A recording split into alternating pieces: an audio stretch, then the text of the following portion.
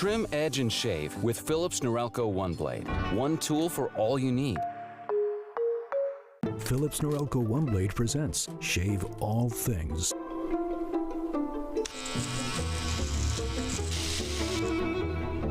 Your style made simple with Philips Norelco One Blade 360.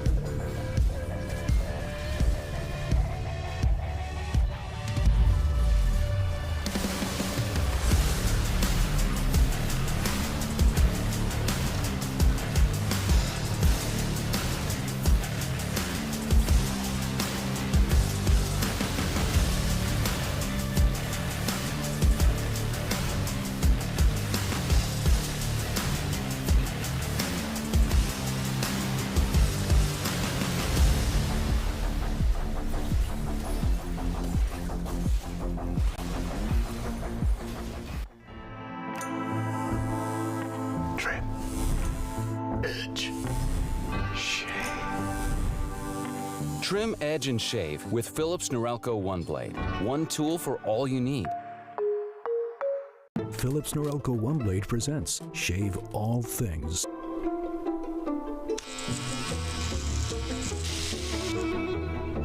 Your style made simple with Philips Norelco One Blade 360.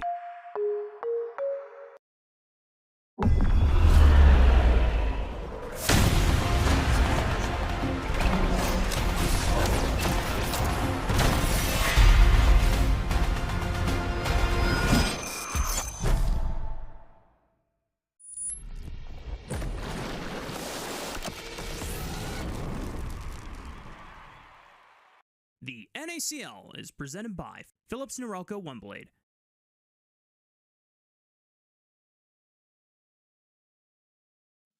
Welcome one and all back to NACL, presented by Philips Norelco One Blade. I'm Mazel, I'm joined by Cubby, and what a day it is. The final day of best of threes here in the spring split. Yeah, and we should have two good ones, as two teams will use one of the two lives they have available in our double elimination bracket for spring. And two others will be one best of five away from making it into the grand finals. So should be an exciting day. Excited to see the two teams we have yet to see in playoffs hit the Rift today. Yeah, we're going to be taking a look at the bracket here. As you said, that bye had to have been feeling good. No, a little bit of relaxation, a little bit more time to prep. But now is all time to lock in, at least. It is time to try to make the run for the championship here, and especially being able to see NRG and Supernova after their last week, and especially some of the fun that was had in their last couple series as well, will be very interesting to also see them face off against some teams that are feeling pretty hot after a good round one. Yeah, I know that, we want to focus on the games we have today while we're looking at the bracket. Shout out to Winthrop University yesterday, who won their first best of five against Maryville University since they beat them in with Doxa, I think, in CLAW finals. I mean, it's been that long. But special shout out to Mobility, Denethor, and Wilson, three members who have been there, I think, for the entire tenure of that deficit, where they really have not found a win against Maryville. And shout out, of course, to Zach and Kim Down, everyone behind the scenes there. I know that was a really big win for them mentally. And what a surprise that we have Maryville, the first team eliminated from our NACL playoffs. Really did not see that one coming, even going back to like the last week of the regular season. I think it adds a lot more excitement to the CLAW finals that are coming up next week between Winthrop and Maryville. But also, adds a lot more excitement to our bracket so far, as every day we've had max games, Mazel, and we'll see if that continues, as the playoffs have been really competitive so far. First time in a long time that Maryville have even been in this position, which is so crazy. But I'm excited to talk about the matchups that we do have going on today as well, though. I think it's super important to highlight that second life that is available, but we've all seen the hot starts and the kind of continuation in the upper brackets. I think we're going to have a lot of fun today, especially with some of the last meetings that we've seen between the teams that we have facing off today, which should be a lot of fun. But has there been anything this week besides Winthrop's big upset that has stood out to you? That really has been the standout. I thought that was just such a killing best of five. And for Mobility, Denethor, Wilson, and the rest of the program, I know that's a bit of a monkey off their back, and we'll see if Maryville gets revenge against them in CLAW finals or not. But Winthrop University, definitely a team that is going to be a threat to everyone else in the lower bracket. I think it really speaks to the strength of the teams that we have overall in the playoffs. The fact that Maryville is the first team out. Felt like for the majority of the split, Mazel, I was sitting here talking like, man, it feels like we have four good teams between CCG, Conviction, Maryville, and NRG. And then the Conviction kind of fell off. Supernova stepped up. Winthrop stepped up and got hot. And then the Conviction's back in form. So really feel like we've got six competitive teams in playoffs. Also feel like there was a gap between the playoff teams and the non-playoff teams. And it's proven to be so in the bracket so far. It's been very competitive, and I hope that continues today. And I do too. I hope we still get some chaotic fun games. I think we've had some treats so far this week. We have a treat right now, though. We have a coach interview ready to go. So let's go ahead and send you off to it, Cubby. Yeah, I got Razvan of NRG joining me. We welcome Razvan to the broadcast. Shout out to Philips Norelco One Blade for helping us empower everything we have going on in the broadcast. And Razvan, shout out to you for joining us. Razvan, diving into this interview. Interesting feature of the format this year. You guys, as NRG, being the one seed, got to choose which side of the bracket that you wanted to have play into you. So I was curious if you could share any thoughts about your decision to have the CCG and Winthrop matchup play into you guys.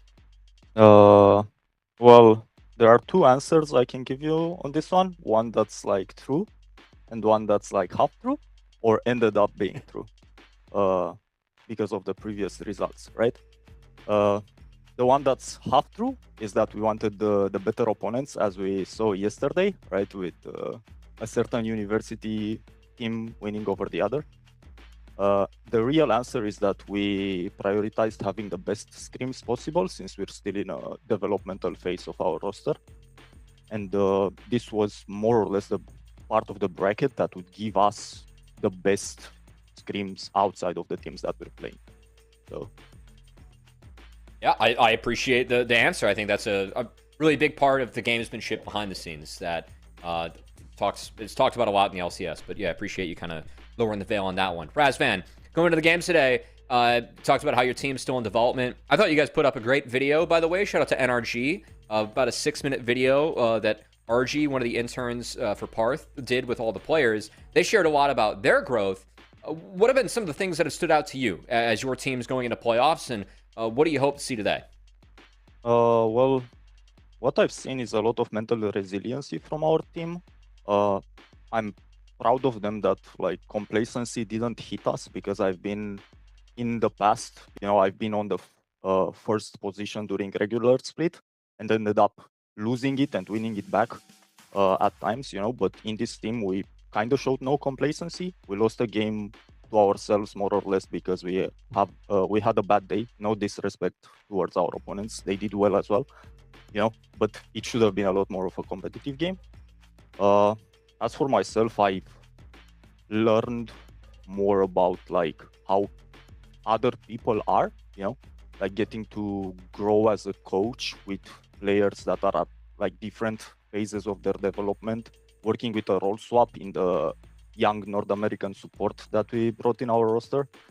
So there are a lot of learnings for me. I didn't expect to have that many, especially in NACL after being in the LCS and the higher divisions for a while, but overall I'm excited. I'm proud of the team.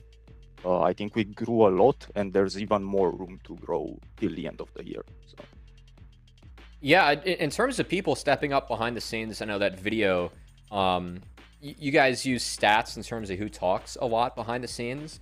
And I know that a couple of the players mentioned that Zamudo has been the second biggest yapper, which honestly surprised me a bit.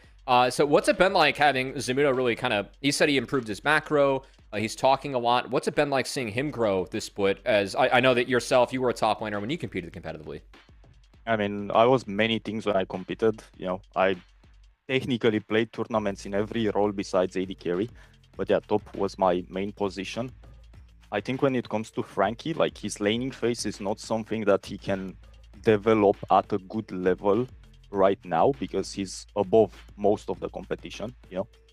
Hopefully, like his skill level elevates the other people around him this year in NACL, and that will allow him to improve at the level. But for him, the most important thing was like taking his understanding of side laning, because he has a decent, even a good understanding of side laning. It's close to like what would be, let's say, like medium LCS level.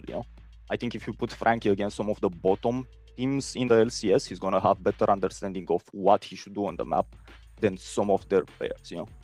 But the main thing with him is he needs to take that step up of leading it for the other people on the team, as well as increasing his consistency on it. And that's something that we've discussed, because the players, like, it's not like a NBA or FIFA or whatever game where you have a set overall. As a player in League of Legends, your overall kind of fluctuates, Like if on a day you're a 70 overall, on another day you're an 85 overall. I kind of want his fluctuation to increase, especially when it comes to his side laning, for him to become a more consistent and in terms of a better player, right? Because we've had a lot of players who reach very high highs for 2-3 games, but they don't stay a lot in tier 1. Because tier 1 is a lot more about your consistency and doing the right things correctly over and over and over again. Yeah, I always like to say the game changes every 2-3 weeks, and you got to keep up with that, as you never know what's going to be strong. But Razvan, final question for you. CCG today. What are the biggest challenges that you think CCG present you guys as a team? I think I like this team a lot because they found a style that works for them. They really drilled it, you know, like they beat that nail until they were sure no one can like pluck that nail out. And now, after doing that, they're actually looking to expand. So, for example, their top laner was a tank merchant, you know, but lately we've Playing seen Rumble. him add some rumble, Mhm. you know. I've seen him Mhm. add some other bruisers, especially in his solo queue. So that's something that I'm excited about. They have some good veterans in their roster that are possibly good voices to lead the game for them, you know. So if they're a team that's aligned on how they see the game, because it looks like they are, and I think that's why they got these results. Because realistically, they kind of overperformed according to the expectations of some people from the beginning of the year, I would say, right? And that's a matter of being on the same page as a team and playing a style that actually fits everyone. So I think what they did over there is beautiful. Hopefully we manage to like beat them today and send them to lower brackets so they get extra games in these playoffs, you know, if we are to reach them in the to reach finals alongside them, right? Well, best of luck today, Razvan. I'll let you get back to the team and appreciate the thoughtful words as always, man. Thank you. Yeah, good to talk to you, man. All right, let's get Mazel back in here. And I really like what Razvan said about beating the nail until no one could pluck it. Because it really feels like CCG... I was tweeting about lane swaps early on, about how they were ignoring Quest and swapping, and it was creating really positive scenarios for the team. And now, you know, to see Fiji add some more picks, I don't want to talk about what we've talked about in terms of seeing in solo queue until he shows it, but kind of like starting really narrow and expanding from there. Because in Fearless, you got to be flexible, especially when you get going from best of threes to best of fives. I appreciate Razvan seeing some of that and giving CCG some kudos for the matchup today as well. Yeah, it's the ante from what normally is a top lane growth, where it's usually carries into tanks. Now it's tanks into carries.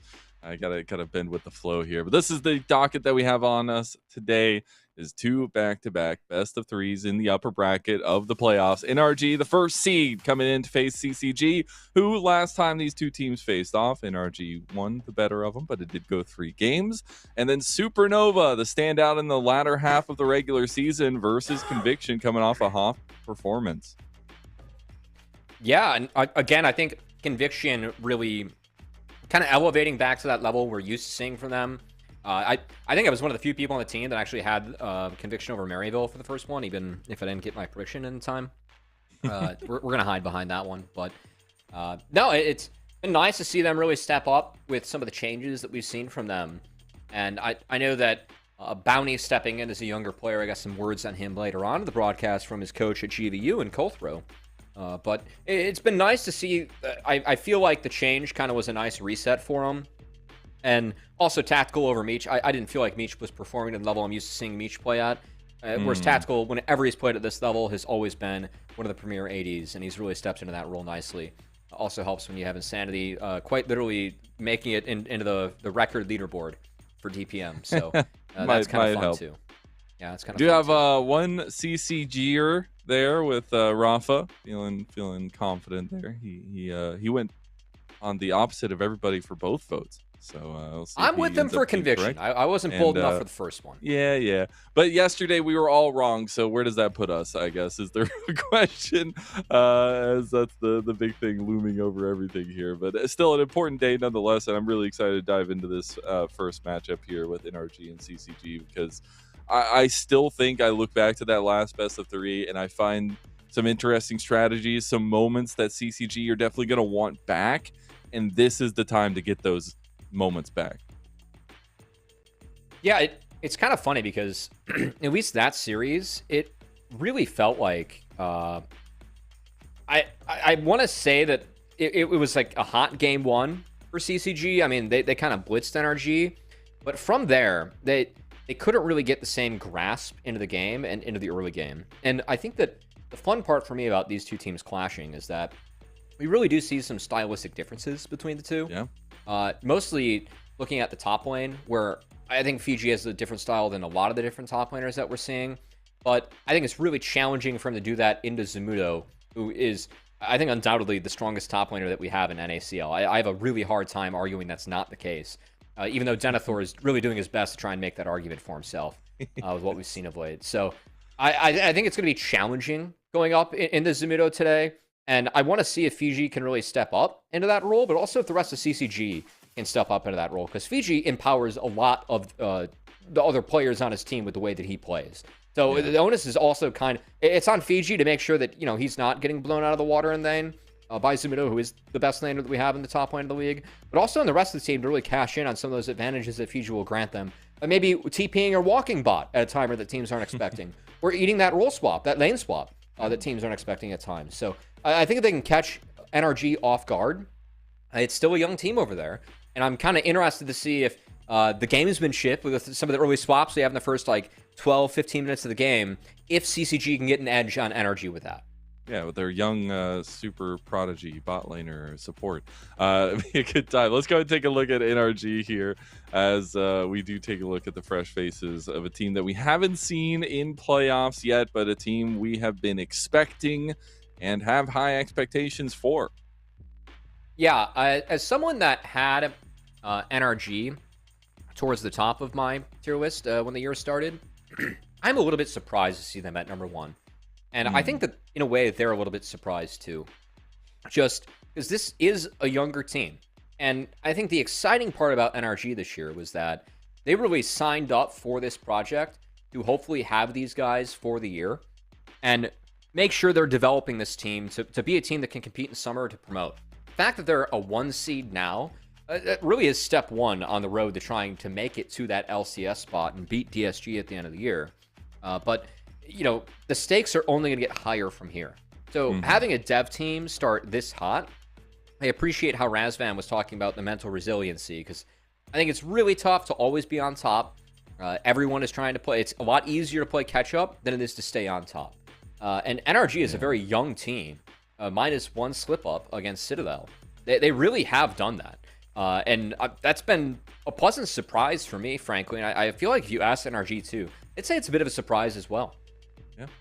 And on the other side, maybe some surprise with the banger performances in round number 1, but CCG have found themselves, it feels like, in a team that has really come into their own form. I love some of the points that Razvan had put out in terms of what they've been trying to work on for their style, but now trying to branch out. And you got to continue doing that. You're in the upper bracket. You have that second life. You can feel a little bit more comfortable trying out these strategies that you really want to work in playoffs. And I want to see that today. Yeah, and, seeing some more flexibility come out from the team, I think it was a real positive for CCG. And also just the standout performance we had from Cody Sun in that game 3. I know you were chirping about it before we hopped into the call here, Mazel. Cody Sun's been a player for me where I think that quietly he's been having a nice split, but he's not one of the ADs that I would talk about as, okay, let's say someone hurts their wrist in an LCS. Like, who am I picking up, right? It's probably not Cody Sun for me. I feel like Cody Sun is a player that, given his history and pedigree, I would usually expect for him to be in that conversation. And I think that quietly he's been putting his name and making his way back into the conversation, because I think surprisingly the louder part of that bot lane has been Only 35, who for me was a real candidate for most improved player this year and has really stepped it up in terms of what we saw from his time in Winthrop to his time with CCG. To have Cody Sun have that loud performance in the best of 3 heading into this series makes that bot lane matchup a little bit more interesting. I'm going to give a shout to Only 35 as well. He got the motivation from yesterday's win. If you didn't see in the cam behind, he was hyping him up. He was going between the players and games for Winthrop's win. So, he's feeling good today. We'll see if he's got the energy as well. But I want to take a look at that matchup that you were foreshadowing to in the bot lane for a face-to-face matchup through NRG and CCG, because with that Kai'Sa performance, 16 kills is a pretty good scoreline for Cody Sun in that series. But it's Sushi who has impressed all split long, and I expect to remain that way here in playoffs. Yeah, it was a really difficult decision for me in terms of who I put as a first team AD between Sushi and Scary Jerry. I went for Jerry, even if I really feel like Sushi is, again, the archetype of what a lot of people look for in terms of scouting for ADs. And I know that Sushi this year, there was some conversation between the casters about whether or not he was actually a candidate for most improved, because his time with Dorado last summer, he did have some struggles in lane. And I know Sushi himself, even the video that NRG put out today, still talking about how he felt like that was his weakness in his game and how he's really still working hard to try and improve his lane. And we have seen his lane. I think him and Spica have had, I'd say it's been some Jekyll and Hyde games down there where there's some games where they're smashing lane and some other games where they're pretty quiet. And if they don't do well in lane, they're quiet for the game. But it's been a lot of positives for Sushi. And again, I think what makes this kid so exciting is that when he is in the team fights, his ability to react, his ability to space, his ability to position correctly, it's at a really high level, one that you do not expect from a player this young. That's always been his skill set, and I think why he was getting recognized by some other folks, you know, like Doublelift, who had him sub in for himself, right? As Doublelift's out there proving that he's quite the gamer in the AT&T Annihilator Cup.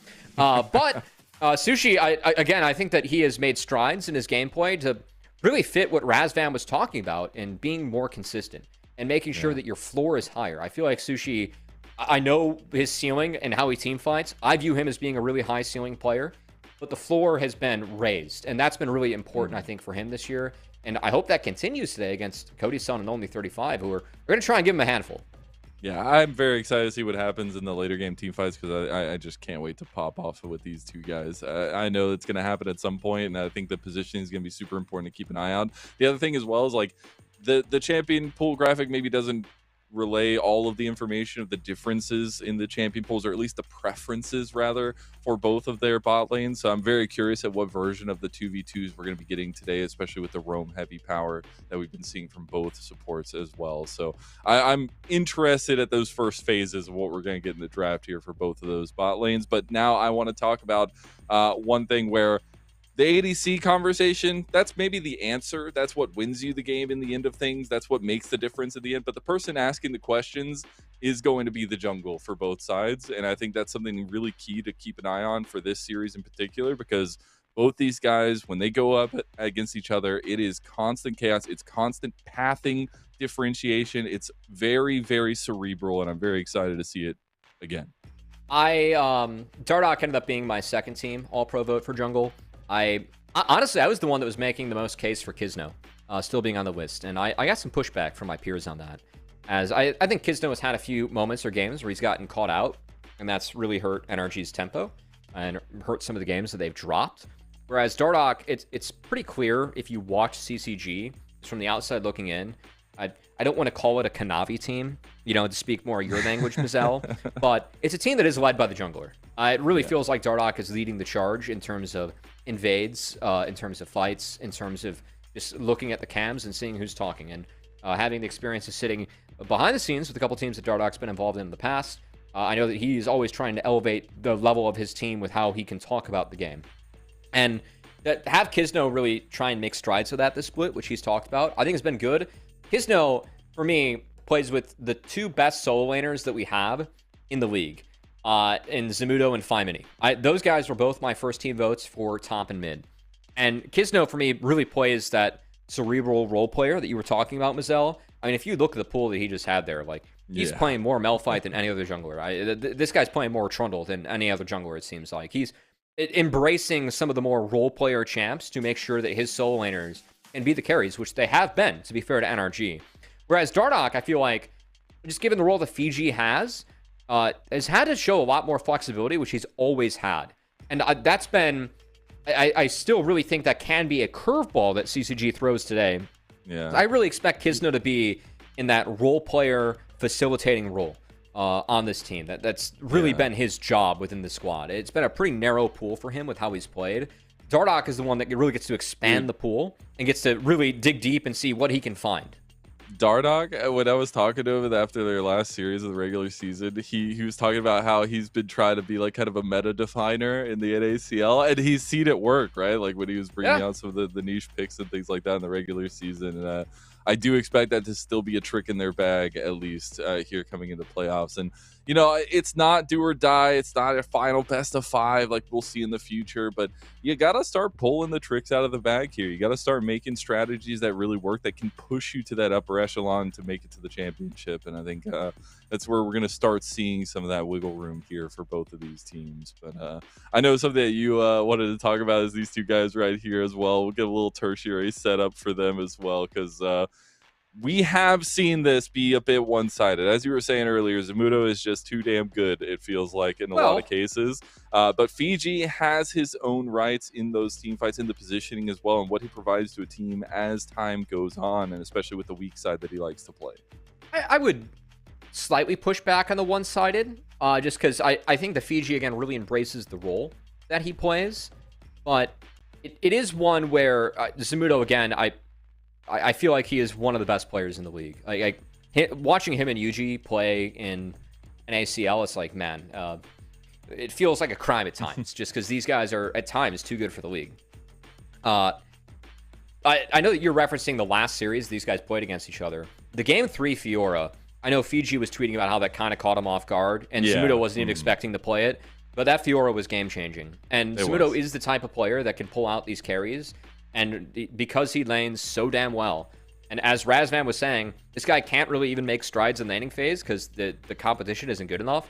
I fully agree with that. I really feel like Zamudo is just a notch above the rest of the top laners that we have in the league at the moment. It really feels like, I mean, even if Sniper's at his best, I think that's the matchup that I want to see.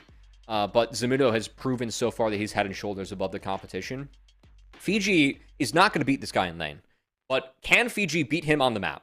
That is a question that I think is always worth asking him. That is the value that Fiji has brought to his team, and why, for me, he was my vote for Rookie of the Year. Or Rookie of the Split, I should say. Because the unique way that Fiji embraces his role in the game, again, kind of what Razvan was saying in the coach's interview.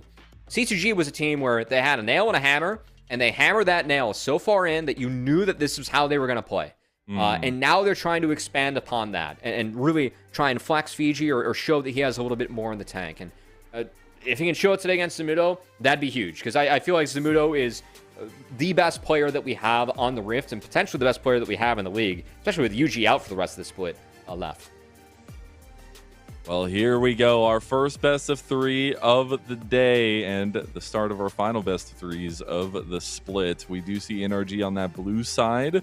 They will be having that counter pick, so we'll see what they want to go with that. It will be the Ezreal and the Nocturne banned by them, as well as the Orianna, so just ban away that synergistic combo. CCG will be having that first pick, and they will have banned away the Bard, Varus, and the Vi. First pick, Lucian. So getting a little bit spicy in the bot lane already. That is a little surprising. I got to say, the Lucian priority, he has been the highest contested champion so far in the playoffs. I know it's only been a few series. I feel like mobility being a part of the majority of those kind of warps those stats, as that's a champion that's often associated and banned away from him. But to see that grabbed immediately, maybe CCG has been doing some LPL homework, Mazel, as few of the LPL teams have really been embracing this Lucian-Milio combo. That is also playable into Ashe Seraphine. We've seen it have success if you're able to attack bot and be lane dominant. So curious if that's going to be the angle, as Ashe Seraphine already kind of showing, especially with Xin Zhao, which I think is the best pairing with Ashe Seraphine. Lucian-Milio, we'll see what else they can find. Let's go, baby. Wow. We get the Nasus coming in. CCG cooking in the draft. They've got some crazy combos here as well. You got some smiles out from both sides. Nasus-Milio locked in for CCG. Only 35 looks like he was pregame bopping to something, I gotta say. I wonder what's on the playlist. As we'll expect the Ashe to be locked in here. Again, Ashe Seraphine. It's a combo that has been deprioritized a bit throughout the split entirely, but it's still one where if you get to the late game stages, or mid to late game with this combo being online, it's so oppressive in terms of the utility it can put out. I know also Ashe, super comfort for them too. It is. Ashe did see some nerfs to the Q damage, but that doesn't really impact Ashe all that much. I really don't think that matters a ton. And honestly, her late game is a little bit too strong given what she can do early anyway. So I feel like the champ is kind of the same after the changes. But diving into the rest of the draft, jungles and bot lane showing Mazel. So time to talk about the solo winners. I gotta say, the one matchup that we really haven't hit on in our pre-show is FlyMini versus Aeojin. Yeah. The newer faces on the block, I guess, in some regards. FlyMini obviously working through his sophomore side, but I'm curious if we do continue to see the mid lane ban priority come through from NRG, just maybe try to get something comfort for FlyMini. I know we've talked a lot about FlyMini's impact on NRG, especially with some of the lane or roster swapping they were working with, but it seems to be 5 Mini the plan from here out, as that will be the Anivia ban as well as the Casio, so really focusing on the mid lane matchup. I think they want Rise. That might be contested here, as those are two best matchups against Rise, and I think they're going to give Rise to take Scion for Fiji. That looks like the handshake. And then, fatefully, Zamudo will probably get counterpicked. And that is, always terrifying. You gotta go with what you got. You gotta beat everybody in the playoffs if you want to make it to the championship, as the Rise does come through. Big Brain Cubby unlocked. And we'll see what CCG want to lock in for their final 2 pieces of Game 1. I'd love to take Big Brain credit, but Casio and Nivea were banned, so I feel like and now it's Gwen's Rek'Sai banned, so yeah, Fiji gets his favorite champ, 2 counters banned. Who would have thought? Yeah. It's not like this guy was wearing Scion shirts. Jeez. I'm here for comfort in game number 1 in some regards. I mean, we're already getting a little bit of that like topsy-turviness with the Nasus setup that we've seen already pulled out obviously before, but especially that Lucian bot lane with a lot of the volatility that can provide in the 2v2. So I do love some of the comfort and kind of stability trying to be coming through for CCG, as the Scion Talia is the lock-in. A little surprised to see the Talia without a combo. I know it's a good champ for Aojun, and Talia's been sneaking her way back into the meta, as I think competitively it's still a really strong champ. I mean, your ability to push move is good, but a lot of the viability of Talia comes from the combos. Wither might be enough to set up a flick, but it's not a Pantheon or a Vi. It's not like, if you have flash, you can play out of it. So curious to see that, because this is a matchup where I do really favor Rise in, but that was before the phase rush changes. And Rise, for me, has been deprioritized a bit, with Phase Rush no longer being a thing, and Storm Raider Surge being back in. I gotta say, if this was... I know I've seen a lot of DFT Rise. If this is ever a game for Storm Raider Surge... We've been seeing a lot more Storm Raiders recently. Yeah, I think it's needed like against the Wither. Yeah. But 2-threat comp for CCG, not surprised, given the role that Fiji plays in this team, as he got his hands on his favorite champ. But real importance for me, getting this Lucian Milio ahead. I think if Lucian Milio is not ahead out of the lane phase, then this is going to be a pretty winnable game for NRG. On the flip side, NRG has, I think, the most tried and true Ashe Seraphine comp that you can build. Xin Zhao is a really good pairing with this combo. Rise as well with the Empowered Rune Prisons, and also benefiting from the move speed buffs and slows from the Seraphine and the Ashe. As well as Zambessa topside. It feels like both teams, in a way, got what they wanted for this game 1, Michelle. As we head onto the Rift for the first time of the day, you know it's about to be a fun one. NRG taking on CCG. The Nasus is out. Dardoch is throwing the gauntlet on the table to start this series, and game number 1 kicks off now.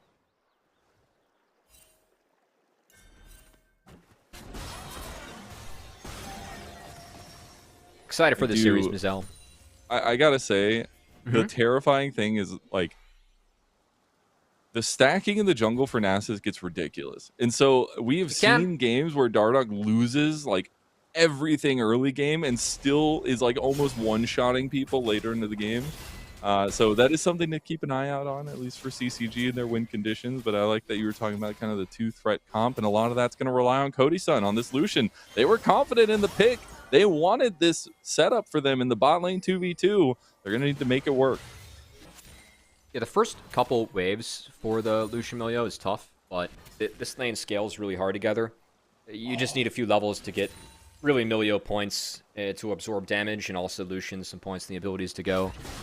They're going to miss some creeps here. That's okay. It's on the bounce that this lane can be really scary. And the way that Kisno is pathing, I don't think it's to really gank the Lucian Milio. It's to make sure that the bounce is kind of safe for this Ashe Seraphine. As we do have Dardoch heavily prioritizing the AoE camps. He's going for the super AoE camp clear with the Wolves to the Raptors to the Krugs. So trying to maximize those stacks as early as possible. Get the clear speed going up quick. He will be spotted out with the Hawk Shot. Level 2 for Sushi. They needed information on Dardoch and his first pathing. They'll get exactly that. Really good call from Sushi there as well. And just a little side note, we did end up looking at that mid lane. It is going to be the Deathfire Touch, and he almost killed Aojun there in the mid lane, but it won't be the Storm Raiders. A little surprising that AOG gets forced out like that. I do really favor Ryze in this matchup. Again, that was before the changes to the runes. I just felt like Ryze got too tanky for the Talia flicks, and you were the stronger champion in most scenarios. Talia wasn't able to zone you out, just given the phase rush and the tankiness from the Ryze. And Ryze, a lot of the power of Ryze for me is making sure that you get the empowered rune prisons on the priority targets. So, that's sad. 2v2. Okay, Cody-san getting a nice trade on a Sushi. Thinking about going forward with the campfire there. The burn doing some work against Sushi. The barrier did get popped. Still some summoner spells available from the side of NRG, and Kizno completing his clear. Should be first to the Scuttle Crab if he wants it. Yeah, this is just going to secure Sushi at base. So, barrier burn, but able to live. That's good. Again, a couple levels on Lucian Milio and on the bounce. Very threatening as a bot lane. So, should be resets. And from here, again, this lane doesn't get better for the Ashe Seraphine. Lucian Milio really have the ability to pepper this lane. The Milio just out-sustains Seraphine. And honestly, Lucian can be so bursty, Ashe cannot deal with it. So it kind of is a double whammy loss. And one where Sushi, you can see, rushing the boots, trying to stack up as much defense as possible early on. Definitely expected from me. So, going to be one where they're going to try and scale and be the utility that Ashe Seraphine is really so damn good at later on in the game. Is early on, bot lane, I will say from here, I expect it to go the way of CCG. And top lane, we can already see Zamudo has that lead. As a big story for me with NRG is I really felt like they had the two best solo lanes in the league this split between Mini and Zamudo. So I want to see if Kizno can be that role player that these guys need in order to get leads and carry the game with them. Because Zamudo and Mini have each been fantastic in their own right. Yeah, they truly have. I'm going to be keeping a little eye on how these side lanes are micromanaged by Zamudo here with some of that shout out from Razvan earlier as well.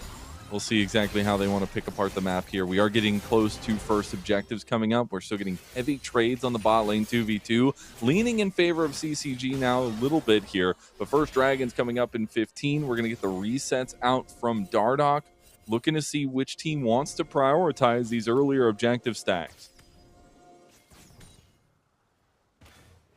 Yeah, I think the bot, like the Dragon's going to be interesting here. I feel like the Lucian Milio is stronger, but the mid jungle is going to be stronger from NRG.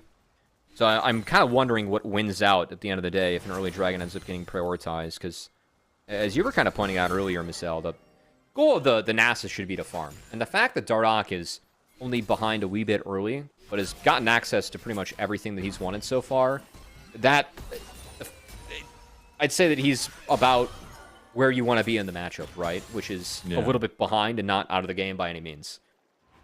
Oh, we got level 6 from Aojin. He could look for a Weaver's Wall. It's something we got to think about now moving forward from the mid lane. Both chose something that can affect side lanes. The Realm Warp versus the Weaver's Wall, and how quickly those are unleashed will be telling at this early game of which team kind of wants to take control of the map earlier on. Looks like Mini is trying to fight for some pushing power there, but it does actually look like a little bit of a lane gank was trying to be set up on bot lane for NRG. Again, Kizno just wrapping up his second clear. They're going to play for the crab that gets him 6. Hawkshot's OP, bro. Yeah, it's quite nice. Good jungle assist there from Sushi as Dardoch's just going to continue to clear. And I think that the mid-jungle priority going to win out on the day with the help of bot lane. So CCG going to be giving away this first dragon as Dardoch continues to prioritize his farm. And NRG, I think, playing out this early game the way they want to.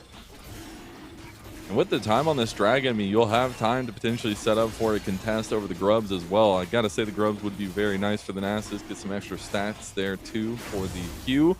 But we'll see if NRG want to feel a little bit hot and heavy and contest first that blood one. bot. Heavy, yeah, apparently we lost the first blood in bot side. Looks like only 35 had fallen.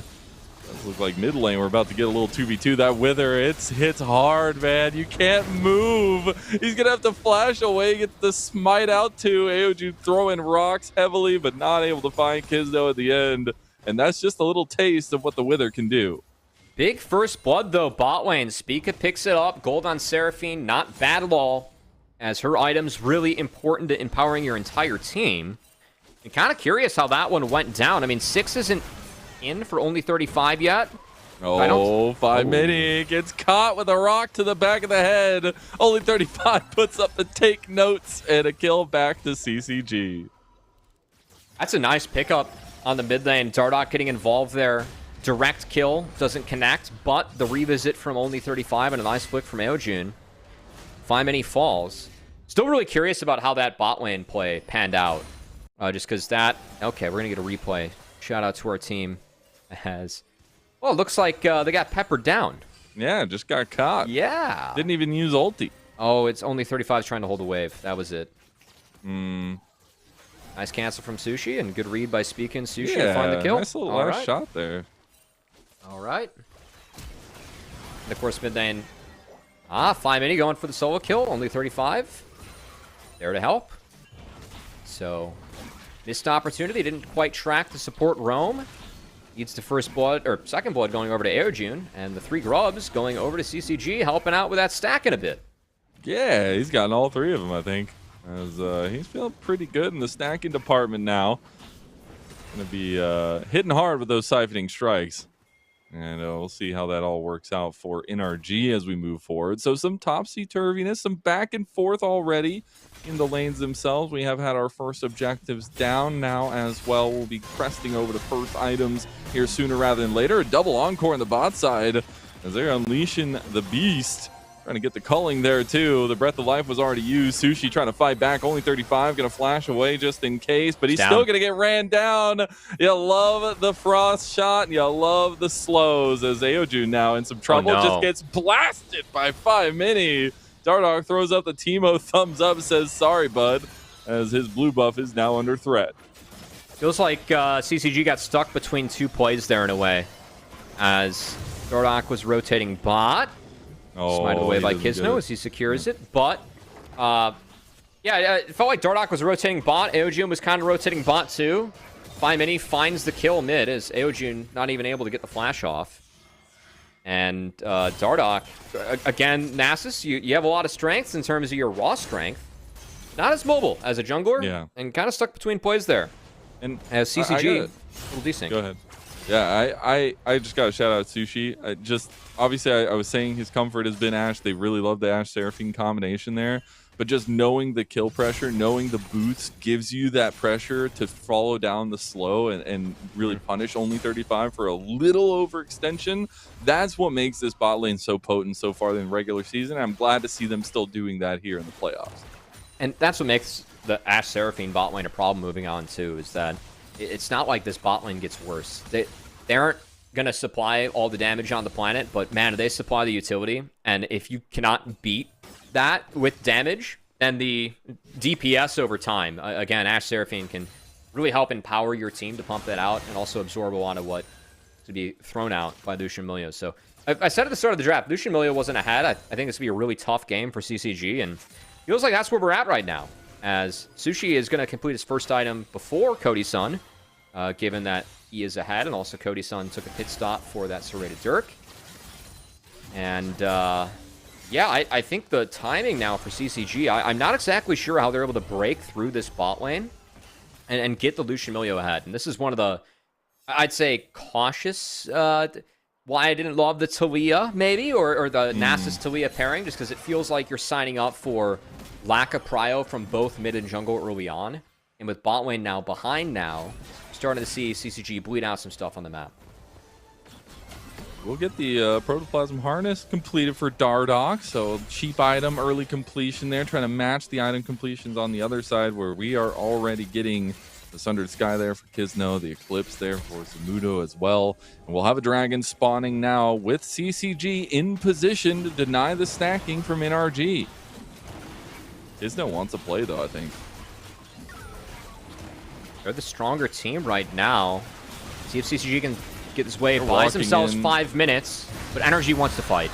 Well, the Enchanted Crystal Arrow comes through. Crescent Guard's going to block a decent amount of damage, but Kisno's just getting bursted, and the Realm Warp was an escape tool. CCG TP in Fiji, leaving Zamudo in topside to his own devices. He did have the TP advantage there. He's going to use the Unstoppable Onslaught to take a train back towards top, but it's still a good play from CCG. You know what? This is, I think, in a nutshell, what Fiji can provide to the team. As Fiji, again, I mean, signing up, he's going to lose a wave. He falls further behind in the zone matchup. But what does he grant his team? We're just talking about ways like, how do you get Lucian Milio back in? By burning that TP, they get the dragon, they get a kill, they buy themselves some times, they stop the stacking. And, yeah, while plates are falling bot, that still was, I think, a cute play, and Fiji empowering and enabling his team to actually fight that dragon aggressively with really just sacking a wave for himself, which that's a trade that you sign up for making, and honestly, from CCG's standpoint, I don't really know how they play the 4v4, so I quite like the play overall from them as a team.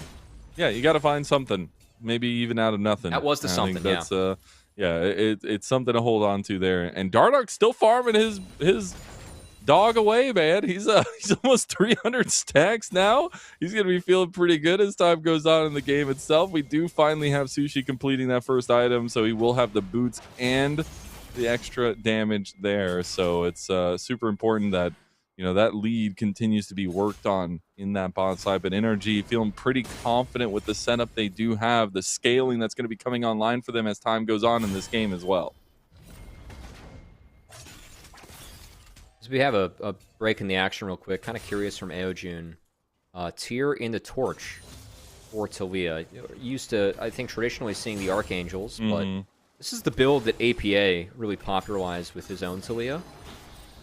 And one where it's obviously higher damage. Dude, Dardark hits hard. That's what I'm saying. Look at these siphoning strikes, man. Kisno just eating it here, and there's the culling on the back end. Sushi completely out of position. He's going to flash over the death wall. Encore comes through, but a beautiful flash siphoning strike from Dardark. The lockdown's enough, though. The breath of life comes through, and it's exactly that for CCG. They find the pick onto Kisno, and they get what they needed. They can't move the dog, man. Dardark, holy cow. He just tanked up everything. I think the fact that he had the protoplasm really helped him get out there, as the tools it gives you when it pops essential there to make sure he gets out. Great breath of life as well from only 35 in CCG. They find a fight they want. That said, the map's still not the best for them. It still is Seraphine and Ashe having their way with the rest of the map. Tower still falls in the bot lane. So CCG, again, I think showing some fight and showing that this team fight with the Nasus, I think there's a real question if NRG, if they don't have 5, do they have enough damage to deal with this Nasus? Especially with, I mean, 3 out of the 4 damage dealers being auto-attack based for the most part. One where the Wither definitely had some value there, Mazel, and we'll see if that can continue.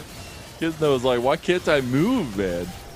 It will be NRG on the back end of the play, though, coming over to the Rift Herald. Going to take this one away, so really nice topside objective control after that play goes through.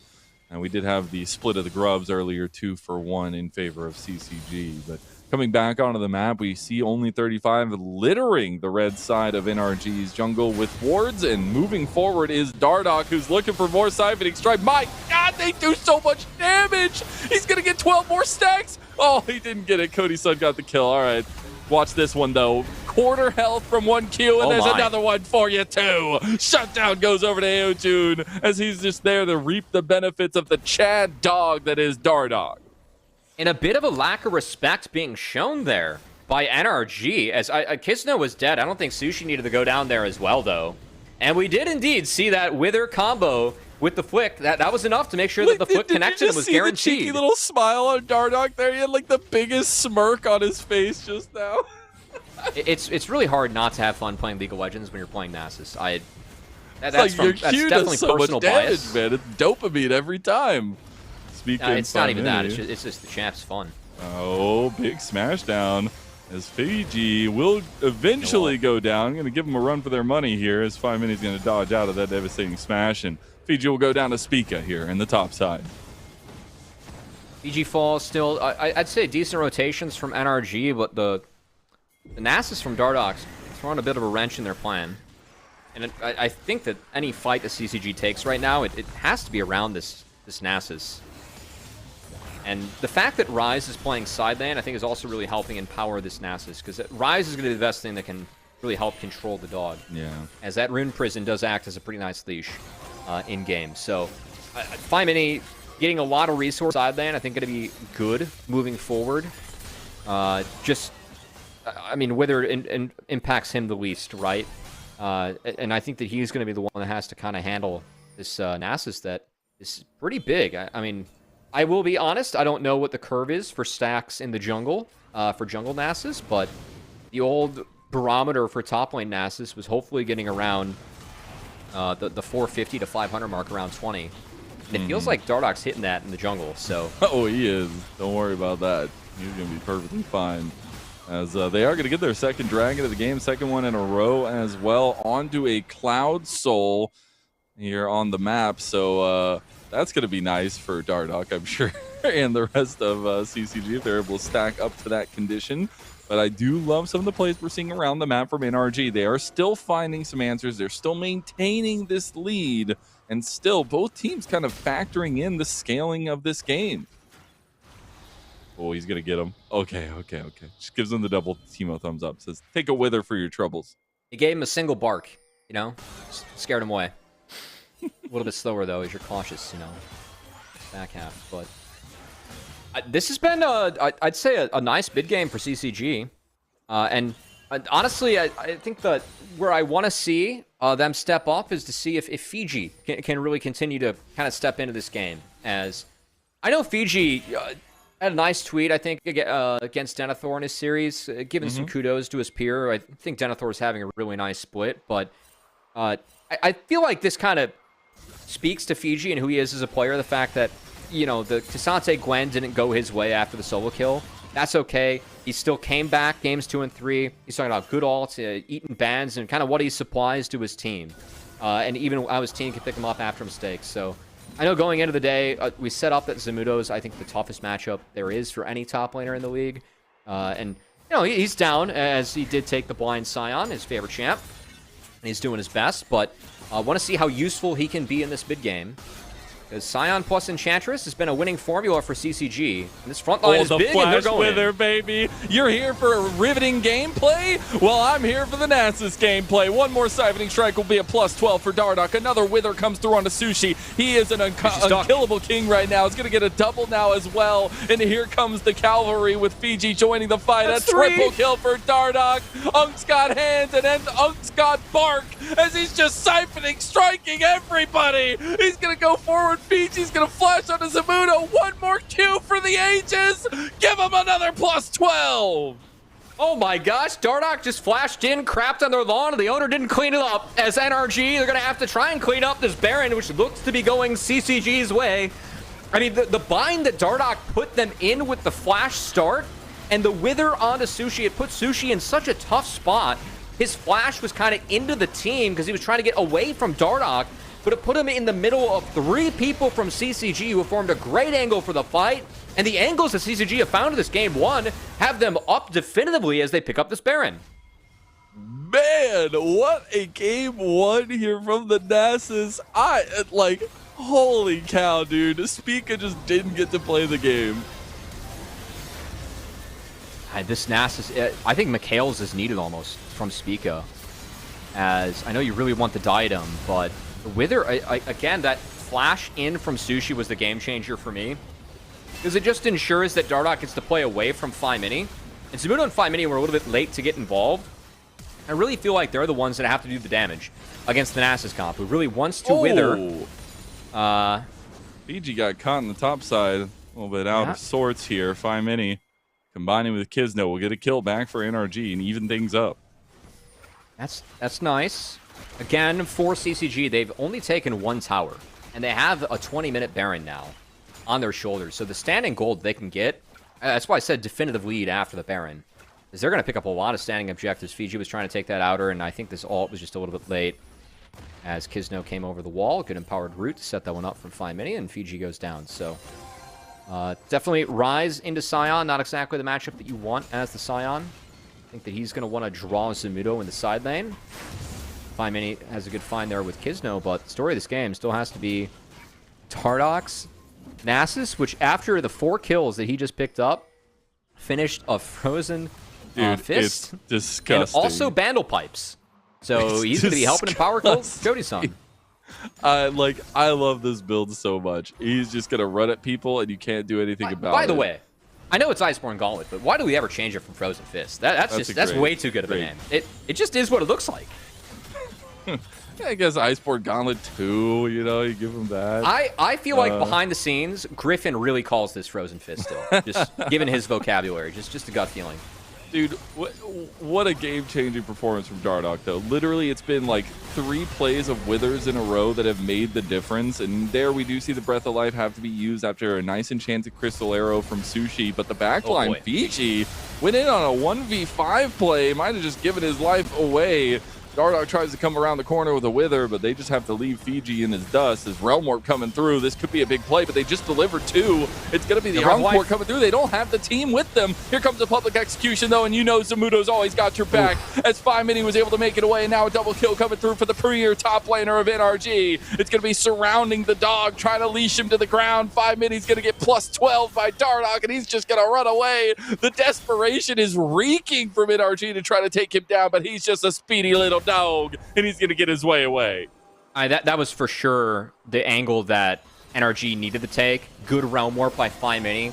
Big mistake by Fiji. Him being back there, I probably should be watching my mini-map a little bit more, because I got a little lost in the sauce myself with how Fiji ended up in that scenario.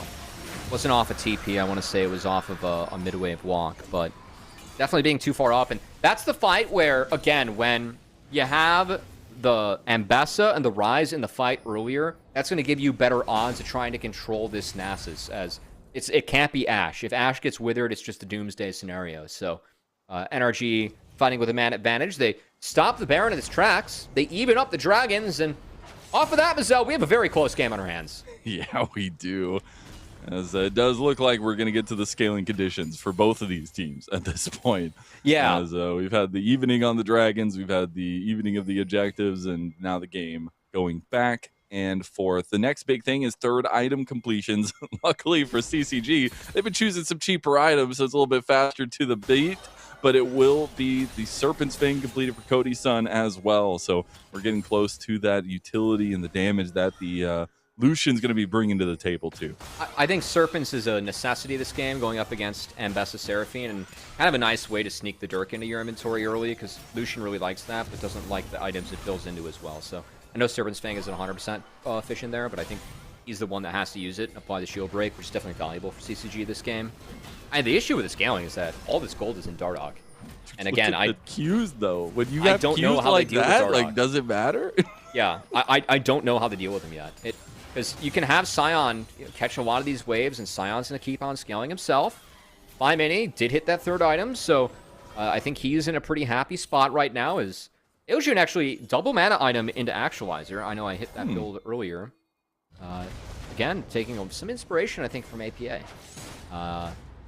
Last APA Talia I saw, I think, was Cosmic Drive after Blackfire Torch, but good to really take notes from a goat. Yeah, looking for that big pop. And we have seen the Wither do a nice job of setting up this Talia. As Flashes being down, that combo definitely comes at a premium. And right now, 5 Mini flashless, so if I am Aojun and CCG, definitely seeing if I can get a Wither onto 5 Mini and remove him from the fight first, because if you remove him from the fight, you have a Nasus on your team, your Wither gets so efficient throughout the rest of the fight. You just tip the one spellcaster out. Definitely an angle CCG can look at, but 5 Mini will have that flashback up for the Dragon, not for the Baron that's about to spawn here in 25.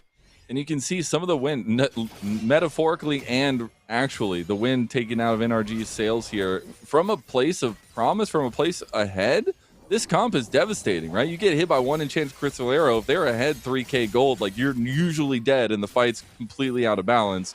But in now a position where CCG have found a fight back in, you can see NRG a bit hesitant to play their map.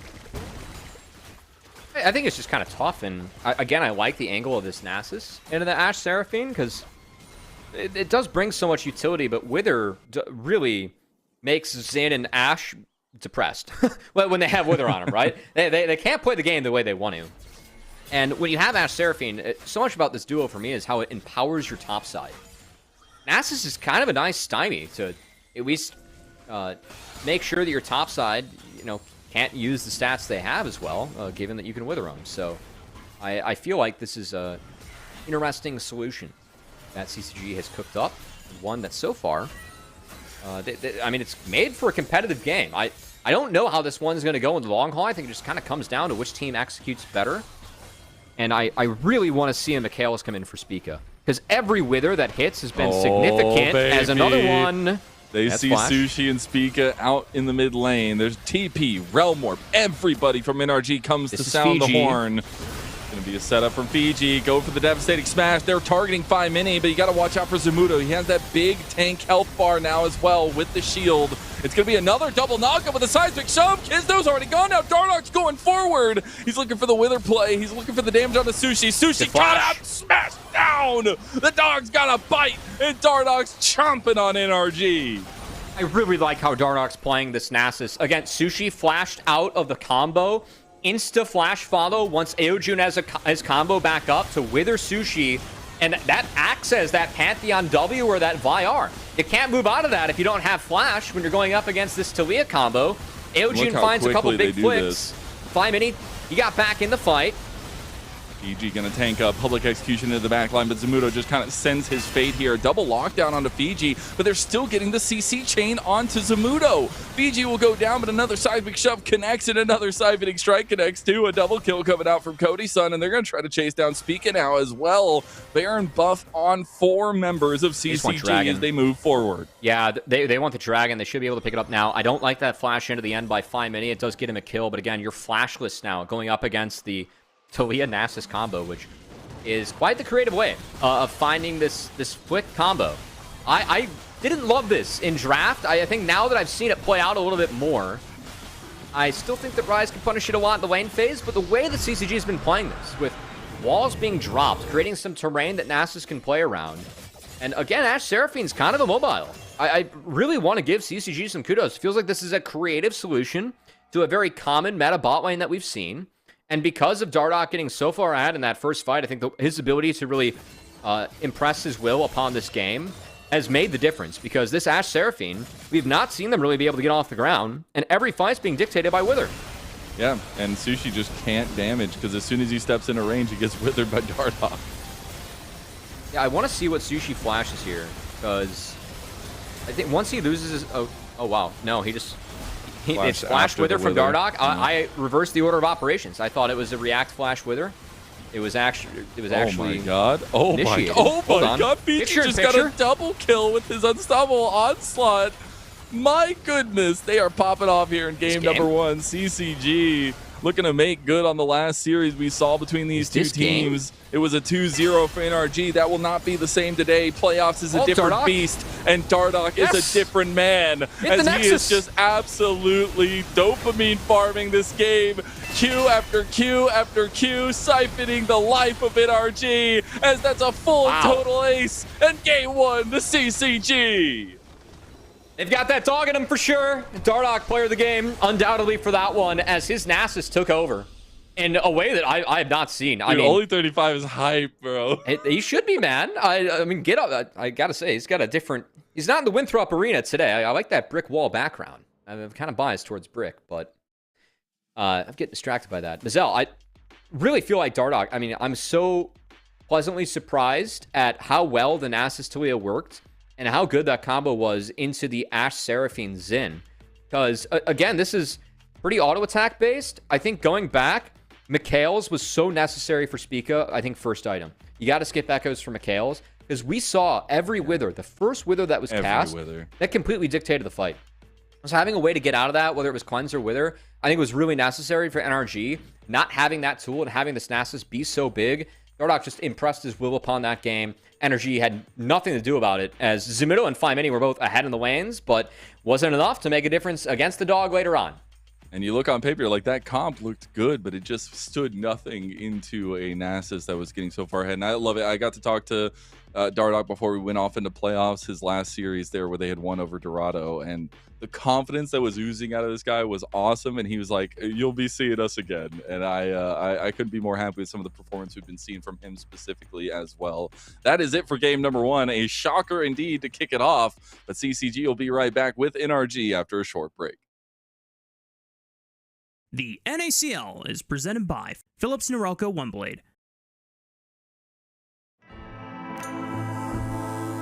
Trip. Edge. Trim, edge, and shave with Philips Norelco One Blade. One tool for all you need. Philips Norelco One Blade presents Shave All Things.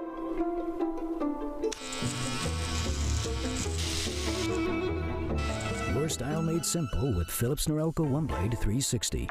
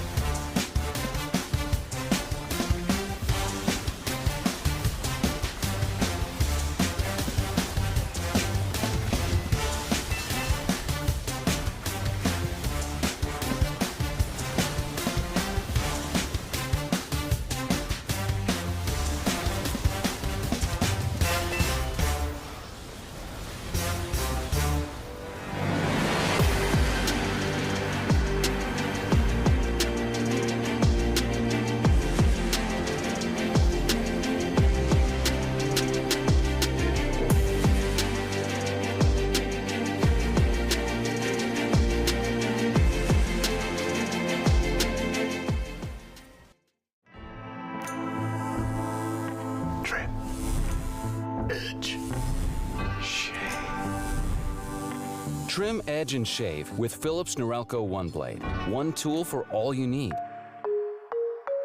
Philips Norelco One Blade presents Shave All Things.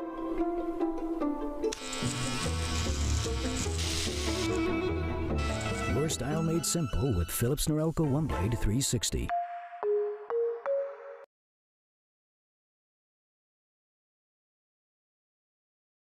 The NACL is presented by Philips Norelco One Blade.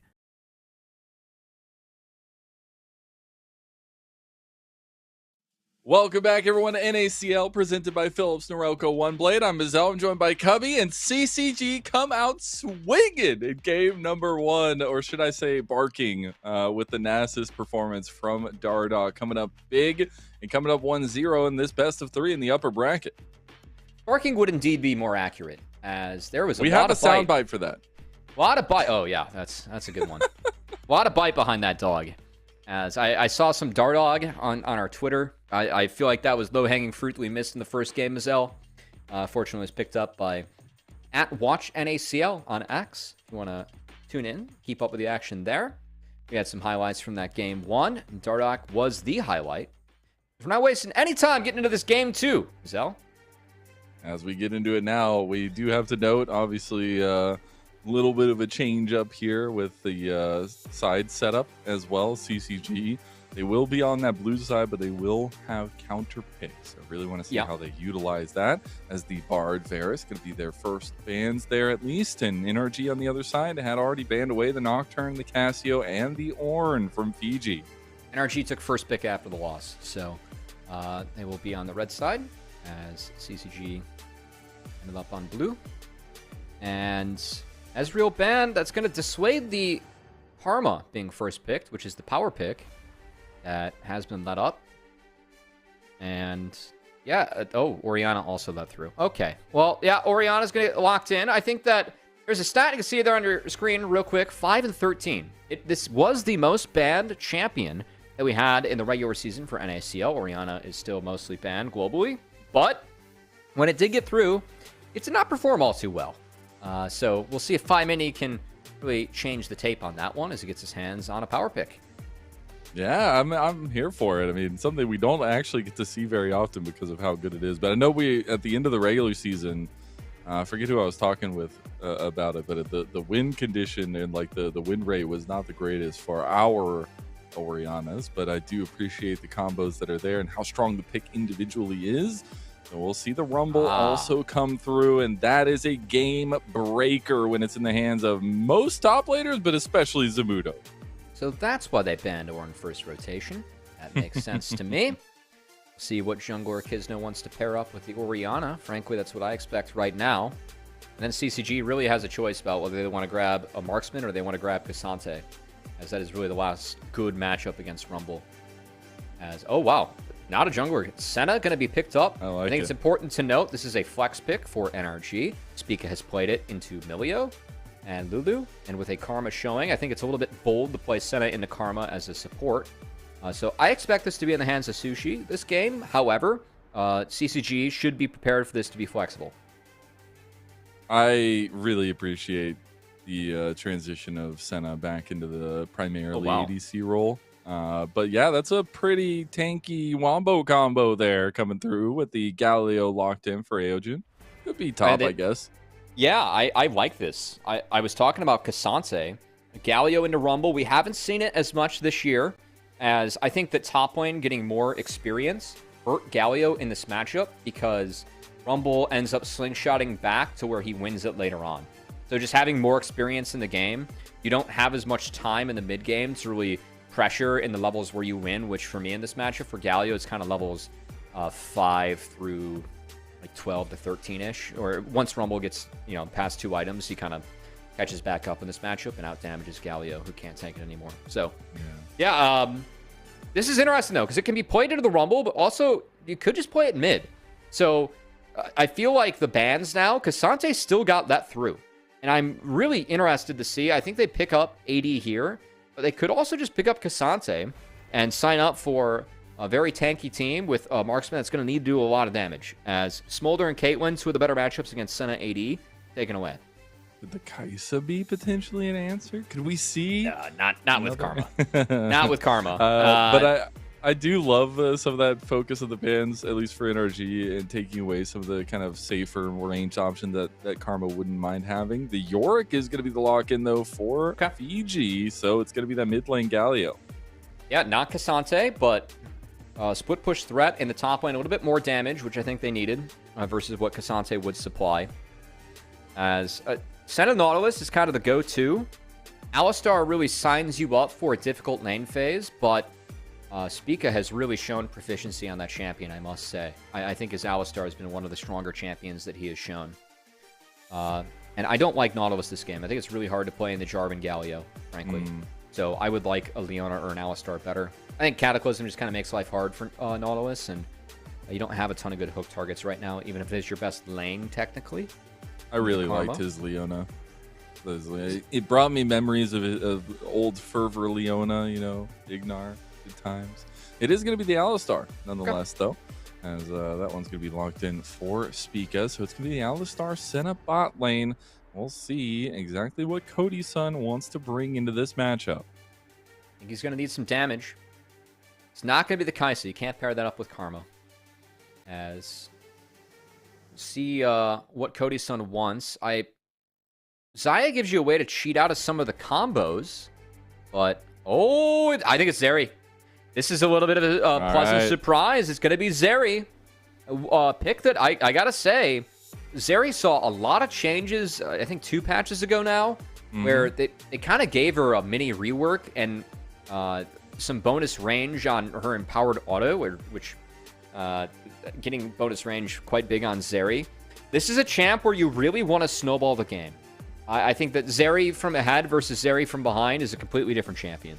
So I think Jarvan, Galio, this is a faster mid-jungle duo for CCG. I know last game they kind of had to take a backseat and let NRG make the plays through mid-jungle early on. I think this is all about speed right now for CCG. They want to play fast, get the Zeri and this Karma ahead. Whereas for NRG, we haven't seen a lot of Wukong, but Wukong with winning lanes can be a really good scenario for Wukong. I like Wukong in this game. I feel like it was a creative way to find an Orianna combo. And man, they have ball carriers for NRG. Yeah. So Wombo combo between the R is going to be really big and important for them. Whereas for CCG, I think getting this Zeri as big as possible, as early as possible, probably the game plan. Leave Yorick to his own devices and hope that he can really step up later on in the game. Big note as well that I have for NRG at least is they definitely have a lot of carry avenues. They're going to have to choose a couple, obviously, depending on how matchups and things go along those lines. But for CCG, I think the damage profile is much more centered around Cody's son. It does look like we're getting into game now. It is game number 2, as we will see if CCG close it out here and move on in the upper bracket, or if NRG can bring us to full 3 games. We'll already see some vision play between the junglers, but this one's going to be a lot different than that game number 1, I feel. Should be. See if the results any different, as of course NRG needs it. They want to spend that first life now. I think it would be a big surprise to have CCG, a team that, again, according to Coach Razvan, one that I agree with, exceeded expectations with their split. I think they kind of landed about where I had them in the tier list. However, if you look at the gameplay and how competitive they were throughout the split, I think exceeded expectations for everyone. Very fair to say for this squad. So a win against NRG here, something they could not do in the regular season, would I think be a really good story for this team, putting them one best of 5 away from a grand final. Definitely a position that no one had them in going into the split. Little shout as well. Storm Raider is there for Aojun. They need to get that damage percentage, get the proc on that one. We'll have to see how that all works out for him. Obviously, a little bit more damage centric as well, potentially. It is going to be the same side paths for both junglers, this time not going towards the bot lane spotlight that we were talking about earlier into the series. We'll see if there's any finicky pathing coming out with the first half quadrant clears. As it does look like we're going to get the cheeky back from Dardoch to get back out on the map. Dardoch's going to get that longsword, I expect, and walk back out. He clears faster and will be stronger against Kisno for that top crab fight if he goes there. But We got our cameras on the bot lane. We want to focus on the bot lane and Sushi, as NRG put out a great piece of content today.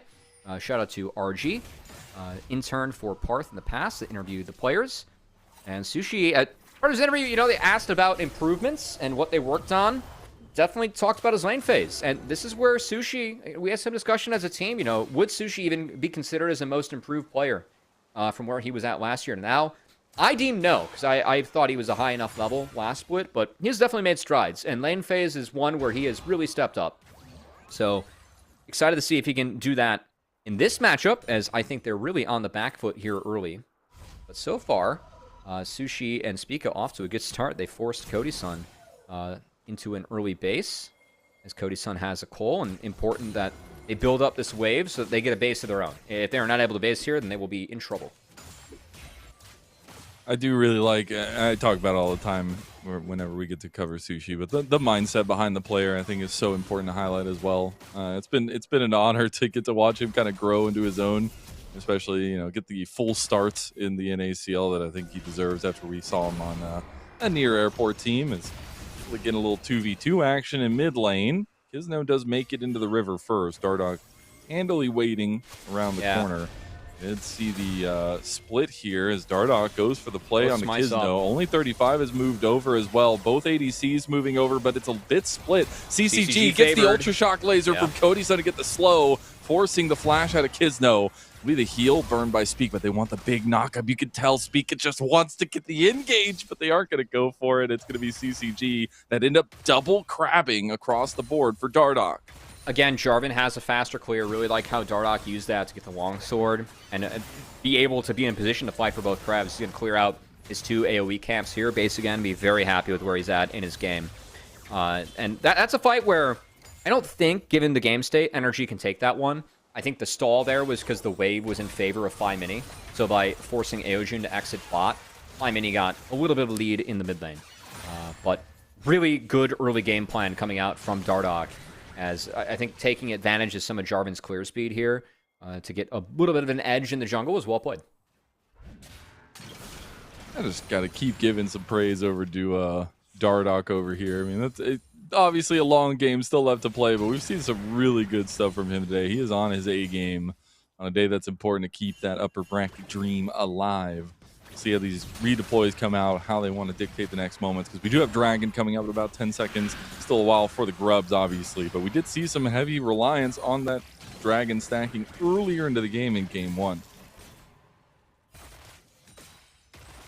Yeah, and one where, again, I want to see if CCG looks to try and stack up the Dragon this time around, just having the faster comp. As I feel like with the Jarvan and the Galio, they really have the potential to try and move and kind of assert their will in the game. As I think that's going to be the move for Dardoch after he takes his Gromp. Kisno's yet to base, so he's going to have a pretty fat base here. But Dardoch, given that he has both crabs, he's going to be pretty close to 6. I mean, he's, I think, 1 camp away after this Gromp, if my math is correct. So that's pretty threatening for a potential early play, as Cataclysm being online early is a big one, especially with 5 mini missing flash. You can see finally the bot lane of NRG getting their backs off, or at least trying to, much to the ire of CCG. They're trying to push in that wave there. Kisno deployed down there, so maybe just in case anything goes down. But knowing that they need to back, that means that there's a little bit of room for Dardoch to potentially go for the early objective, as we will see full move from 4 members of CCG down towards this bot side. Yeah, this crab is 6. Again, he's 1 camp away, given that he got both crabs. But that's level 6 for Dardoch, hunting. And yeah, I think it's time to hunt. He just wants to find Kisno as soon as possible. Sushi just wants to back so bad. It's 6.5 minutes into the game. Hasn't been able to. I think that's Dragon. Okay. So, good. Based off by only 35. That's enough to make sure that Dragon's going to go over uncontested to CCG. Dardoch should be able to rip this one down. The attack speed steroid on the flag, and the damage that he has early on. Well played by Dardoch. Again, I feel like early game in favor of CCG with the draft they have so far. But Dardoch's really taking full advantage of that. I really like the clear that he had with getting that bonus longsword early. The fact that both him and Kisno were matching. If you're up a longsword in that scenario against the Wukong, You already kind of win that matchup as Jarvan as long as you land the EQ. But man, if you're up a longsword, you can really assert your will, as Wukong cannot hold a candle to you. So turning that into both crabs, turning that into the dragon. He's going to catch back up on some camps now, so he'll be off map. But good early game plan from Dardoch and CCG. I think they drafted for this, and they've been able to turn it into a little bit of an early lead. Proactivity is the name of the game. Also, shout out to Eojun picking up the Dark Seal. So see if he gets to stack up some AP. Fiji actually completing the Hex Drinker there, and the top side is actually going to feel really good in the matchup for now. We are getting the redeploy out by some different lanes, as we have Cody Sun only 35 transitioning up towards top side. Early spot for CCG. They want to play the grubs, so the early game continues. And again, I think this is where CCG really made their bread and butter early on. And that was finding these early swaps, which, by the way, were weaker early on in the split than they are now. The penalty is less for not farming creeps in the lane that your quest is assigned to compared to what it was. And Yorick, a lot happier in this scenario than the Rumble, as Senna Alistar, I don't really think is a lane that can kill Yorick. Whereas Rumble, he's going to be able to cheat some waves, Zumudo, with, you know, trying to drop the equalizer if need be.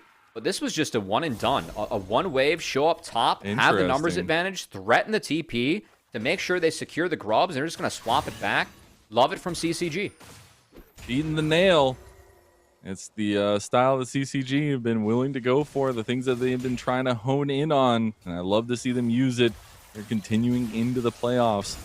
Remember, it is double elim, but man, how sweet it would be to have a 2-win streak in the upper bracket here for CCG, coming hot off of their round 1 win. They are getting a Scuttle Crab finally there for Kisno, as they were looking for a play on bot side. Get the flash out of Sushi, and Cody Sun will return with his own. And Dardoch still on the top side of the map. NRG trying to find a force with numbers and at least get a trade of summoner spells, but I will say, a bit of a trade down for me. Trading Senna for Zeri. Zeri will be the focus, though. And we'll say, a bit curious to see what kind of builds we end up with here for the Zeri, as I think there are some options with some of the changes that were made to the Shiv to get creative. As that, we haven't seen a lot of Shiv Zeri. I know that that is a backdoor scenario. We have not seen any Shiv Zeri. It's only been in solo queue, I guess. All right. Well, we'll see what Cody Sun ends up going for. I expect to be Yuntol's, likely the default coming out here. All right, we'll see how that build path ends up working out. But yeah, that's what we talk about for draft. So much weight is on Cody Sun in this game in terms of the damage profile that CCG is representing. But honestly, that's weight that he will bear willingly. And we saw some of that in last game as well, as NRG just keep getting their back stopped all game long. It feels bad, man. But we are getting preemptively set up for some bot lane focus as well, as we already get some of that vision set up coming through from CCG ahead of a dragon in about a minute and a half. I still expect that to be in favor of CCG too, as I don't really know what is needed to change things in favor of the map for NRG. Yeah, usually time, you know. You never beat Father Time, Mizel. That is true. For you. Even when Zillion's in the game. Okay. Well, I mean, I was fishing. I was fishing. Hold on. I needed time to respond, Mizel. Oh, okay. There you go. And I found it. Nice joke. Nice dad joke. If there's a name, if the name Bjergsen's above the Zillion, then I would agree. Outside of that. Okay, there you go. Outside of that, I don't know. But anyways, back into this game setup here. You can tell Dardoch and Only 35 are just roaming around together, holding hands, going through the jungle. And now they're going to try to catch out 5 Mini. They have the damage here. Wonderful. Comes Dardoch, and that's going to be another take notes from Only 35. Wonderful. Just really, really, really well played and set up. Cashing in on, I think, a lot of the things that have just been drafted for CCG. As Dardoch, oh my god, he got the scuttle. He actually got the Scuttle Crab. Heroic entrance, double taunt. Things are going upside down for NRG right now. Kisno just falls in the middle of 4 members of CCG. That's one, too, for Kisno. I know he's trying to get out of the combo from the Galio, but just go to your own team. I know he still got knocked up, But even if you get knocked up on the side of your own team, which you for sure would have if you went to that side, I think you're dead either way if you're away from your team there. You kind of need Spica and the Senna to bail you out. So that doesn't happen, and the early game just continues to truck forward for CCG. They were going to go try to catch Phi Mini in the transition, but they just turned back on a Spica, who does pop his Unbreakable Will be very tanky, and Dardark's the one that he's trying to take down. He just gets the kill himself. He says, I'm hungry for junglers, and he gets it for the Alistar. They're going to turn back onto this Dragon now. No smite available. Wow. Kisno coming out of base, and NRG, they arm wrestle this Dragon out of the hands of CCG. That was a really important call from NRG, as they're going to make sure Kisno gets the smite. Dardark, of course, being dead, they just want to guarantee that Dragon goes their way. Phi Mini had the ult up for that play, which I guess he didn't fire it off in the mid lane, wasn't there in time. Spica able to use the Unbreakable Wheel, get in there, and make that call. And again, Spica's Alistar, I think, has been a premier champion for him with this role swap. It's one that he feels very comfortable on early on. I don't know who made that call over on NRG, but that was important. I really feel like this game potentially starts to spiral out of control if Dardark is not shut down there, and if they are not able to find something for themselves to give away that second Dragon. So that was a really, really good one. And now, have to see what NRG can do from here. Because for me, Cody Sun's not exactly in the position that I want Cody Sun to be in from the CCG perspective. The fact that he's even, again, I really feel like when you play Zeri, you need to play the game from ahead. You are a bursty AD that can really pop off in these fights, but you get zoned by a lot in terms of NRG's composition, and you're going to have to survive the might of the combo coming in, whether it's Wukong Rumble, Alistar Rumble, or Orianna over the top with a Senna as well. Cody being where he's at right now is not far ahead enough for me to really have confidence in him consistently combating that. So I think that was just a really, really important play for NRG as they try to stabilize and get this comp into the later stages where with 6 and more tools, I do favor them. It's a big position to be in, and it's just the map state that we've talked about from the beginning as we see Eojun actually doing some work on a Zamudo. Dardark comes around the corner. Zamudo's in some trouble now. Dardark gonna dunk him again! Heroic Entrance just to get the extra resist now as he's gonna tank up the turret for maybe a little bit too long. Okay, he'll shield up to be able to get out of that one. Ooh. Dawning Shadow, not enough to take down Dardark, but a nice try from Sushi. Very close, and honestly, really smart from Dardark, because I think if Eojun gets stuck down in the turret there, Kisno was going to maybe be able to hunt him down. So, it looked a little bit goofy, and that was close. I appreciate the ult from Sushi, I do. If they kill the Jarvan, it's Rift Herald guaranteed. And regardless, they're going to try and start this one up.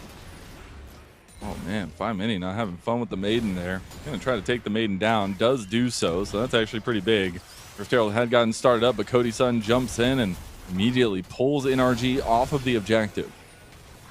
I still favor CCG for this fight. Some big tools are down, though, as no ults up for the top side of CCG.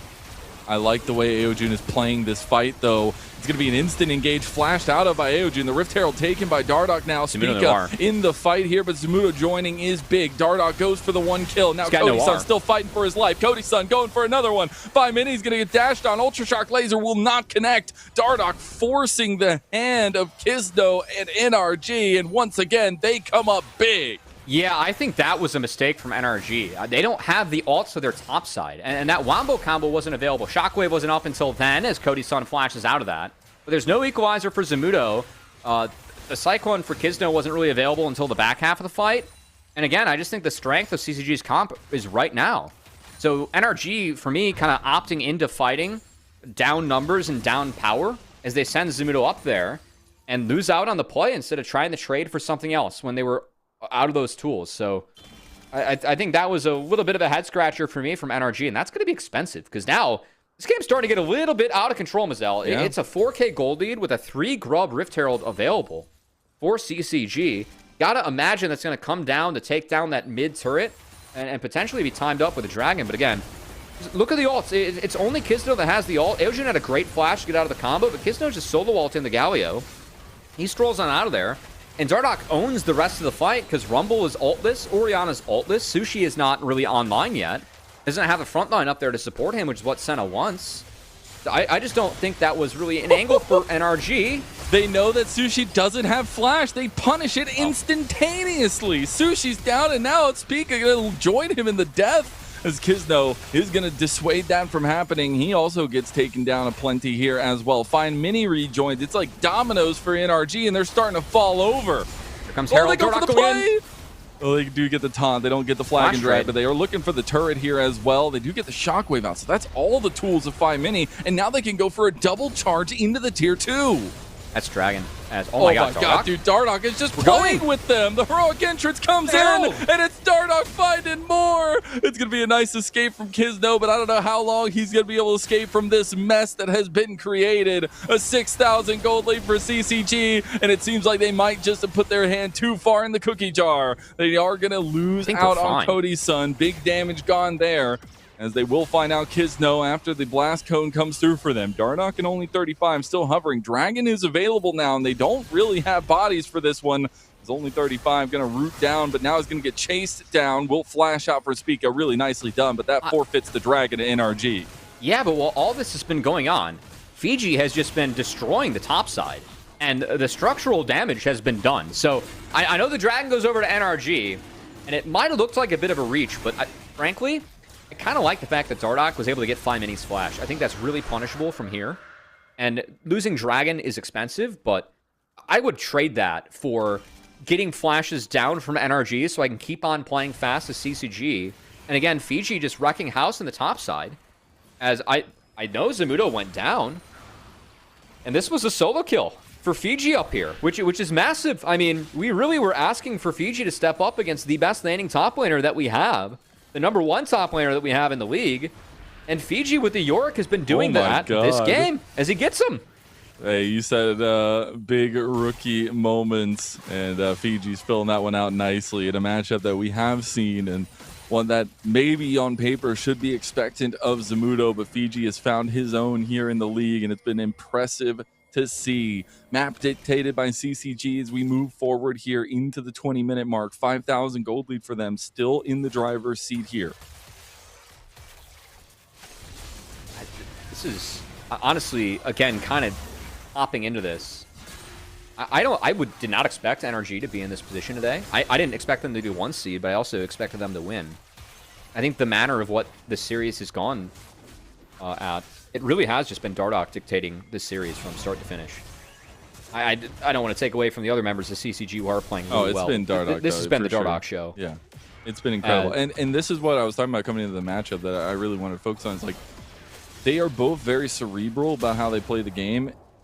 And right now, Dardoch is just winning the chess match against Kizno. And he just seems to have every answer, every play. And it's been 2 games of that now. Most aggressive form of cerebral I've seen, Hazel. I think he's playing smart, but there's a lot of up-in-your-face intelligence being shown here by Dardoch.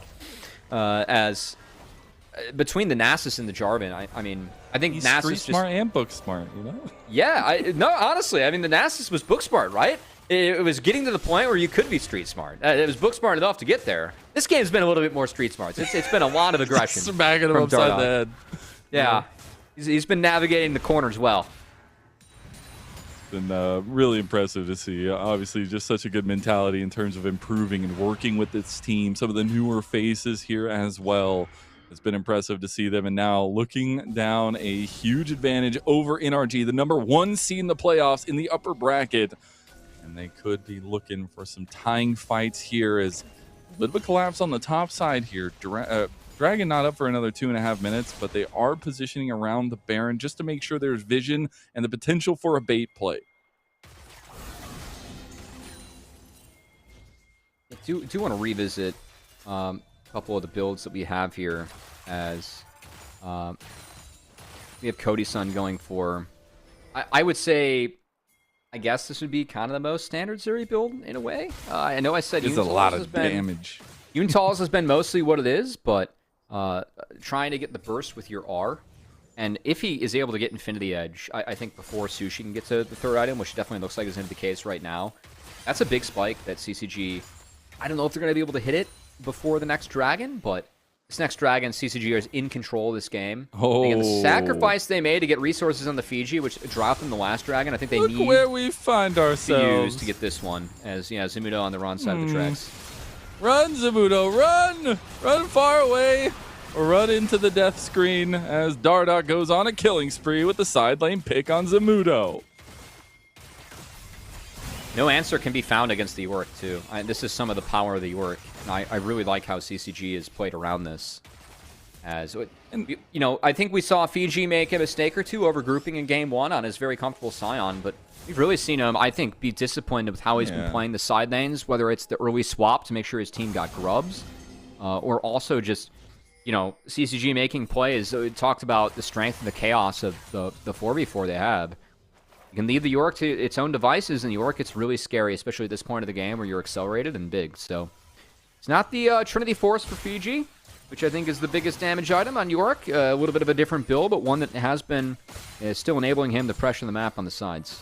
And I'm just going to make a side point. I'm not like putting much like focus on this right now, but it has been a pretty quiet series from Sushi. And Cody Sun, while he's been on a couple hyper carries now, has had a lot of influence in these moments. But from the Ashe to now the Senna, there's a lot of backseating right now, or at least in the perpetual sense of being a passenger for Sushi. And, you know, we're going to get to that point where he can get that scaling, get that damage. But it's going to be a while till then. They want Zamudo's TP. We have Dragon on the map. Zamudo was bot. Kind of curious CCG is starting this up. I thought it'd be a hard Dragon commit. They're going to try and get Zamudo's TP, which they do get. They do. Baron's at half.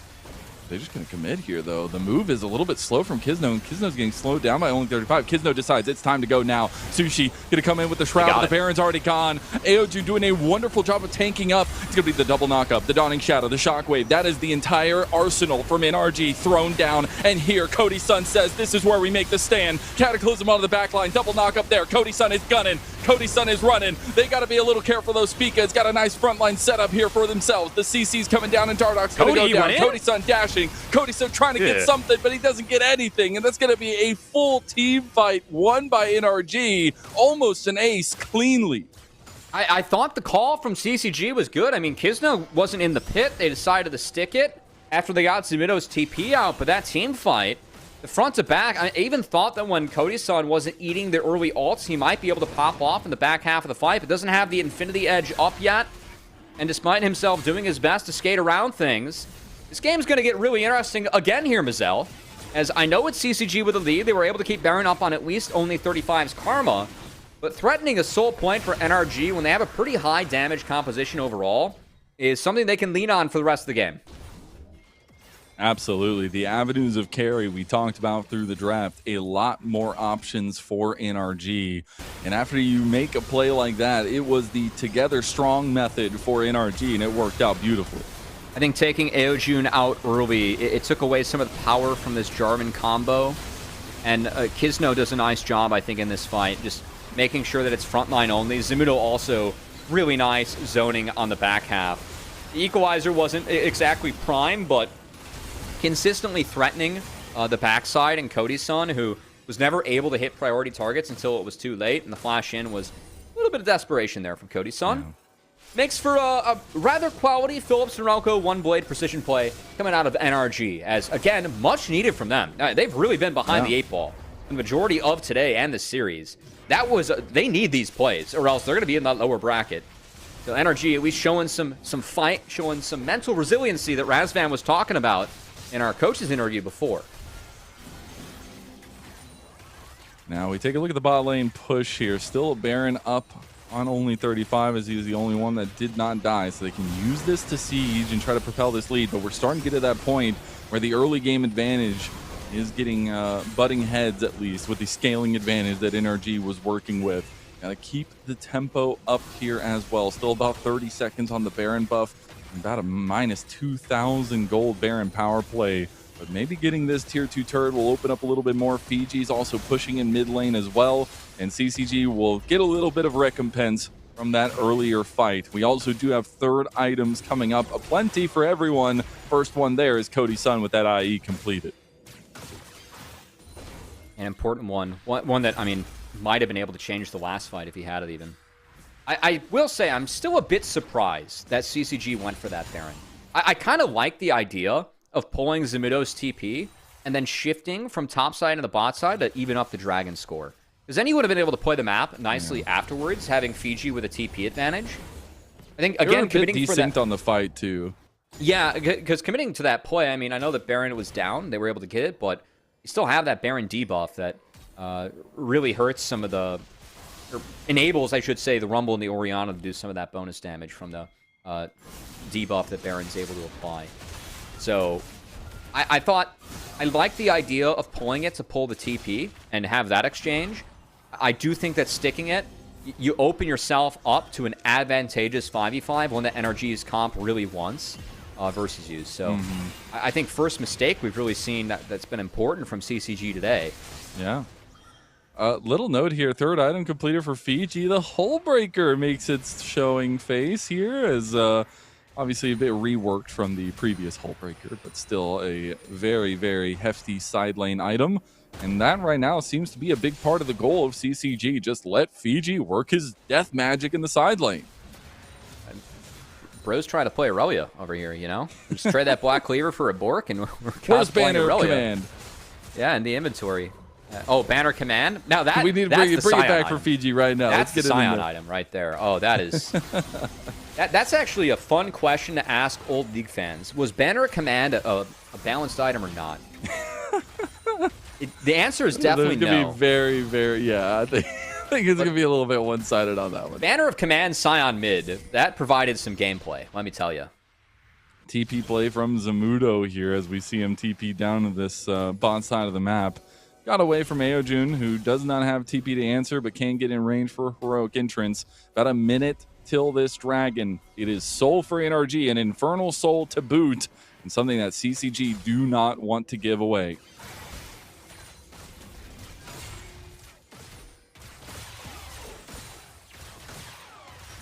Yeah, this is one where I really feel like you can't trade Baron for Soul. Or else if I Will dominates for whatever reason tuning into this, that's one of my favorite clips in League history. CCG going to do their best to get any sort of advantage they can. The TP disadvantage for Zamudo I don't think is going to matter here too much. Interesting to see Fiji. He hard committed the maiden to the top side, so he's going to be divorced here for a bit for this fight. How much push that can have there as well with the solo push. They're going to go for the fight on Speaker, but Kizno was waiting for the back line. Here comes the Rogue entrance, some decent spacing coming out from CCG. Goes for the double Cataclysm, but again, they don't follow up with the damage they have. That's the problem with having Cody Sun be the only damage profile. I think this is okay. I know they burned a lot of ults. I do think this is okay. Dardoch's going to try and heal off camps. I think the idea was to get Alistar's ult out. As, okay. We're going to make some choices here. The only one that's back. Okay, Zamudo's going to start backing now as well. That's just an inhibitor. TP. Why is Speaker the only one back? I feel like if Zamudo was backing, he did stop. Zamudo is still here in the fight, half health. Alistar big catch. Oh, Aojun just overextends though, but maybe this sets up Cody Sun, who's looking for the dash forward, going for the kills, going for the flashes. Cody Sun's looking to have himself another day, ain't he, Cubby? As the base is in tatters right now, CCG just pick apart NRG. I think the trade there for Aojun for Kizno, again, it guarantees that you get the Dragon. It's late enough in the game. They have the map control. The waves are in their favor. They're going to turn this one into a Baron. As little perplexed by the choices from NRG. It looks split. I mean, if we're only sending Alistar back, that's a mistake, because no Unbreakable Alistar is not stopping a Yorick for... I don't care what items are built, even. In that case scenario, Yorick's winning that. As... that was a weird one. Again, I don't think you can send back Zamudo because he doesn't have the TP. I think it had to be Orianna, as they're waiting for Aojun to make sure he gets the Baron. Nice, well played by CCG, but... I almost want to see a replay of, like, the bases there from NRG, because I do feel like they got in a position where they had to give that one away. And I do like the initial engage from CCG, because the idea for me is you remove some of the ults. They remove Cyclone, Equalizer, and Unbreakable Will. And I think if you reset a fight after that, a fight without those ults is much more favorable for CCG than it is NRG. So I like that idea from CCG. I just think the response for NRG to... they were too late to drop the Dragon. I know it's a soul, but they lost a lot for that. And now Fiji can just kind of set up in the bot lane. You can play out two waves here with Baron. And that's a lot of pressure that NRG is under now. The scaling can't come soon enough. Cresting over to 4th items here soon for NRG, but will the scaling be enough is the biggest question. We're already entering final phases for CCG and multiples there, as Cody Sun's already on 5 items now as well. Yeah, here's a replay. We had a TP cast, and it must have been canceled. I think, or that's kind of weird. I saw a TP on the turret, and it didn't go through. But I also see Mini has TP up again. So I don't exactly know what happened there. That was an interesting one. The mindset, though, this is what CCG drafted for, and that's why I just really appreciated the combos we've seen from them. Aspika combo a little bit out. There's a lot of damage coming through onto him. He's going to pop the Unbreakable Will. He's going to find a lot of damage still from Cody Sun, who goes on a killing spree, and Cody Sun's going to find another one. They get Kizno down to a double kill to Cody Sun. Sushi who, Cody Sun says, as it's CCG looking to ramp up into the upper bracket of the playoffs. Looking to go 2 wins in a row here. Back-to-back incredible performances, and looking at 2-0, the #1 seed. I gotta say, of all the results I expected today, this was the one I expected the least. And credits to CCG, who I think played 2 different styles really well in their 2 games against NRG. Aeojun trying to go for Sushi. Sushi skiting really well, but the Nexus is the focus. It doesn't matter. It's not ARAM. We're not waiting for the minions. It's go time. Look at that, baby. CCG 2-0 the first seed in NRG and move on in the upper bracket. Great team performance from CCG, as they did a lot to make sure they found that win from top to bottom. I think that everyone had good moments in that series. Easy MVP vote for Dardoch, who was fantastic in both of those games. I mean, Dardoch, I think, start to finish, blitzed the map, really, in both games. Whether it was really scaling well with Anasis, whether it was the Wolves, Raptors, Krugs, and clearing that 3 times before he got on the map to really make his impact felt, into the Jarvan, where I think that early clear, again, really set up CCG for success. And his ability to play with Aeojun, who on the Talia and the Galio, I know Dardoch is always the big feature, but some of these supporting pieces from CCG, kind of like the same way I feel like with Winthrop, where sometimes I feel like Zach and Kim down leveling up, and Wilson as well has been the difference for me with that team. I feel like we saw a little bit of that today with CCG as well. Fiji, I think game 1 was a couple oopsies in there, but game 2, the Yorick provided so much pressure. Only 35 was really solid today. At times, he has these big moments that are both good and bad. We didn't see the bad today from Only 35, which is fantastic on both these Enchantresses. And these were team wins. Dardoch was the MVP, but team wins from start to finish for CCG, as they're now 1 best of 5 away from being in the grand finals for NACL Spring Split. A position that I don't think anyone would have had this squad at the start of the split.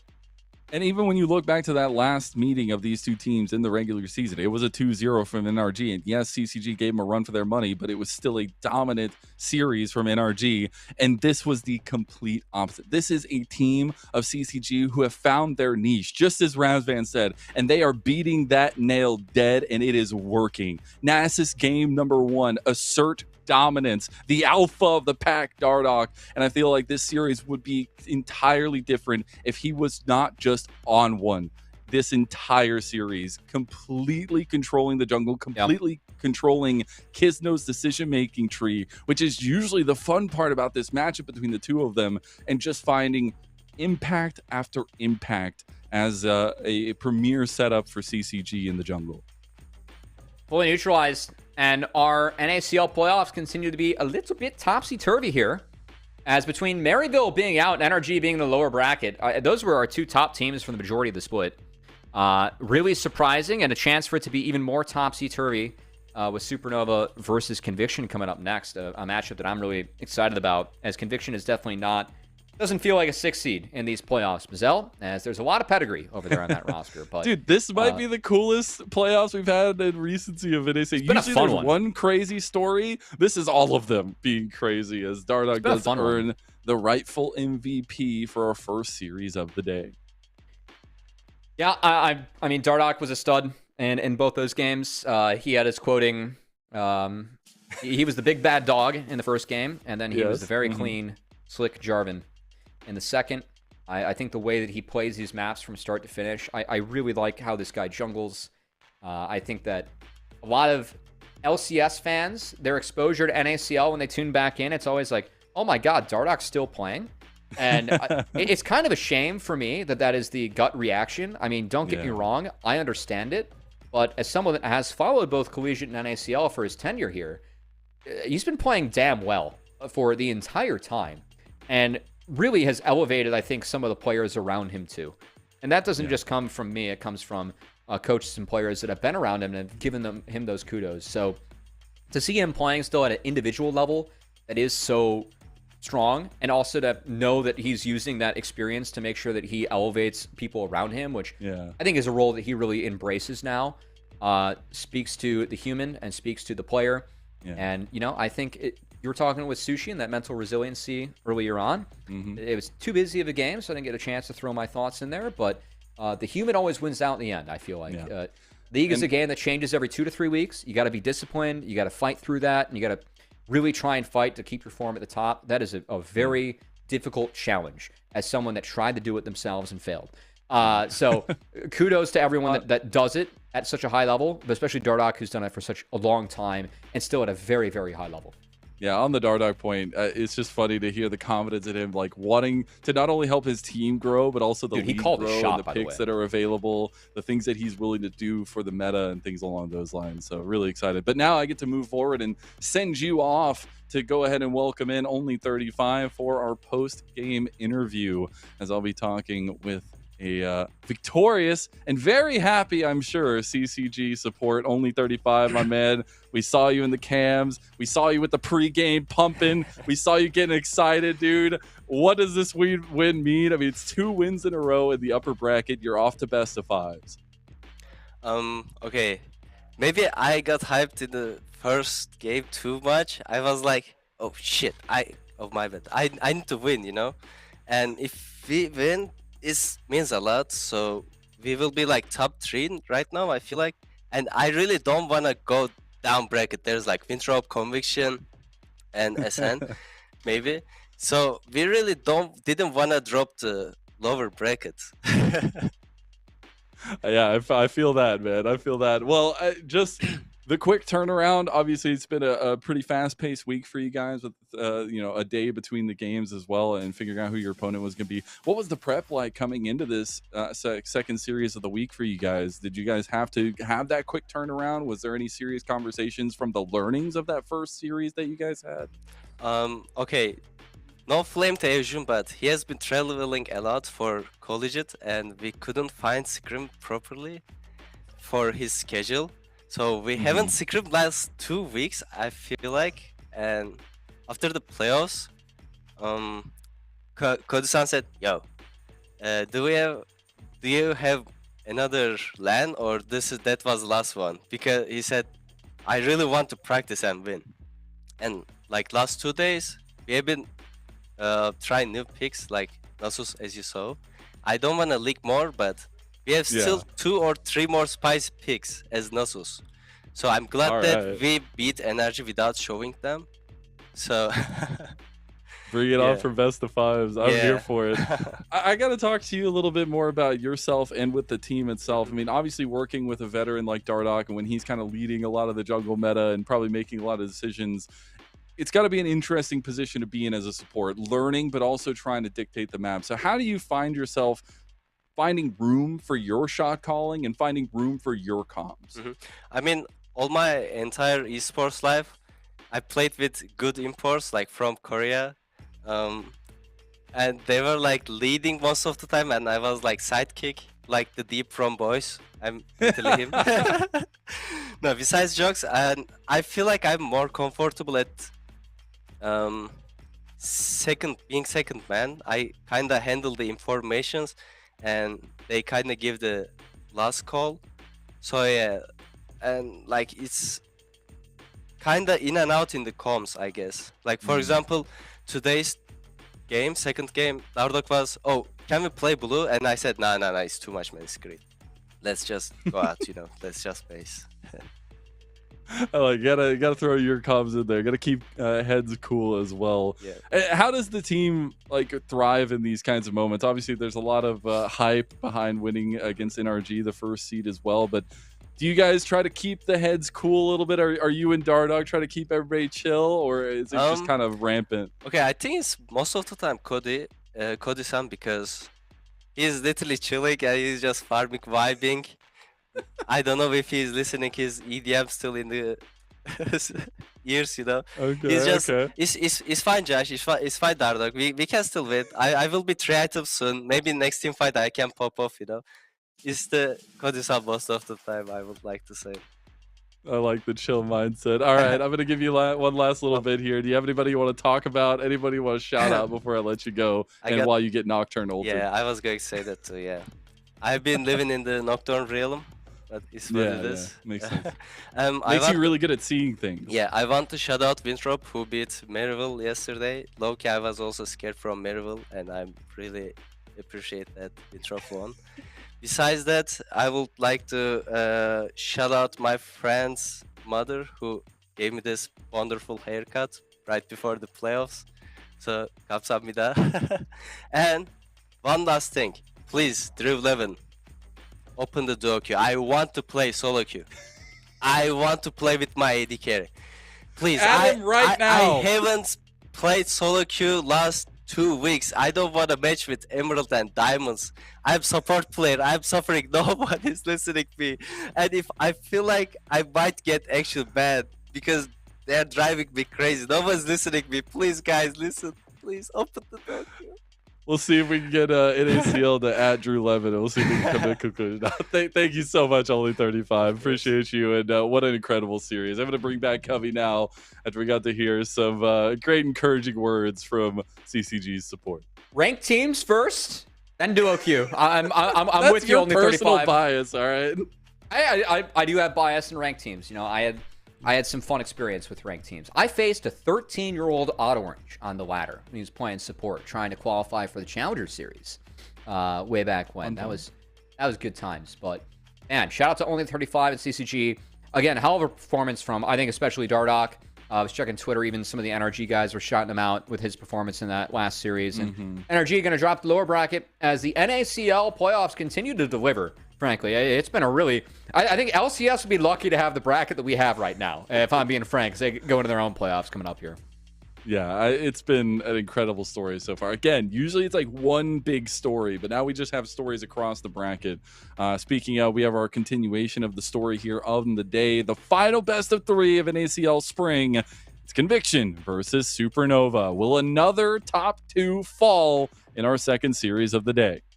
Yeah, and I think this one, I'm excited for this series because it really feels like the back half of the split, the team that everyone's pointed to as having the hot hand has been Winthrop. And deservedly so, right? They continued to prove that yesterday as Winthrop has really leveled up.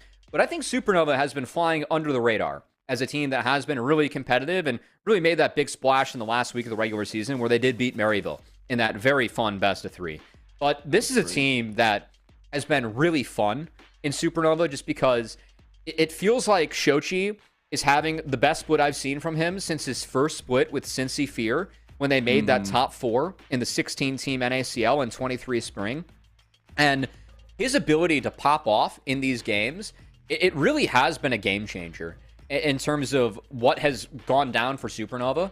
And it feels like some of the other members have really been elevating their own play around that as Zyko and Music have scaled to be more consistent. Holder has gotten out of, I'd say, a slump in the first half of the split to be good in the back half. And you have a Supernova that's really ramping, whereas these changes for Conviction really have them as one of the stronger teams in the NACL, in my opinion. Really the pedigree that they should have heading into these series. Well, hey, I do hear we are ready for our Coach Game Day interview, Cubby. So I'm going to send you off to go talk with Bach. All right.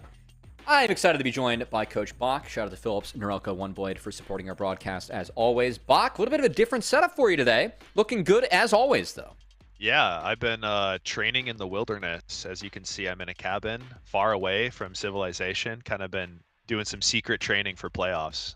You know, I'm jealous. I'm sure that Shoshi assigned you an anime arc that's appropriate for that journey. But diving into the matchup today, going up against Conviction, this is a team that recently made some changes in the bot lane, and they've looked a little bit refreshed and revitalized. What is the biggest challenge that you think Conviction presents you as a team today? they're pretty good at pressing their buttons sometimes, and I think we as Supernova realize sometimes we feel like we're about to win Worlds, and then sometimes it feels like we might get knocked out in round 1 of OQs. So there's always the how is it? The believing in ourselves and realizing, hey, wait a minute, we are the best team here in this league. Like, let's play like it, like let's act like it. And it's just going to kind of come down to playoffs, the jitters, the first round. There's a lot of factors, but I don't want to give away too much. But like, let's just say, I think we're feeling good. We're feeling good today. That's good. What are some of the ways remotely that you've tried to kind of build up the guys behind the scenes? Like, as you've postmorted throughout the season, what's worked, or what's some of the fun stuff that you've tried to do to build up confidence in your squad? Something that I've been trying to do more, because I feel like it's really important, but when you're a coach, it's really easy to yell at your players when stuff doesn't go well. And I feel like a lot of coaches are really smart. So they're always just like, you're playing this like crap. You guys are so bad. You're trolling. There's something that I've been trying to do more is like reinforcing good habits. Like, hey, I really like this sequence. I really enjoyed how this, hey, Zyko, you did a great job with this. Joseph, you did a great job with that. So just reinforcing the things like that we're doing well, but also holding people accountable. And yeah, I mean, that's just the best thing you can do as a coach, because when you're there, you can't really yell at them in the middle of the game. They need to be able to self-regulate. So give them that confidence. Yeah, of course. In terms of self-regulating the squad, who have been some of the voices that you've enjoyed behind the scenes? Or is there anyone that you feel like hasn't gotten enough credit for what they've contributed to your team in Supernova? Well, I mean, I think I've called it out before, but big shout outs to Chris, to Hoarder, top lane. He actually called me out on my shit the other day in scrims, where I dropped the ball and he was like, yo, Bach, you messed this up and you made it hard for us to do this. And I really appreciated this, because I think some people might be like, yo, whoa, like what the heck? But if I have a team environment where my players feel comfortable having that honest conversation with me, and then I can make the change without taking it personally, that's the biggest W that you can have, right? Because we're just here to get better and here to win. So big shout out to Chris for stepping up into a more leadership role this split.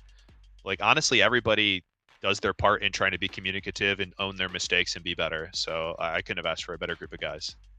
That's great. I know we're getting close to drafts. I want to let you get back to the team. Before we go, in one sentence, what do you need from your team and the guys to win today? Believe in the you that believes in me, or some shit, and watch my Twitter edits. Like, get the hype, get the Youngie, get the courage, get the spice, and shout out Beach Breezy. True. Yeah, true. At Bach Choi, if you want to see more of the Twitter edits. Bach, thanks for joining us, and thanks for the shout outs at the end there. Best of luck going into Conviction today as we hop back into the series. Excited, Mazel, for this one. Supernova again, building up that confidence. We really have seen them come into their own, feels like, in the back half of the split. Yeah, we truly have. I think that was the biggest moniker for me, was watching the end of the split, watching that Supernova big win, but also seeing the track record of a big glow up at the last part of the split, and being able to bring that into playoffs is so important. We've already seen one team that had a little bit of time off falter at the opening gate. We'll see if Supernova can change their fate here. But as we do move forward, let's go ahead and take a look at Conviction's roster, a team that is riding a high from a big series win just earlier this week. Yeah, and of course, Tactical and Bounty being the lightest to join the bunch. I will say, Bounty's a player that I'm not as familiar with. A little bit newer in the scene. Goes to Grandview University, GVU, which had a pretty strong collegiate showing. I caught up with Coach Colthrow. Talk about Bounty going into the day. Definitely said that, he brought some leadership qualities. English is not his first language, but got much more proficient at it throughout the year. And that really helped the team. And appreciated the fun personality and some of the comic relief that he brought. Definitely spoke to the fact that as a player, he's not afraid to be proactive, not scared to make mistakes, as long as it feels like he's progressing the game, which frankly is a support I appreciate. As I think that we've seen Tactical and Bounty again, this feels like a team that's a little bit refreshed, revitalized, has gotten a little bit of a second life diving into the playoffs. And thanks to King Insanity in the mid lane, really feels like this is a team that is going to be a tough out, and I mean, could even be a favorite, because pedigree should say that this team is a favorite in the NACL.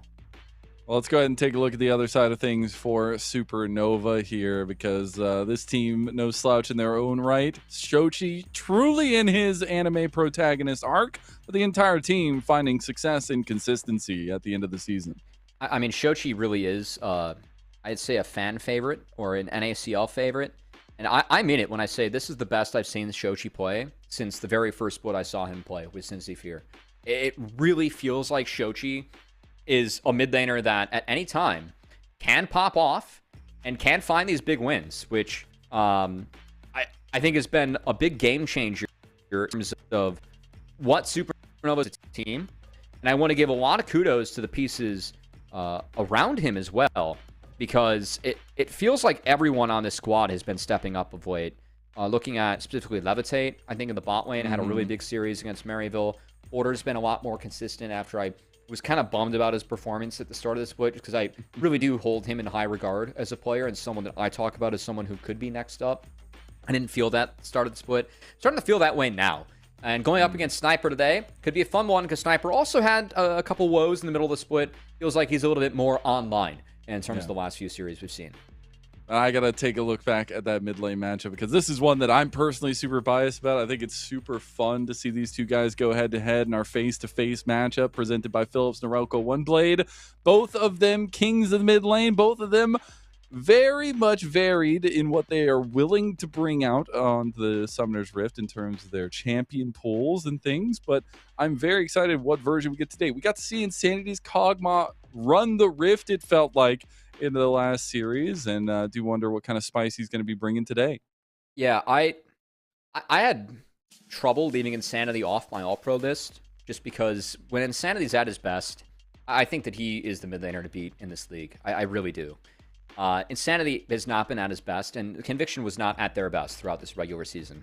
But we did see Insanity at his best in the first round of the playoffs, and boy, did he look good with what he was able to do. So this is a guy where it really feels like both these mid laners can play anything at any time. Like, there are champions that are on one side of that board that I'm like, I associate with the other, and then champions that aren't on that board that I feel like both players could bring out today, if necessary.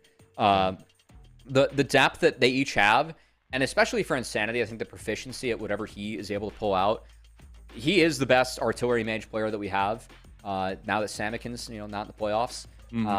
It really is Insanity. I think that his Syndra and Anivia, it looks different when he's piloting it versus the rest of the league this split. Even in the split where it's been issues for Conviction. And on the flip side, Shochi, again, has been the pop-off player. I mean, for better or worse, this team, we live and die by the Shochi. Yeah, we live and die by Shochi. And there's been a lot more living than dying, even if the KDA doesn't speak to that. But Shochi, I think, has been having a really nice split. The mistakes are still there. But he is a player where you don't want to curb those, because the aggression, the moments that you get from him when he is at his best, he does stuff that not a lot of other players on the Rift can do. And I really want to cultivate that. You don't want to stop that from happening. So we'll see if Shochi's able to pull that out today. And there he is. But next up, we're going to go back to the conversation from earlier a little bit as well in talking about that top lane matchup, because on the day, and I know you said it in the earlier series, but we'll bring it over into this conversation as well, but you were like, on Sniper's day, he can hang with some of the best of them, and want to see if he brings that kind of performance again to the playoffs here against upstart in the NACL that's started to become maybe everybody's favorite top laner coming through the ranks here in Hoarder. And I feel like a lot of people on the outside looking in would have put Sniper as one of the top laners to beat this year in the NACL. And again, I was really hoping for him, Zamudo, and Hoarder to be competitive as the top three. I haven't felt that as much from Sniper as I have from others. So I feel like Sniper has embraced a little bit more of a role for this team in the last couple of weeks, which has been good. I've appreciated some of the TPs we've seen on the Sniper. We've also seen some games that have kind of gotten away from him in lane, which happened at times in LCS. Again, he's a player that wants to be aggressive, but I think this series for me today, it comes down to, I really feel like Supernova, if they're going to win, they need to play fast.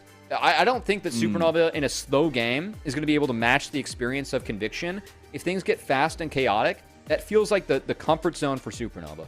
I think that Music and Psycho are very good at playing this game quickly and enabling the people around them to play quickly.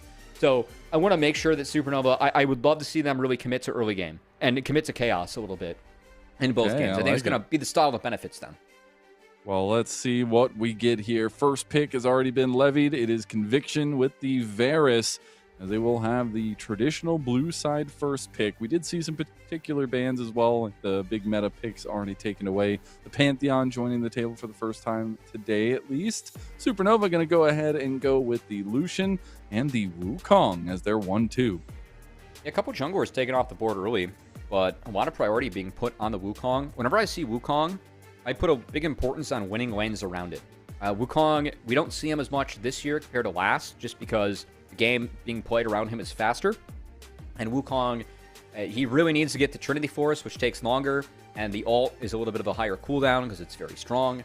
He's just a slower jungler. So, a little bit surprised early on. You know, it's talking about speed for Supernova. Wukong doesn't exactly set up for that, whereas Vi can for Tomio. So, Tomio gets his hands on some comfort for himself. And we'll see how Conviction wants to round out the first phase of draft to see if they want to find a pairing with Varus.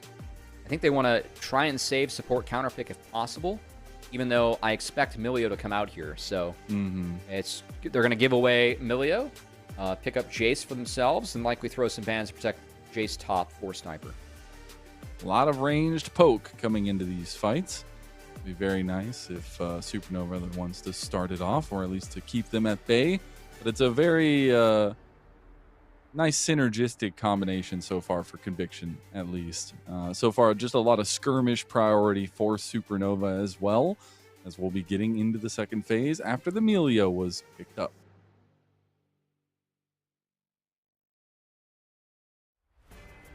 Curious to see a Nautilus ban here from Conviction. I think that they're going to want to ban to... Or, sorry, from Supernova. Conviction is going to want to ban to protect the Jace. As yet, Nautilus taken off the board. I expect to see maybe just a Scion ban for Hoarder in the top side. Also, Yorick into the Jace, always threatening. I do think that Vi can force hard enough onto it.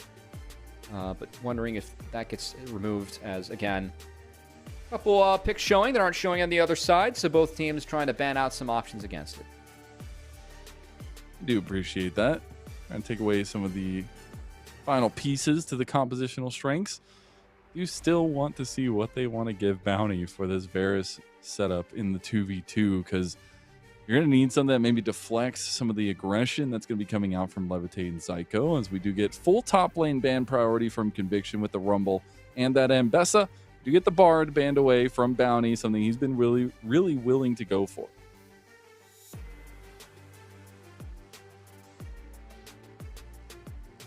We're going to see top lane here for Supernova. They're going to give Shoshi counter.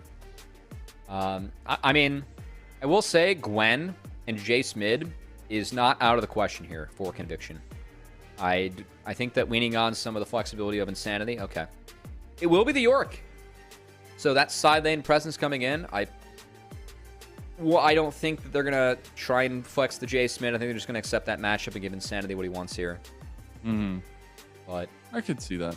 I do like the side lane because it just always gives you an opportunity, and you could see how CCG used it so well last series as well in the final game. See what Conviction are going to be grabbing here, as that counter pick will be available for Supernova. Cassiopeia the first one, Nami the second. So a lot of AP, but also a lot of sustained damage there with the Cassio. I don't love the Nami here. I think that makes them a really squishy team. And with Wukong Lucian, you can go to pop early. That said, I do like the Cassio a lot, because you can try and match Yorick in side lane later on. Cassio is a very good duelist, and very good in the 1v1. As I think that's going to be the option for Conviction later on in the game, to try and find the Yorick with the Cassio. Ooh. As Akali comes in for Shochi. Hey, the Cassio. Again, it's a squishy team. So I think Shoshi is signing up for a lane phase where Cassio with the ground and some of these Qs can get ahead. But the Wukong Akali Lucian pop's going to be big. And that's going to be the first Akali of the split so far for Shochi, at least competitively. Love to see him drop the gauntlet, said, "It is my time now. I am going to carry." Still some very nice team-wide setup for Conviction across, though. Yeah, I mean, if you would have told me that Shochi would be playing his 14th unique champion in the 22nd game of the split, at the start of the year, I would have been like, that's it? That's night numbers, baby. That's night numbers. Yeah, this is what Shoshi and Insanity, to be fair to both of them, can do. Yeah. As Insanity, also his first Cassio this split. See how they want to operate this. We're going to be looking a lot at the mid lane, obviously, with both protagonists going up against each other. But I think we can start talking about how the influence is there from the jungle as well. I mean, Tomio has been a big facilitator for Conviction's dubs, and we will see this Wukong for Music, who has the potential to be aggressive in the jungle path. Yeah, I think that this game for Conviction, I prioritize the early game pretty heavily here.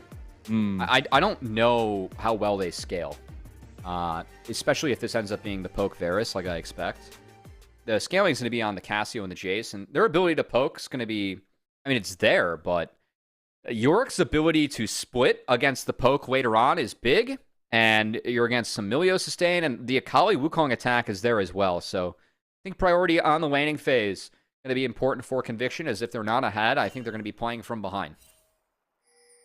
Well, here we go. Last best of 3 of NACL Spring is Conviction versus Supernova for a battle against CCG in the upper bracket.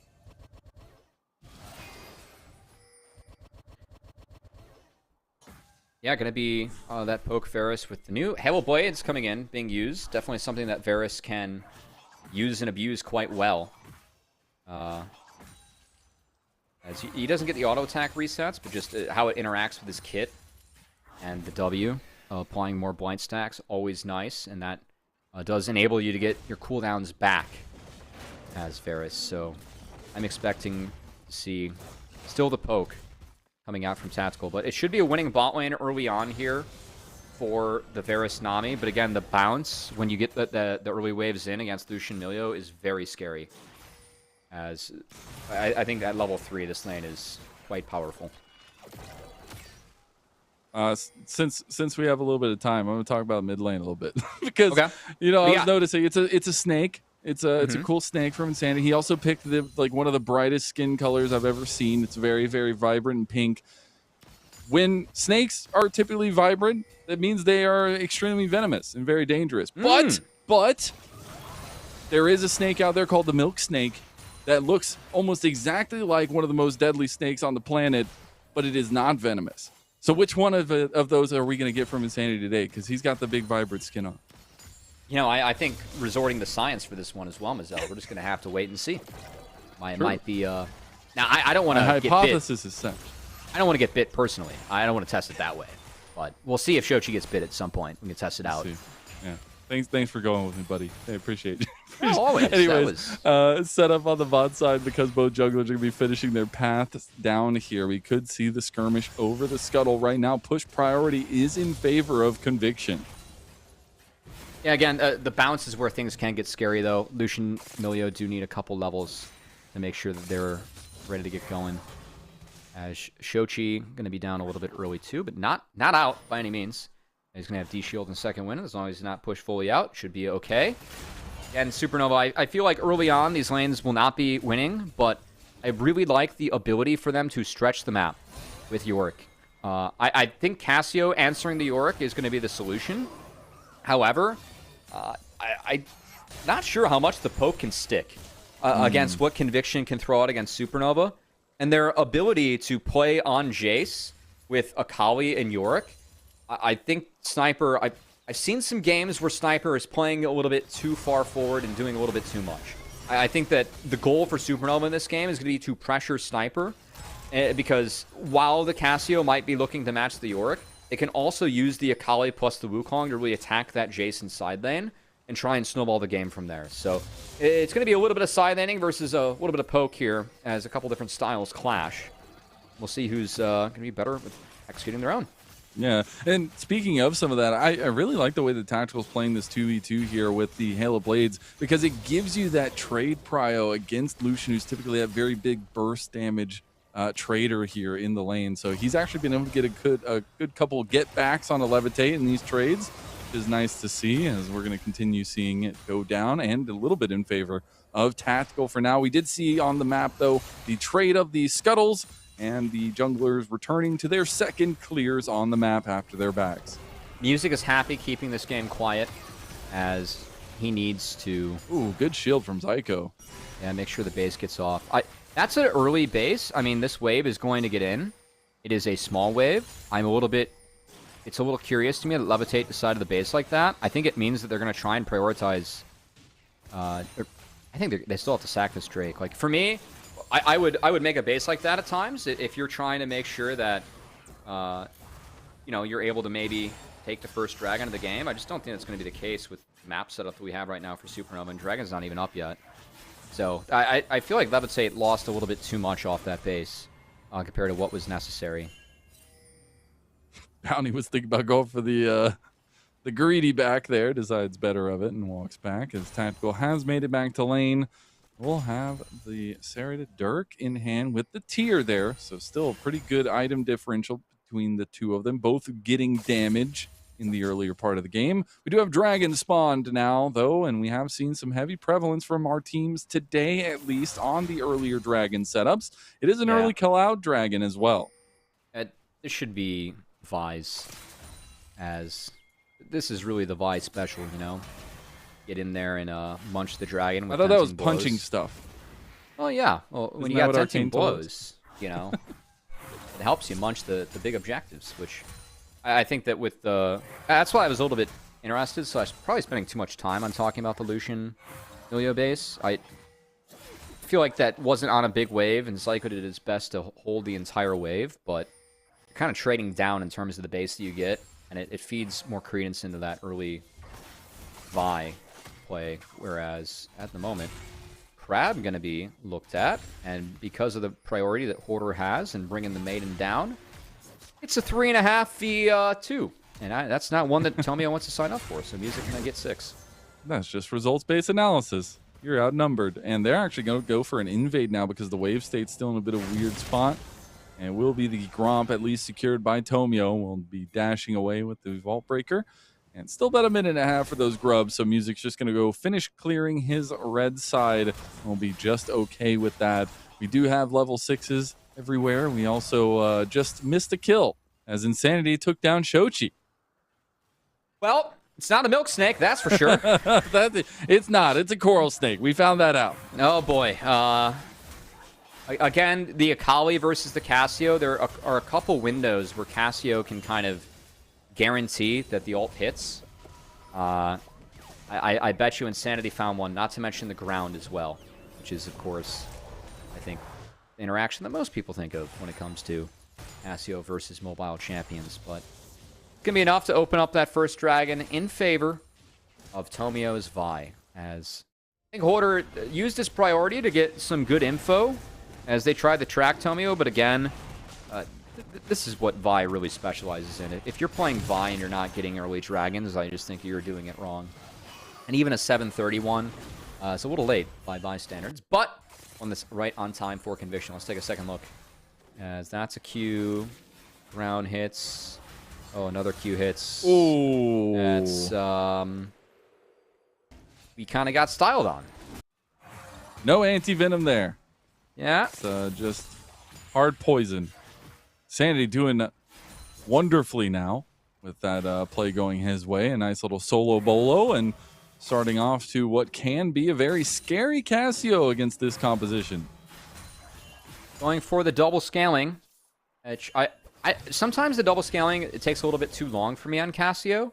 I like it this game. I think that you're going to be under a lot of threat against Wukong Akali, and you're a squishier team, so Insanity is going to have to be a little bit of a pseudo frontline, which is definitely, I think, the case, and the role he's looking to maybe play now. Ooh. That's cool. Not realizing there's a lane gank there. Missed the Chains of Corruption and just dies for it. Music came out of the bush and smacked him with the pole. That will be Bounty trying to run away now. Plate's going to Supernova, and a big one-up play for Supernova on the bot side. Yeah, Tomio's on Grubs, but good find from Music, as, yeah, they didn't expect the Wukong to be there, and that was a big wave building for Tactical. I don't really mind him fishing with the Chain of Corruptions, but I like the decisiveness coming out of Music to make sure that he flashes forward, and they shut down the bot lane, as Levitate gives a little bit of love before he goes away. Oh. And Insanity's under threat. Insanity finds himself on the wrong side of town. Goodbye. Did sidestep for a moment. Got the smite in there to get Music some assists with the help there. And that'll be the kill going back over. Now we're going to fight over the Scuttle Crab here. This is going to be the smite going over, though, nice block. as Tomio is able to secure that one. He's going to try to run to safety, Ultra Mega Fire Kick, but he's going to flash away after the proc goes through. Hoarder trying to run him down now, but the Maiden not going to have enough damage packed in. They do get the Scuttle Crab and a lot of tussling for some prio for Supernova. That was a good block coming out from Hoarder, but not enough. They do force Tomio out. Still, I like the play on mid. I think turning things against the Cassio important. This is a bit of a trough for Cassio. I mean, it's Roa plus tier. We got double stacking going on, so I really feel like the game plan for Supernova, they need to use the Wukong plus the side lanes they have to attack.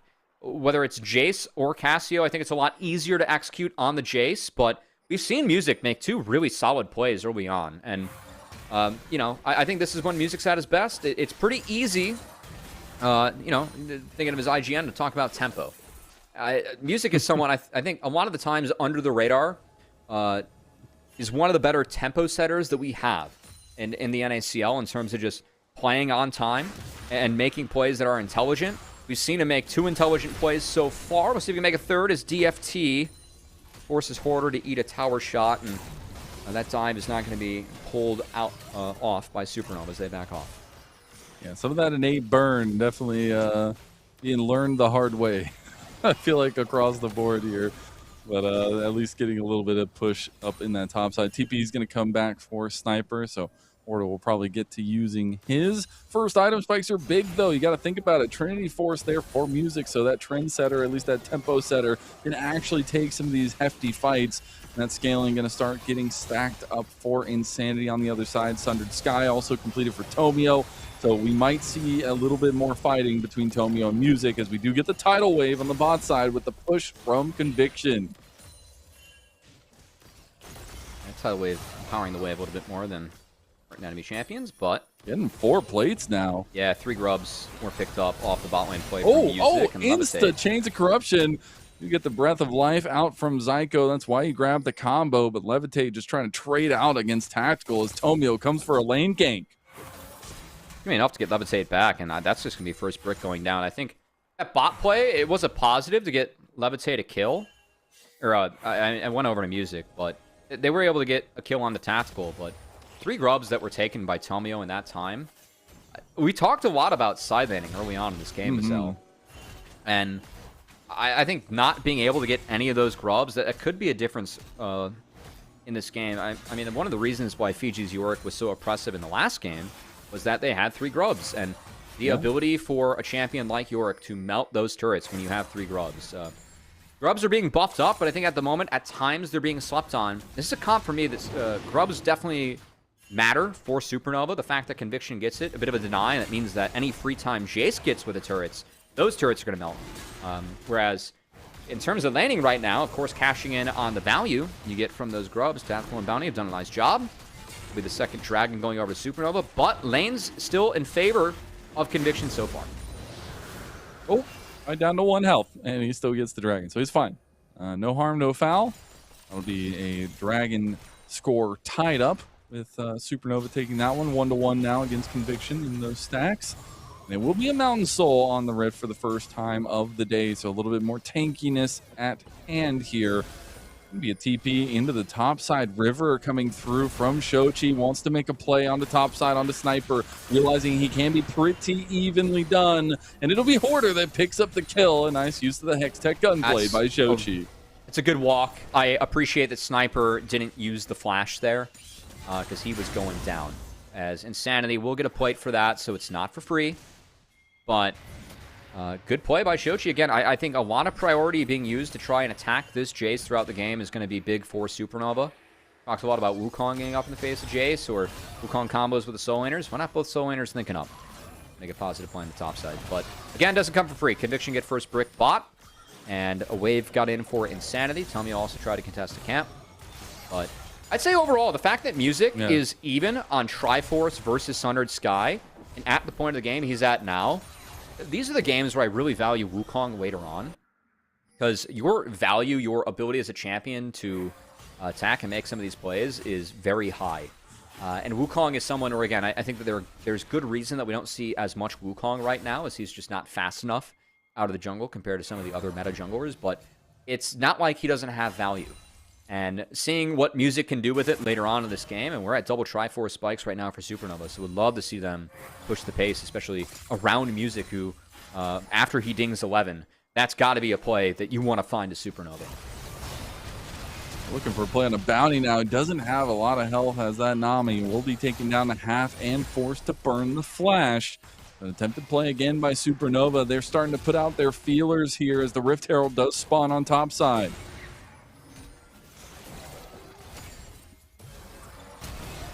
They kind of want to go on. Oh my god, Music just flashes on a bounty, turns him into sushi. But now Music is going to be in some trouble here. Tactical takes the kill right back, and that's an overzealous extension from Supernova. Yeah, I just feel like bounty was already flashless, and selling yourself for support there with Rift up, just not worth it. I mean, he was hungry. If you force bounty out, that can be enough to take the Rift, especially if you're still sitting on that ultimate. So I just feel like that was a play that wasn't there for Music, as he's done a really nice job of pushing the pace so far for Supernova, but that was a little bit too fast. Going to give Conviction smite advantage around the Herald. Shochi is going to try and play around with it, but gotta imagine that he's just here to stall. Yeah, it's going to be taken down with the smite. Romeo is going to look for a counterplay onto Shochi. The Shuriken Flip going to be used as an escape tool in the perfect execution just in case, to cover some extra distance, as you did have Music redeploying out here. That wasn't going to be soon enough. So Rift Herald secured. Conviction now full topside neutral objective control. He's going to buy some time for his team here and for Hoarder on this bot side. That distraction by Shochi, but you called it out. Conviction, besides one dragon, they're the ones that have been dominating the objectives and the ones that are ahead in this game. I still get concerned later on for the tankiness. I really feel like Wukong, Akali, if they're able to pull off an engage, which I don't really see what stymies them. I know Nami Wave can be quite good at stopping the engage, but between that, Chain of Corruption, there's a ground, there are tools. I think that if Supernova can create angles, though, you can only fire those tools off in one angle. So if they're able to create angles, which Yorick should be able to get you push, try and open up the map and find those angles, that's going to be the happy point for Supernova, Zyko's found.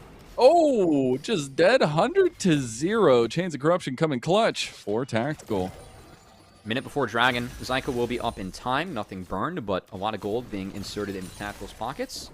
And more to come as Herald's being dropped. Big. That's first brick. Just doing a lot of poke damage here already. Yeah. It's going to finally go in, and there's the turret going down. Going to be a lot of gold now. 2 turrets in a row, 2,000 gold lead, 50 health on the Herald. It's not going to survive very much longer. They could move this over to the Dragon priority, which is going to be spawning in 20 seconds. Kind of surprised Supernova is here. I think that if they stop Conviction from basing, maybe they can look. Because Conviction did just pick up a lot of gold, so they have a lead, but they haven't been able to shop with it yet. God, look at that damage from Tactical, though. He's in good shape right now. They have Tomio on top side. I mean, if he's spotted, so they're just going to giving. This is a little peculiar for me. I feel like Mountain Dragons for Supernova are so insanely valuable this game, going up against the poke. As TP coming out. Things continue to get weird as Hoarder TP's top. They're going to spot Tomio up here. Okay, everybody just abandon the Dragon because we're just going to fight fisticuff v fisticuff in the top side. Going to be a TP coming in now as well from Sniper. Shochi able to escape with his life. Please leave Hoarder up here and go Dragon. Leave Hoarder up here, go Dragon instantly, Supernova. Because they have TP on Shochi.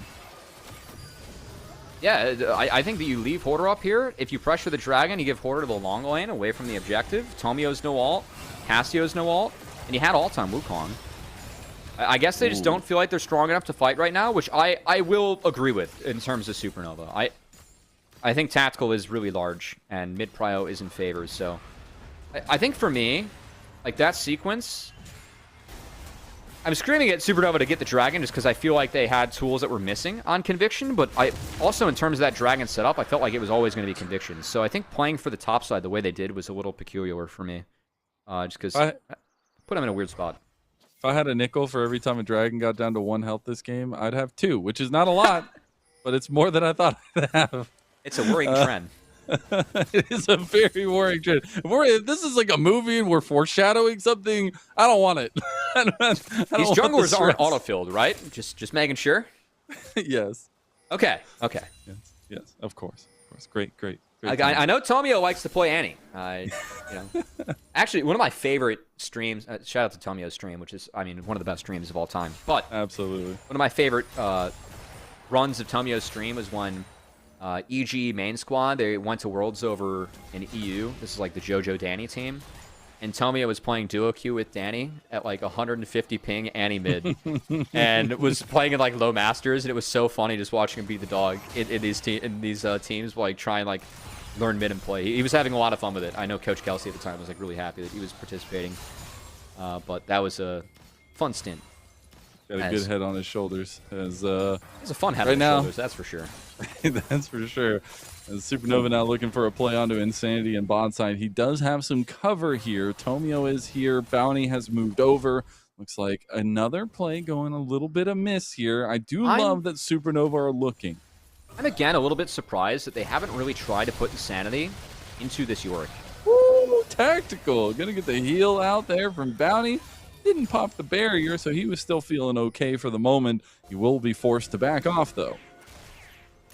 I see Yorick's items and build, and I think that Cassio into Yorick right now, the fact that Insanity's even in levels with the top laner, that's where Cassio really excels. As long as you don't get W'd, which is kind of tough to do as Yorick, because as Cassio you have swiftness and your Qs give you move speed. It's a hard scenario. Yeah. Still can't get over it. I talked about it yesterday. I'm going to talk about it today. The Toy Story fan, it offends me, you know? That's what I'm saying! That's what I literally said yesterday. I was like, is it in his boot? Is it on his boot? Which one is it now? You've got Woody all turned around backwards. I don't like it. It's 3 items now, though. Speaking about something that's actually relevant is Serpent's Fang completed for tactical. You know, it'd be a nice little Easter egg that League could do for Cassio. You know, everything's called boots. What if you're Cassio and you buy it and it's just boot? Boot of swiftness. A singular boot. Yeah, just a singular boot. Yeah. Remove the S. It's already in there for the snake. I like it. Put the boot on the tail or upside down your head. You know, it's a party hat. We're having a very Serpentine-themed cast now as well, especially with the Serpent's Fang. Clever. Yeah, hey, had to throw it in there. Although Conviction, they have just been roaming around together up towards this top side of the map, hoping somebody's overextending, trying to find a little bit of a play action, but aren't finding what they're looking for. Again, a team comp that is centered around the poke and the setup through Tomio. It's their last outer. They're just going to escort Sniper in here to make sure that he gets this one, and he's going to get this one on this wave. So, see Hoarder's being, I think, intelligently cautious around this area. Oh, wow, we're going to rip Baron. I mean, it's Cassio Vi. The 2-item spike, it's huge. It's Cassio Vi. Is this snuffed out by Supernova? They are not on top of it yet. I feel like Bounty with that control ward is a wee bit of a giveaway. Okay, Zyko trying to sneak around. It should be a giveaway with Bounty's positioning. It really should. They're just going to get this. Music's moving over. They might understand that something's happening. Tidal wave coming through. He's going to get stuck in place. TP's coming in. The Baron snuffed underneath the eyes of Supernova and Conviction, looking to get out with 5. That was a very sneaky Baron, as was able to scare them away. And yeah, I mean, again, the Cassio, some of the power of what this champion can do. You melt down Baron. This is before Cassio even has stuff like the Andres or some of the other items that can, again, really empower you to melt down this Baron. So that is a big pickup for Conviction, because for me, this makes Soul Soul Point pretty likely to be secured by Conviction. They have 3 grubs with this Baron. This 2k gold lead should turn into Soul Point and likely 4k, as I think getting the rest of the inner turrets down likely to be the goal here. Sheesh. Levitate takes half his health from one accelerated shock blast from Sniper. The lethality duo now coming in with the poke hits, sniper and tactical. That's what they drafted for. Now talking about how they use the map with this Baron buff, how much gold they can get off of this standing turret as they are just cutting them down with the grubs here. And all those past decisions, the past bounties that they've been able to find, it's paying off now. Yeah, and I mean, the only solution right now for Supernova is they're trying to escort York at the top side and try and find a play. I don't mind this for Supernova. Their comp does not have good wave clear. That's the other thing that really hurts about this Baron. They really don't have a way to slow it down besides combating in the side lane, and I think the way Conviction is playing around this is very good. So, really tough bind for Supernova. As you called it out, Mizzou. Again, I think dropping those 3 grubs for that bot play in hindsight may be necessary, but I don't know if that was worth it. As, we're going here.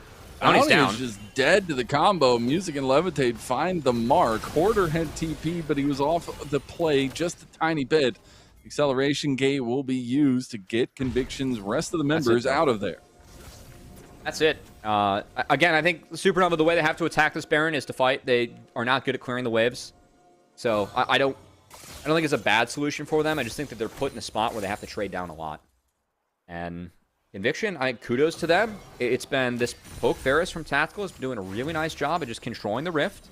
We're at the point now where it starts to fall off a little bit. And we have seen Levitate have some big moments stepping up, but I think the way that Conviction is played with a lot of their priority in winning lanes, this is part of what we expect out of this team. And frankly, when core of this team was Luminosity Gaming, this was their greatest strength. I mean, it was playing winning lanes and just putting you in a bind that a lot of teams could not get out of. It kind of feels like what we're seeing in this game 1, as Sniper and Tactical have had very nice games, I think, in their own right. Sniper only going down once against this comp. I think being 0-1-0 at this point as Jace is a pretty healthy spot for Sniper to be in. Oh, he did, dude. Insanity. My GOAT. I know you've been watching Night. I know you've been watching LPL. My GOAT. Got the Shirelias, the move speed, the zoomies. As we got a little bit of a zoomy snake on our hands here. Insanity cooking it up once again, but it is the entire team's effort so far. They're going to collapse on the music, cease and desist, and that's the chains, that's everything. Even the tidal wave after he was dead to wash his body clean as Conviction found another big pick.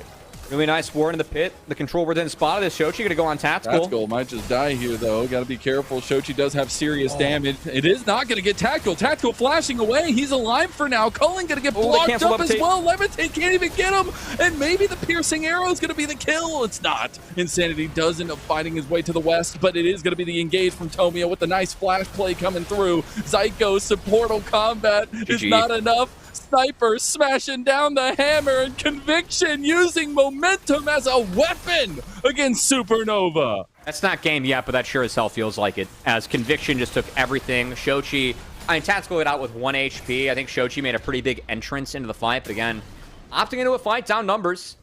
I think Conviction put Supernova in a pretty tough bind this game, and I think the big decision for me looking back for Supernova, it really is that play bot where Music gave away the 3 grubs to pull off that gank.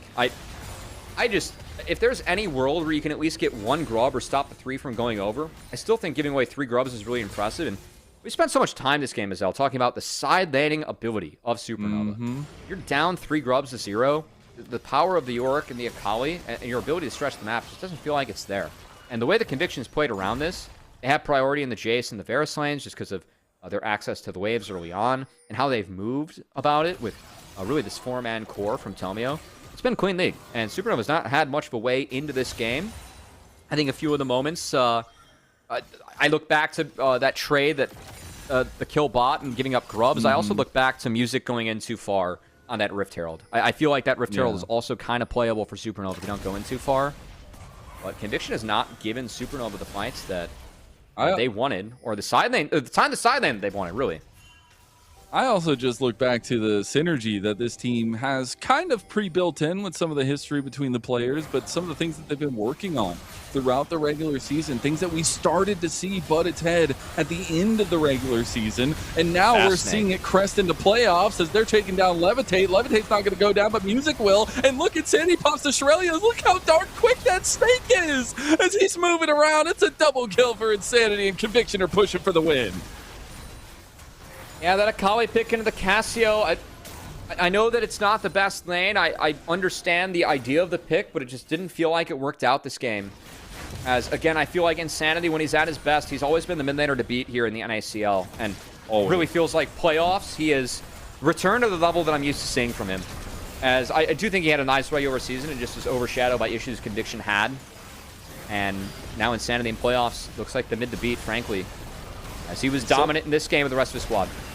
So far, it looks like the track record so far is teams that were in round number 1 looking pretty darn good as they look to move to 1-0 in our final best of 3 of the spring split and find a big upset start to this series over Supernova. Hey, look, lower bracket buff's real. I think that with Conviction, I know they're the 6th seed. I have a tough time calling their wins upsets. I also had them winning today. So I just think the pedigree of this team, this really is a team that we should have the highest of expectations for. There's no reason this team should not be competing for the LCS spot in the summer. And I know that NACL has been really competitive in these playoffs, been really competitive, but the pedigree that Conviction brings in, it should be the mantle that we have in terms of expectations for them. And to give them kudos, to see them hit those expectations is great. As I know Insanity, I feel like has been the strongest performer of this team, most consistent, just the strongest throughout. Was a big difference maker in that game. Tomio got his hands on his Vi. I think that he had a lot of direction and played that game out really well. And the priority from Tactical and Sniper was enough to really snuff out Supernovas. Going into the game, we said if Supernova can create chaos, that feels like the world where they're a little bit more comfortable in. Conviction really took that away from them. Made that game really solid for themselves, start to finish. 3 grubs. They really compressed the map on a Supernova who didn't have the right responses get back into the game. And Conviction pull out game 1.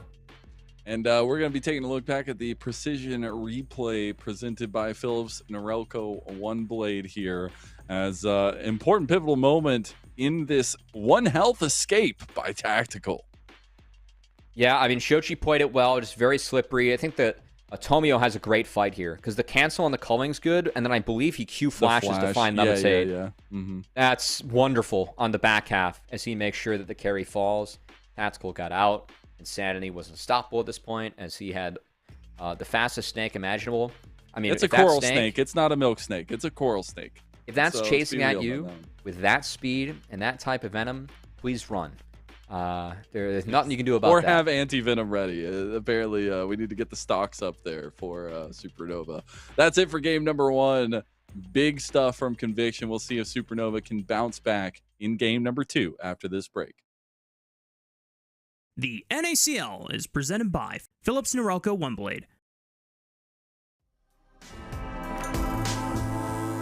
Trim, edge, shave. Trim, edge, and shave with Philips Norelco OneBlade. One tool for all you need. Philips Norelco OneBlade presents Shave All Things.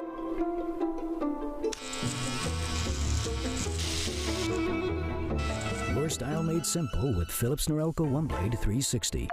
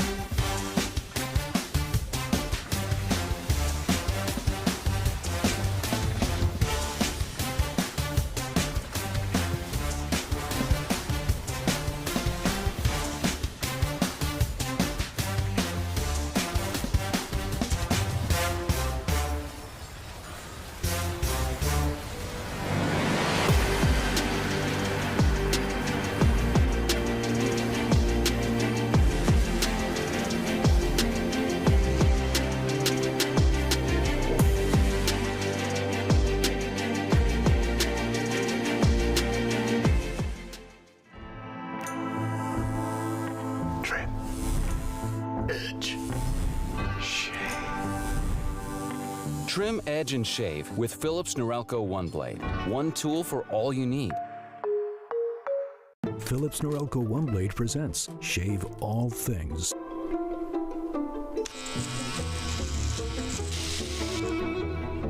Your style made simple with Philips Norelco One Blade 360.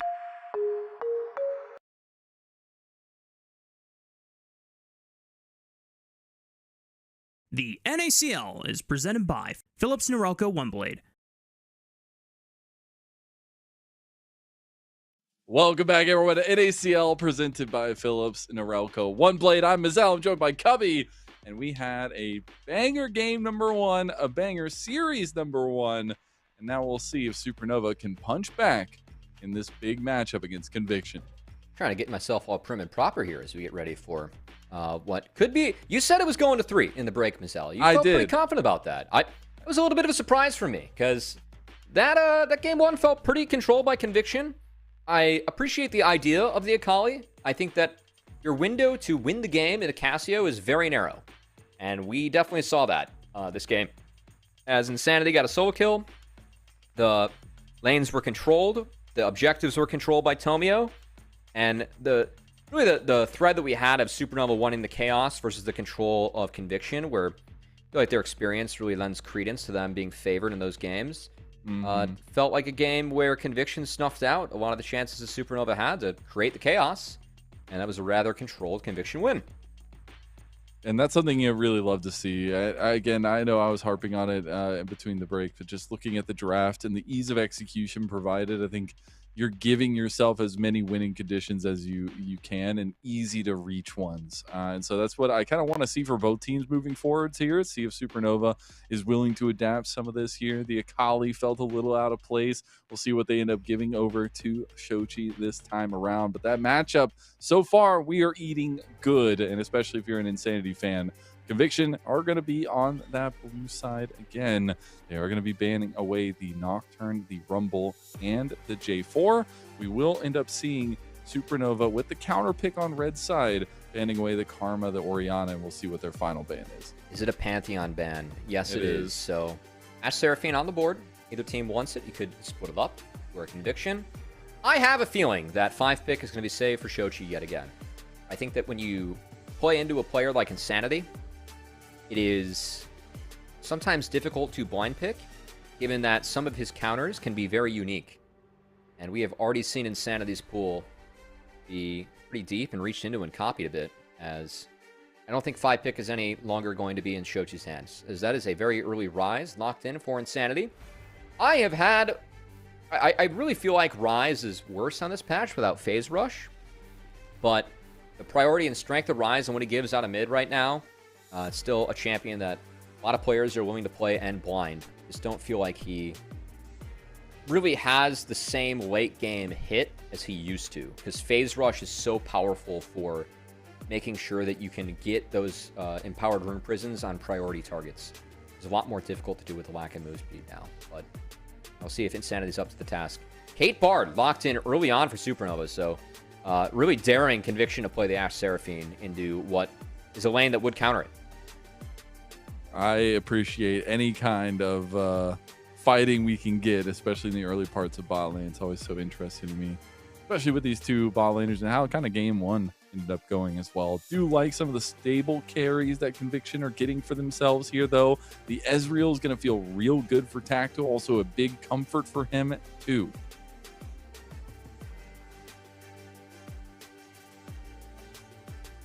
I wonder what the pairing is, though, because Karma's off the board. Bard's another common one. They could eat it and find something else that support. This is where I think Rakan sometimes sneaks in. But, okay. Not gonna drop. They're gonna take support now.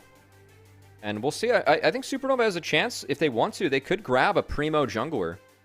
Really feel like Xin Zhao is a decent pick for music here. They could have some bans to try and protect it if they want to.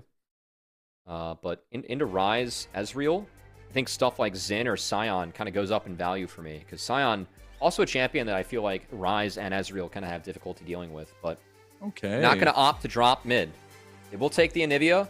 And we have yet to see Hoarder flex this top, as top Anivia is really not something that's being played here much in the NACL. So we did see Shochi play it once in regular season, so maybe a little bit more comfort coming into a further down the line game, but that's what they're going to reside on, is the Anivia matchup into the Rise.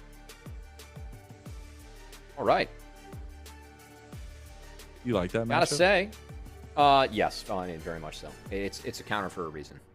And also with no phase rush, it got harder for Rise. The Ness is spin. He's like, maybe they want you ain't playing any tricks. I think they might want Xin, as we'll see if Xin gets taken off the board by Conviction. That's kind of the strong go-to jungler I think that is available. As Skarnerban. We'll say chance for goofiness between Bard portals and Anivia walls, stuff that Skarner would be, I think, benefit from. And I have appreciated seeing Skarner sneak back in. He's gotten some buffs, and he's a kit that I feel like just cannot be ignored. His kit is way, way, way too strong, in my humble opinion. The ER combo is so filthy. Yeah, so. And we are just trading blows at the jungle bans here. Xin Zhao. And Xin Zhao's still left available. The reason they're not banning is because one of them is going to get it. So they're like, is this going to be the point? Now you have to think, do you ban this one away to try to savor? Yeah, they will decide. Yes, they do. This is where, I mean, looking at Music's pool, a lot of the junglers have been taken off the board. I do think that I wouldn't be mad if Sion was just locked in here, by the way. If Hoarder just wants Sion, I'm kind of fine with that. As curious what's gonna I will say at this point, Lee Sin, not bad. You kind of deny the Lee Sin Rise as well, which I think is a really good combo into Anivia, where you want to play fast. So we've yet to see a Music Lee Sin, but this is going to be picked up, denied from Tomio. A lot of proactivity. We've seen one Lee Sin from him. It sneaks in every once in a while. But now what's the answer here for Tomio? We'll see what kind of facilitator he wants to have for the team. I did really like his Shen. Could Renekton Sejuani? I think Renekton Sejuani is fine. Would really force probably a Cassante or Sion out of Hoarder. As Sniper going to take the blind Renekton here into that top lane matchup. And there's the Sejuani, like you called it. Really, really nice team fight centered comp for Conviction here. Probably just Cassante. You have the Unstoppable to try and deal with the combo. I think Sion's a little bit tough to play. You can get overwhelmed early by this combo, even though I really like Sion in this game. I think that the Rise Ezreal Renekton doesn't really deal well with Sion. But I think you got to go Cassante to go Unstoppable and have some ways to play out of what is a pretty diabolical top lane combo. It's been nerfed a lot, not quite as strong as it was in the 6th Grub game of League of Legends or in past metas, but one that there are some combos that, or some champions that just come back in playoffs, Mazel. Feels like Sejuani's one of them. It's just put the engage fries in the bag. That's what it is. He does everything.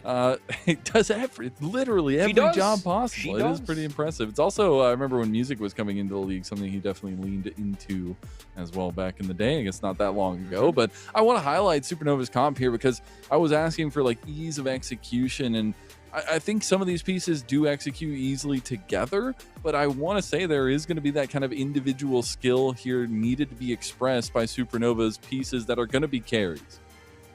Yeah, and I think a lot of this is what I like about Supernova, their ability to siege. Anivia Caitlyn siege is pretty diabolical to face, especially when you throw Bard in the mix there. And you do have some setups for Caitlyn traps between Anivia and Bard that, if Levitate's locked in and those traps are on point, that's something I always look out for with Caitlyn players. Traps are, part of what makes you closer to playing like Saber and less close to playing like your common solo queue Caitlyn. But it's definitely a champion that I feel like Levitate, this is now his most played champion, and he's 4-0 on the Caitlyn so far. And I think Levitate, a lot of the times for me as a player, is someone that at times I'm critical of if he doesn't have access to dash champions. But I think one of the greatest strengths of his is that he is someone that can win these lanes.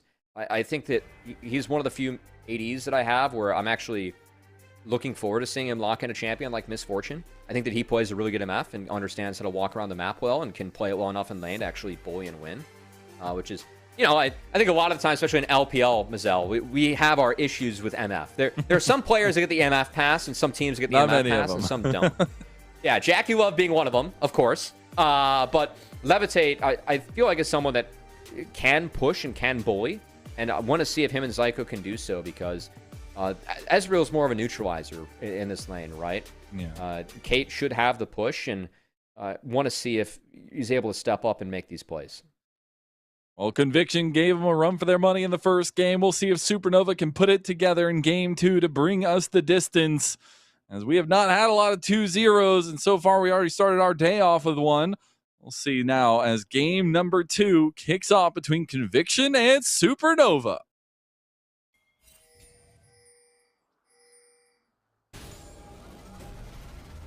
Ooh, we had a bit of cheese going on down here, as Hoarder was going for an early look, really making sure to get some priority for the bot lane. That said, I want to put our focus mid real quick, as Shochi going up against Insanity. This is not exactly a champion that I associate with Shochi. I know he's played it once before, a little bit less aggression, but Shochi, I think, again, had the best regular season I've seen him have since his time with Cincy Fear in his first split. And going up against Insanity is quite a challenge, but Shochi's never been one to shy away from a challenge. And I appreciated this thread, because these are all players that Shochi has gone up against that are playing well at times, as we have to pause, because bot lane Tactical's dead. 2v2 in the bot lane, going Supernova's way. It's going to be first blood going over to Levitate. The kill gets picked up by Bounty, and supportal combat ensues. Zyko was thinking about going for the kill. There's going to be the TP coming back, though, from Tactical, as he does have that advantage. But a big play in bot lane for some fireworks. Wave is bad, but I'll take a call on Caitlyn, honestly. Oh, that's huge. As Levitate's going to miss out on a little bit, but yeah. But, you know, Shochi's a mid where there was a time when Immortals imported Mask. I remember I kind of doubted the mid pool at the time. And Shochi was a part of that. I remember APA was one of the players. Like, I think Shochi and Darkwings should be two players that could get looks. Darkwings, to be very fair to him, Shochi called him an up-and-comer. He's been playing much better than what I thought he would do in the LCS. Kudos to Darkwings. And Shochi, again, has been having a really nice split. I think that his ability to stick with it and really lean into what has always been his flexibility, but raise his floor a bit and keep the pop-off moments, it's made him a very fun and exciting player, this split. He's always been exciting, but again, I really feel like Shochi has elevated his floor, which is important for him in his play. I know it was a tough game 1, but want to see if he can bounce back in game 2 as he got counter pick again. Definitely one that is a more accepted counter matchup instead of maybe counter picking himself. We'll see if he can cash in. The arc continues for dear Shochi. We just saw Ghost actually get popped by Insanity back into that mid lane. And we are getting a bit of a tussle set up in bot side. Cosmic Binding will go a bit wide there. Tactical feeling himself as he's able to get back into the lane. The Scuttle Crab should go the way of music here. And we will see Tomio trending over to the top side to get the trade of those scuttles. Something else for the bot lane is something we haven't seen as often, but maybe starting to see a little bit more as well, as the Doran's bow starts coming through for both of them as well. So a little bit of a change there in the bot lane prio. Yeah, I'm a little bit surprised to see that actually from Ezreal. I think attack speed against Caitlyn Bar doesn't make as much sense when probably went to D-Blade into health. Might have helped in that level 1 trade too, where the Ezreal did go down. So potentially a good read there from Levitate and Zyko punishing that, as of course the bow doesn't give you the health that Doran's blade does. So that's, I think, a good shout, Mazel. Definitely a choice that both players are making, and one that I do feel like favors Levitate. As the Bard, Caitlyn's ability to pepper this lane should be able to overcome the Ezreal, but at the moment, Tactical has been able to sneak in another base and is in a pretty happy spot right now. Yeah. With the tier and longsword and the refillable. And up on XP, or even with XP with Levitate, even after the first blood. So at the moment, this is going to be Tactical favored. It's going to be another base for Levitate before it gets Supernova favored. Tactical, I was saying a comfort, but it truly is his most played champion in his career. He's going to be feeling really good on this one. You could see that from a little bit of that trading we saw earlier in the minion wave. We are going to start getting and feeling the effects of the jungle here sooner rather than later. Music needs to be a little bit proactive on the Lee Sin, it feels like. Tomio going to be okay with either responding to some of the engages or finding engages for his laners themselves. Yeah, it's not. It feels like it's Lee Sin against Sejuani, right? You have a point in the game as Lee Sin where you can make stuff happen, and then the Sejuani gets big enough early on where you can no longer make stuff happen into the Sejuani, at least. So, definitely one where I feel like Music, his ability to impact the map, likely to be around mid. It's got to be mid bot. I would kind of leave top on an island, just let Hoarder scale up.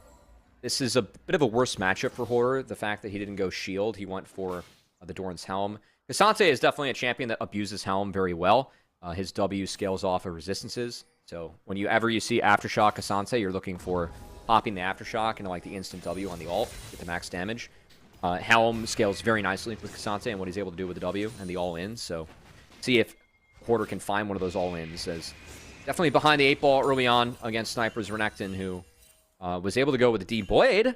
The fact that D-Shield doesn't give sustain. Usually it's D-Shield versus D-Shield start, and the goal for Renekton is to be Phage versus Bramble, which Sniper's been able to do early on with the D-Blade. So that's going to be really nice for him. He should be favored when he gets back in here for a while. In the lanes, peter out a little bit. Dragon attempted to be started by Supernova. They'll be able to take that first dragon of the game. No contest, but maybe a little bit of an invade coming through from Tomio on the other side of the map. So Music will not be without having to pay a price. This is a win for Tomio. I would very happily give up first dragon to take away multiple camps from Lee Sin. Again, it just kind of takes away Lee Sin's timer. Yeah. Kind of takes away Lee Sin's timer, and the response from Music is in there, as it was a match start, not a mirrored start. It's a mirrored start. Music can go in and try to make plays happen. Magical Journey. Instead. It's not going to find enough damage. That's it, though. Yep, so Tomio comes away a little bit with a grin, only losing out on that first dragon. Should get the wraps, too. I think he's going for him. He's Music's going to look he wanted it. It's like taking the elevator when the stairs are right there. He could have walked, but he wanted to use the ability. So here you go. As Music looking for his own impact now as he crosses over to his red side, which, unfortunately for him, will have nothing left. Maybe some chickens. He gets the bad news. His move now is to go invade Tomio's Raptors and try and trade that back, which I think he might be able to do. Oh, True Shot Barrage nicely dodged out of by Levitate. He might have died from that one. They do get away with a bit of an aggressive trade in the bot side of the map. Bounty's going to stand out as they get the back off for Tactical, who does have the TP to come back out to lane. All right, here's the skirmish. Again, Zyko going to come support, and Music is going to take the exit. Bounty just stopped the back of Levitate there. That's big.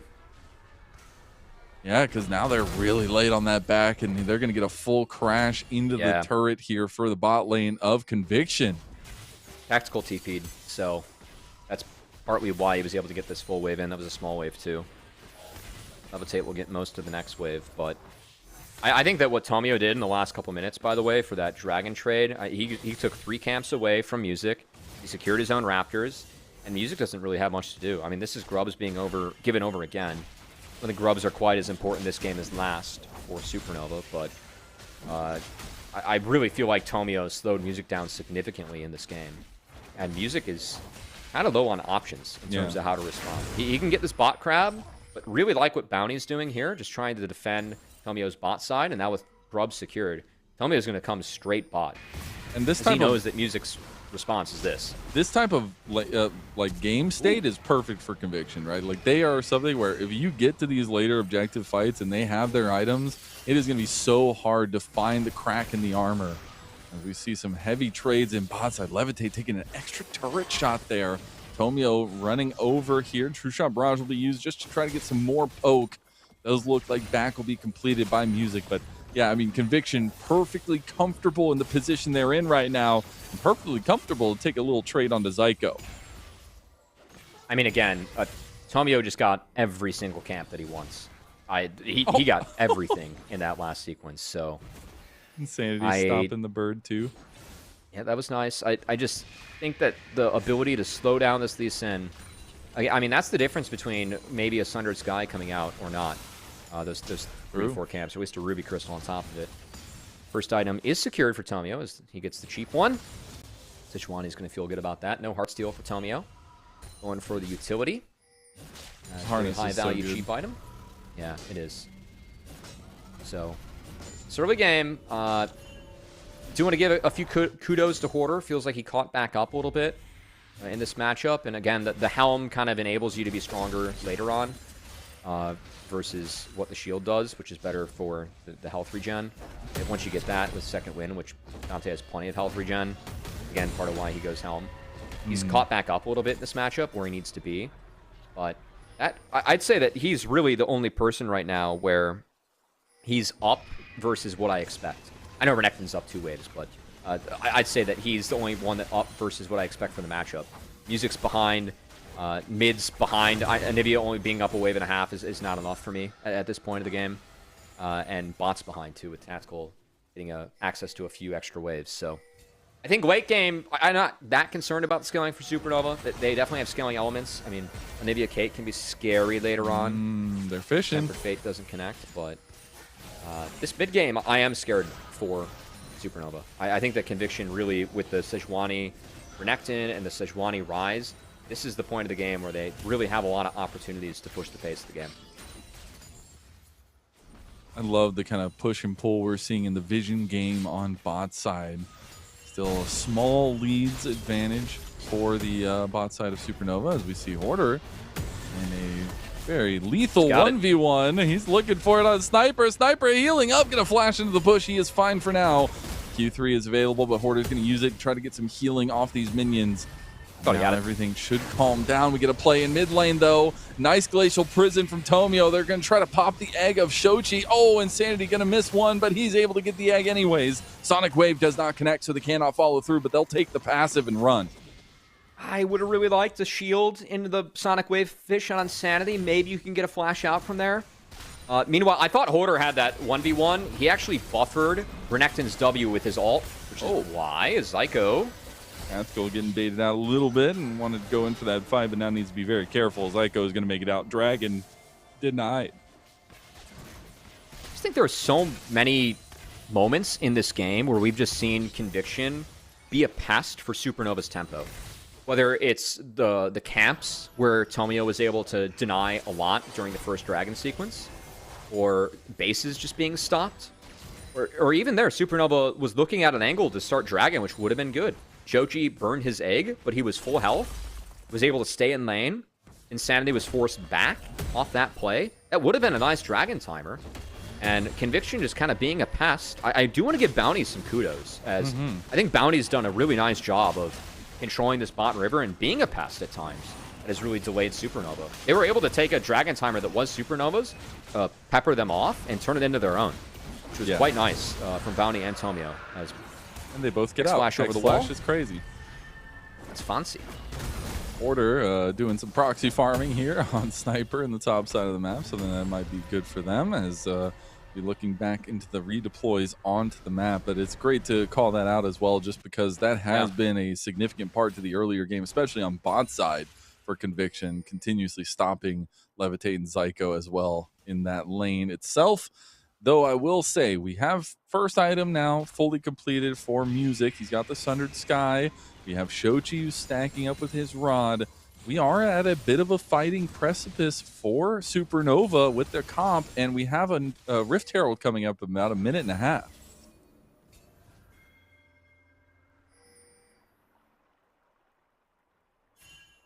I think Rift Fight, again, I still favor where Conviction's at.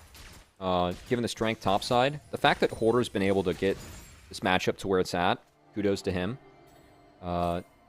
He's done a nice job of slingshotting this one back in his favor. But I think that if there's any world where you can rotate Ezreal around, which is exactly what we're seeing right now, that's where you can Herald. That said, Sniper is unaware that he is the target at the moment. Renekton is pretty tanky at this point of the game. They're going to go for it. Temper Fate does connect onto both of them. They're going to set it up with the traps underneath. And unfortunately, a trapped Croc is a dead Croc. He does survive for a while. Tries to get the kill into Music, but Music's going to flash away. Levitate takes him down like the big game hunter he is. We're going to look in mid lane, though. Unfortunately, Shochi is dead. Looks like a Glacial Prison from Tomio found the trade, and with Grubs in Conviction's favor, they're going to trade up a bit. At one point, that looked like the most unplayable play for Sniper, and he actually almost made that close. Yeah, he did. As Music did have to burn Flash to get out of that one, but man, what a chain from Bard, Caitlyn, and with Music Lee Sin there to assist. Looks like the turret's actually to go over to Levitate, so again, Grubs not making a difference. First brick being in favor of Supernova. That's important for the Caitlyn. Oh, Ghost being popped on the top side for Insanity. He's trying to make an escape here, but he was not being let to leave. Hoarder says, you're stuck here with me. As he moves over to his team, Zyko has moved over as well. Q3 is not going to connect, and here comes the turn. Straight onto Hoarder, who doesn't have much health left to give, and he goes down to Tactical in front of the Rift Herald play that Conviction now take. I mean, again, that's a moment from Hoarder where the trade is so good into the Rise, but just getting caught like that, it's just one step too far. As we're going to get a replay, and okay. Oh my God. Flash hook, no flash, no egg, no omelet to be made. Or I guess an omelet was made for Conviction. That's fried chicken. Wait for the omelet for the egg. There we go. Yeah, what came first, the chicken or the egg? That's the question Shochi's trying to answer. Yeah, good nap play, though, as we're going to see another play in topside, though. I will say with the response from Music here, makes it a little bit more dicey for Conviction to fully commit. Now Conviction in some trouble as he gets Tempered Fate onto the turret, and Tomio keeping him away from Sniper, who falls. Really, really good ultimate from Zyko. Great presence of mind to hit the turret. Also caught Tomio, though, to make sure that there was no answer, and this enables Supernova to siege. I like... Oh, hold on, Levitate. True shot barrage coming in. Levitate gets caught in transition here, but he's fine for now. TP coming in now from Shochi. Bounty going to try to block out, but it's Tactical. That's the focus, and they're going to leave him out to dry. Music takes the kill, and now it is Supernova who are just hunting Conviction all over the map.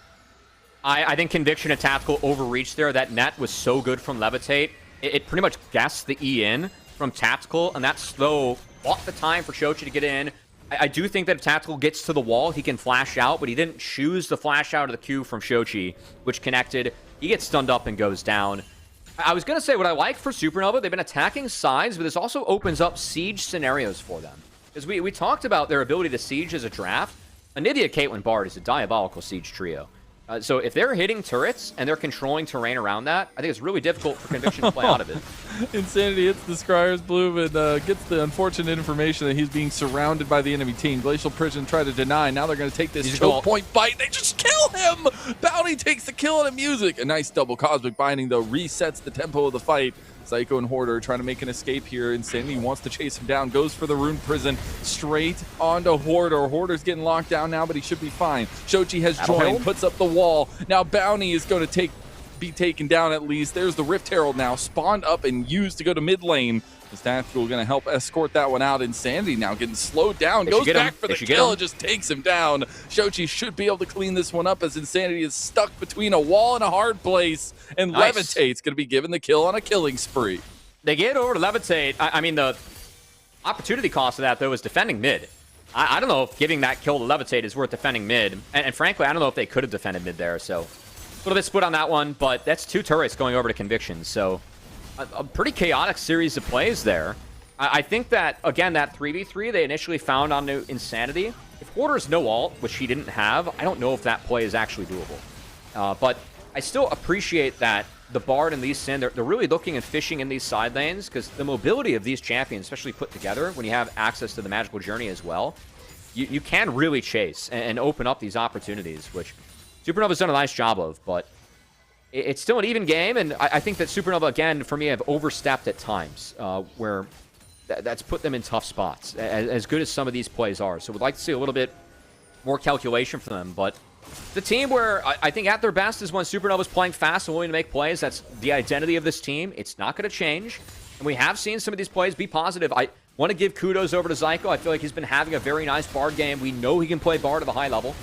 But I think a lot of the choices being made on Bard, some of these Qs and ults being put down, it's been a lot of positives for Supernova, as they are able to at least convert that bot pressure into the Dragon, but there's no inner turret mid, and top's about to be under siege as well if they want to follow up on this play. Was an insta-base for Supernova to try and defend, which is the right call from them, so Conviction cannot convert.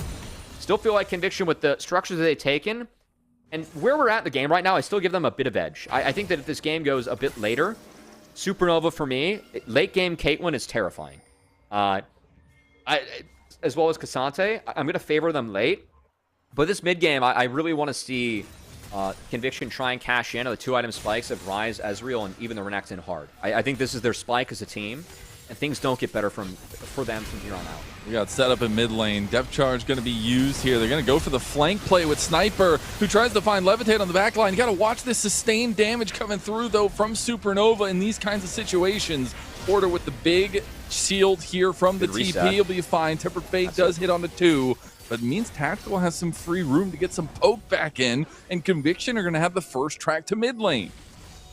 Still, Shochi going the long way as long as he's looking at the wave like that, top down. No play to be had for Conviction. Good neutralizing play from Supernova. Because, again, I feel like this is a window where I favor Conviction of the even scoreboard. And they were able to stymie that play off of what I thought was a good TP angle, or a good walk angle coming in from Sniper, frankly. We got to start thinking about what we were talking in the earlier part of the game and how these compositions work, because this is a place where we are getting close to 3 items for Conviction, a scaling comp with a lot of avenues as time goes on in the game, but it's the momentum that Supernova are trying to use right now to continue finding picks. And they're going to try to find Bounty, who is pretty darn tanky, but gets ace in the hold anyways. That's big. Levitate, I think we got to start talking about this 2K gold lead, because I know I'm talking about the scaling, how Conviction is strong now.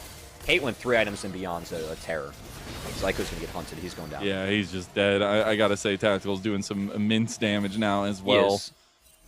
The Ezreal's starting to come online. It's going to be an ADC bout, and I couldn't be more excited. I really favor Caitlyn. I think that 3-item Caitlyn is just diabolical from here on out. Because the fact that you get LDR early on, too, against this top side that's going to be really heavily stacking armor between... Tomio with the Bandle Pipes, I gotta say, I don't like it this game. I really don't feel like Renekton has real benefit from the bonus attack speed. I would have rather had a different item from him. I think Zeke's, to have more ults too, might have been the play, just to try and continue the pressure or continue to really push this game forward for Conviction. Because again, late game, I'm staring down Anivia, Caitlyn, Cassante. I just think that's such a tough formation to break. And one where... As long as Supernova, I know we talk so much about them playing fast, but if you play a controlled game as Anivia Caitlyn, most of the time it's going to benefit you. They go for a play on the Tactical there. Aren't going to miss the Tempered Fate. Get a nice little shot back from Tactical. 1 Q, by the way. It's going to feel real good, but it's going to be a situation where now Supernova going to have to play on the back foot here, try to get everything re-squared away, come back onto the map, hopefully being on that second item or close to it for Music. Still try to be proactive with the Lee Sin here. He's been very, very good in terms of answering and finding his own plays here comparatively to that game number 1 as well. Gotta give some shouts to the confidence Lee Sin pick by Music. Yeah, I still favor where Tomio's at, / give him the edge. But Music, I mean, with Lee Sin, you always have the power to change the game with one play. And that's one where we'll see if Music can do it. I would actually really like to see him use some of these kicks for peel. I think if you can reset a fight with Anivia, Caitlyn, Bard, again, and siege scenarios, or create a front-to-back scenarios, it's so difficult to break this for Conviction. Yeah. And it's got to be done with the Sejuani, and with some angles from Renekton, maybe a Realm Warp, or just straight-up poke from Tactical, who is doing his damnedest to make sure that his power's felt this game. That's 3 items for Levitate now, though. He did go back and complete that Lord Doms. They're going to actually try to threaten the Baron, potentially? Just fog. If they fog, force out some tools, it's so scary to check Bard and Anivia again. Okay, they're going to kick it off, but I think it's a quick peel off. This is instantly spotted. Yep. Omeo just going to dash his way out of there. These are the kinds of situations where Tactical can thrive, though, getting some pop shots in on the back end of plays. Do end up taking the attention of Conviction, who are just worried about this setup at the top side, just hovering around mid lane. I mean, all eyes for me just on Levitate. I think that Caitlyn, again, from here on out, diabolical champion to face. If these empowered roots hit, so much damage can come through. Oh, Glacial Prison is used there, trying to rebuff Music. got Levitate. And McHale's was Fade used. is going to connect on Insanity. They want to go all in on this. The trap has been late, but the flash from Insanity is huge. Damage coming back now as well. Tactical going to look for his angle. Tomio on the other side of the fight. It looks like Supernova a little bit worrisome. Ace in the hole is going to be blocked by backing Tactical. Nice use of your teammate's body there, Bounty, but now both of them have to back off, so this Dragon should go to Supernova. Really well done by Supernova. Again, I think that as long as they can keep fights slow, keep on resetting the fights. It was really just 2 headshots coming out from Levitate that got Bounty out of that fight entirely.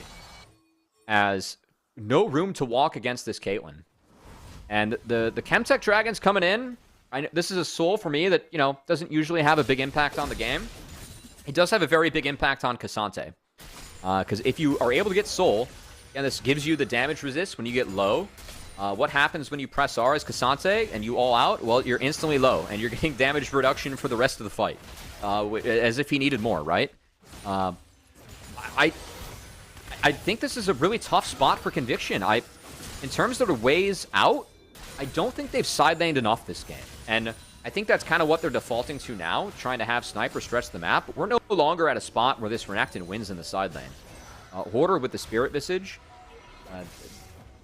I know it's an MR item. It doesn't really matter. I just think that we're at the point where Renekton can't push Cassante around. I don't think that Ryze can safely side lane, because the ability for Bard Lee Sin to attack is pretty hard. That's why we're only seeing Sniper there. And this is a pretty tough scenario, I think, for Conviction. As much as Game 1 was a bind that Conviction put Supernova in, that looked very clean. It was a faster game than this, right, Mazel? I do want to give Supernova some kudos. Their ability to slow this one down and control the game. This was a team that I was expecting to have to play fast to beat Conviction. They're playing a slow Anivia game. They're playing Anivia Kate into Conviction. They're playing it really well. That's not easy to do against a team that has experienced the likes of Tomio, Insanity, and Tactical. Because I think we've seen this team default to playing slow and playing priority plus playing slow to find a lot of their wins when backs are up against the wall. Supernova's taking that style into them and beating them with it, which deserves a lot of respect from me. True. I do gotta ask, and beg the question here, though, is there a moment where the scaling is too much in favor of Conviction as they get full build? I mean, this favor is Supernova. going to be pumping. It is. I just favor Supernova, man. The Caitlyn is the big difference maker. And Anivia late, too. You got to create angles onto Anivia. I do think they have ways to do so, but easier said than done. Especially when you have stuff like Bard, Caitlyn to slow down this fight as Music makes a play. Oh, Music is going to find it on Insanity. He's trying to get out, but he tries. He goes down. It's going to be Zyko that gets the kill in the end here as Tactical trying to find his way back. He's going to get Tempered Faded. There's Glacial Prison to try to distract a little bit, as well as the McHale's being used by Zyko. True Shot Barrage coming across as Baron is under siege by Supernova. Tactical is in a beautiful position to get some damage down. Hoarder needs to play bodyguard. Sniper took the turret. He's TPing in. Hoarder showed you're going to try and hold the line, but this is so tough to break against Levitate. That wall is really good for Caitlyn to hide behind, too. Yeah, it is. Sniper getting chunked down now as Music goes in for the play here as well. Nice stun into the Anivia wall, and Sniper is not going to go down just yet. One more auto would have done it, but they didn't get it. It's going to be the flash coffin finding that sends Zyko to his death. A mistake by Supernova, an overextension, and the Baron play ends up coming out with a kill going back over. You can still see Levitate pumping. That was a really good scenario for Supernova. The fact that Conviction gets out with a kill and Supernova gets nothing, I think is... If you play that play back 10 times, I feel like Conviction only gets out of that in that scenario with 2 out of the 10. Zyko, just a little bit of an oopsie, was trying to hunt for the person that was the lowest. Speaking of hunting, Tactical overextended and punished. Levitate goes unstoppable. That was a flash burn too. His team was on reset. He went for one more wave. I assume it was for a buy. Didn't find it as Music. We talked about Lee Sin. You can change the game with a kick. These 2 kicks have changed the game in favor of Supernova as they return to the Baron. Now you don't have that poke pressure from Tactical. No Realm Warp. Realm Warp just to get the vision on, and Sniper now getting locked down is going to get the McHale's out from Bounty, but here comes potential engage from Supernova. Glacial Prison going to be used from Tomio. Tempered Fate coming in, hits onto 3. That's going to be his own under there as well, but it's the fight after that we're looking at. Music is down, no smite coming through from Supernova as Insanity is able to do so much damage there on this Ryze. The Actualizer coming out big. Baron attempt number 2 stalled again. I think Levitate just ended up getting a little bit too low there from the Baron and how they played that one out. They've had both plays where Anivia has been off Baron, trying to zone. I think that time around, Sniper, I do want to give Sniper some kudos on that one. Forcing Anivia out like that, it actually enables the rest of the team to play around the Baron. So I know it might look a little bit goofy that he's just kind of dashing into Anivia, losing his health bar. That was a close hook from Bounty. And frankly, taking Anivia out of the fight, again, I think it makes it really tough for the rest of Supernova to play that out. So we'll see if Supernova looks aggressively around the Baron again, because this Dragon is going the way of Conviction. Sniper is bot with no TP. So I think there's a world where Supernova could try again. Buying more time, Cubby. I don't think time favors them, Mazel. Time's not bad. We're gonna find out, ain't we? We are. I'm seeing these Caitlyn headshots, and I'm like, I'm flinching. Let's see what the CC chains do look like. But again, Supernova returning to the Baron well here, just wanting to force plays out of Conviction in the downtime. Yeah, I mean, when in doubt at this point of the game, too, play for crabs, play for raptors, whether it's enemy or your own. I think playing for that crab, I just cleaned up the Baron vision for Conviction and Supernova. Coming in. Gets to create this mini siege scenario again as Shochi TPing to be with the team. Oh, good combo. Levitate goes too far forward. He's going to get locked down here. Levitate's down. President down. Where's your scaling now, Cubby? As Conviction are coming for their heads. They're going to look for Hoarder. Hoarder's going to get locked down now, too. And Conviction's team fight is truly coming unfolded here. Insanity going to look for the Realm Warp on the backside. Now Supernova. They need an exit. They need something. They need an elevator to get out of this mess. And it's going to be the Blast Cone getting them over to safety. Nice plays from Conviction. That was a huge find from Bounty onto Levitate. A much-needed one at that as well. And a mistake from Levitate, one that's expensive, as this opens up a potential Baron angle for Conviction. I don't think they can find it. I think they're using it to bait as they find the lockdown on Zyko. He is pretty tanky, though. He'll find a way out. Insanity was trying to get the damage down there, realizing Shochi and Music were around the corner. Oh, that hook just hurts so bad against Levitate as... Oh, such a bummer. I know we got to break in the action real quick. We got to do an ad read real quick. I think we have a Phillips Norelco Precision play maybe coming up here in a sec. If not, I mean, if we could change it, by the way. Yeah, we got Precision coming up. Let's see Music's flashiness here in a sec. Shout out to Phillips Norelco One Blade for empowering us as, again, Tactical. Going for a wave that wasn't his. Nice little kick flash there for Music. We're going to ignore the Sonic Wave missing. Maybe not a Lee Sin one trick for Music, but good play nonetheless. Fed the kill over to Levitate. And again, Levitate going down there. Hey, you called it out. Where's the scaling if Caitlyn gets removed? That's got to be the goal for Conviction from here on out. And a mistake from Levitate. Look at the replay. That hook's so good from Bounty. Tomio had an angle as well. I just think Levitate was... He netted forward to try and prep the roots in the tactical. And the headshots did trade out AD for AD. That's not a worth trade. Levitate is Mr. President in this draft. He needs to be protected at all costs. And you start seeing the impact that Insanity is going to have in these fights. His damage is ridiculous. Glacial Prison going a little bit wide there as the Frigid Cold is starting to approach on a Shochi. The depth charge used there too. Big catch on Insanity with the Tempered Fate. They go for the full fight here as they're trying to lock him down, but the lines are separated here. We return back to a straight 5-on-5, and the health bars for Conviction are just a little bit bigger. They are for now, but Levitate can heal back up. Again, as long as Supernova plays, though, I think that this really benefits them. And I want to give kudos to Shochi as well. Did hold on to the flash in spite of depth charge being on top of him. Really big cooldown that he's going to have to use cautiously. Because if flash is down, ability to hunt as Nautilus Sejuani is there. There's another potential siege under turret. Music playing with his life because he does have the GA. It's the turret they really want. As an engage on the Shochi is going to be cleansed away with the McHale's. And Cosmic Binding does go a little bit wide. Look at that AoE damage coming through. A Sniper tries to go for the stun, but doesn't find it. Another Cosmic Binding goes wide, and Insanity looking to step up, looking to go for Levitate. The one shot was not enough, and he gets one shot in return. And Shochi shooting back as well, and Sniper now trying to exit. Really nice wall usage by Shochi. He is getting peppered down by these Mystic shots, but the siege will continue in favor of Supernova. Ooh, GA popped. Insanity went for the big play. Levitate again, a really good 90 caliber net. got him out. The headshot found Insanity. And in spite of a top wave that has already taken the top inner for Conviction, Supernova going to stay bunched up, try to keep playing as 5. Baron started as a half again. Tomio's here, and he's spotted. Tomio might be down. TP's flash coming out. back in. Tomio, not much health here. Is not really going to be able to get in there, but now Tactical can maybe try to clean up here. Mystic shots coming through. An engage connects here. They did catch on the Levitate. He gets headshot, but it's a trade back anyways. Tactical maybe feeling himself. Not going to go for the arcane shift just yet. And it will be a return to normalcy here. Baron was secured for 4 out of 5 members of Supernova. Levitate going down again. That's really expensive. I will say this time around he did not have flash. This is something that Conviction needs to put focus on. They have to find Levitate while he's flashless. They do have tools that can help with this. I mean, the ability for Ryze, Sejuani, and Nautilus to hunt is there. But they have to find him. Because Levitate, again, the damage this guy's putting out on the Caitlyn in this game, it is what is going to get Supernova across the finish line for this. It's a lot of control in order to set up for this Caitlyn to have a big game.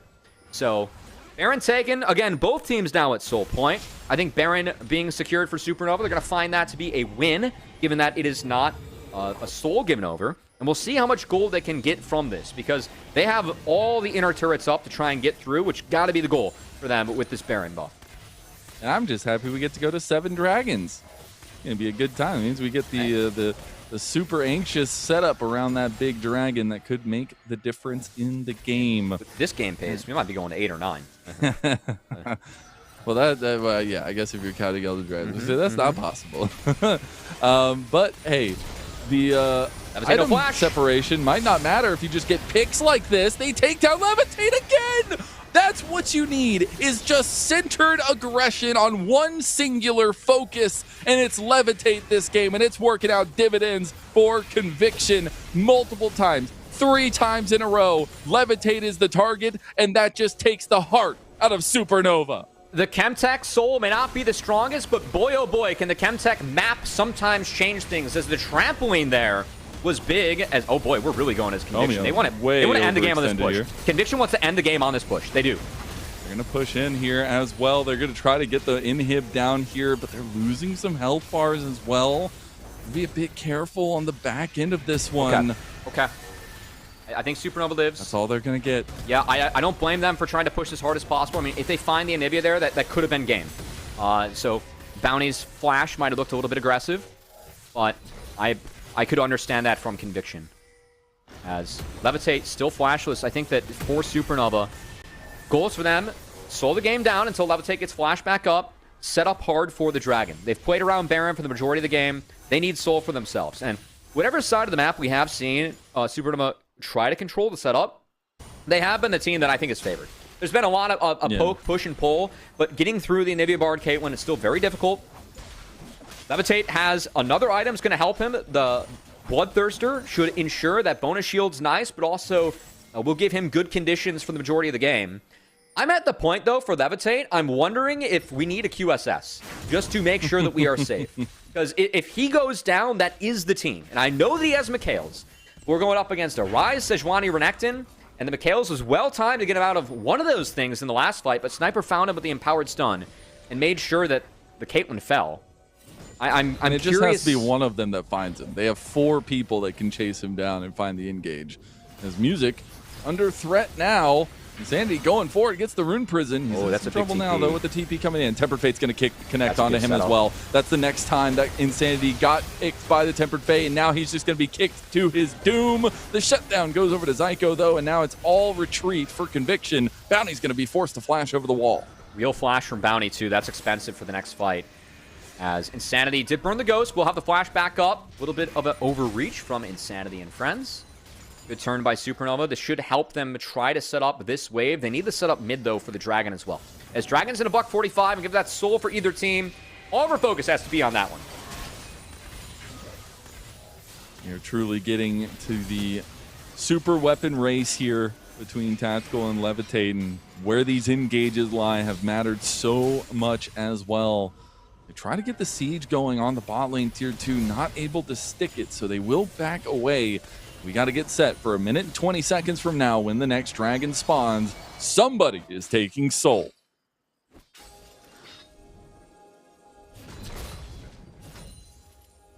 First base out for Supernova. And looking at inventories, I'm gonna stick with my guns here, Mizel. I'm still gonna favor Levitate and Supernova, but Levitate needs to live for the fight. I think that we've really seen the last couple fights that if Levitate goes down, this comp doesn't feel the same. As Levitate, you know, someone check if his IGN's in the stream.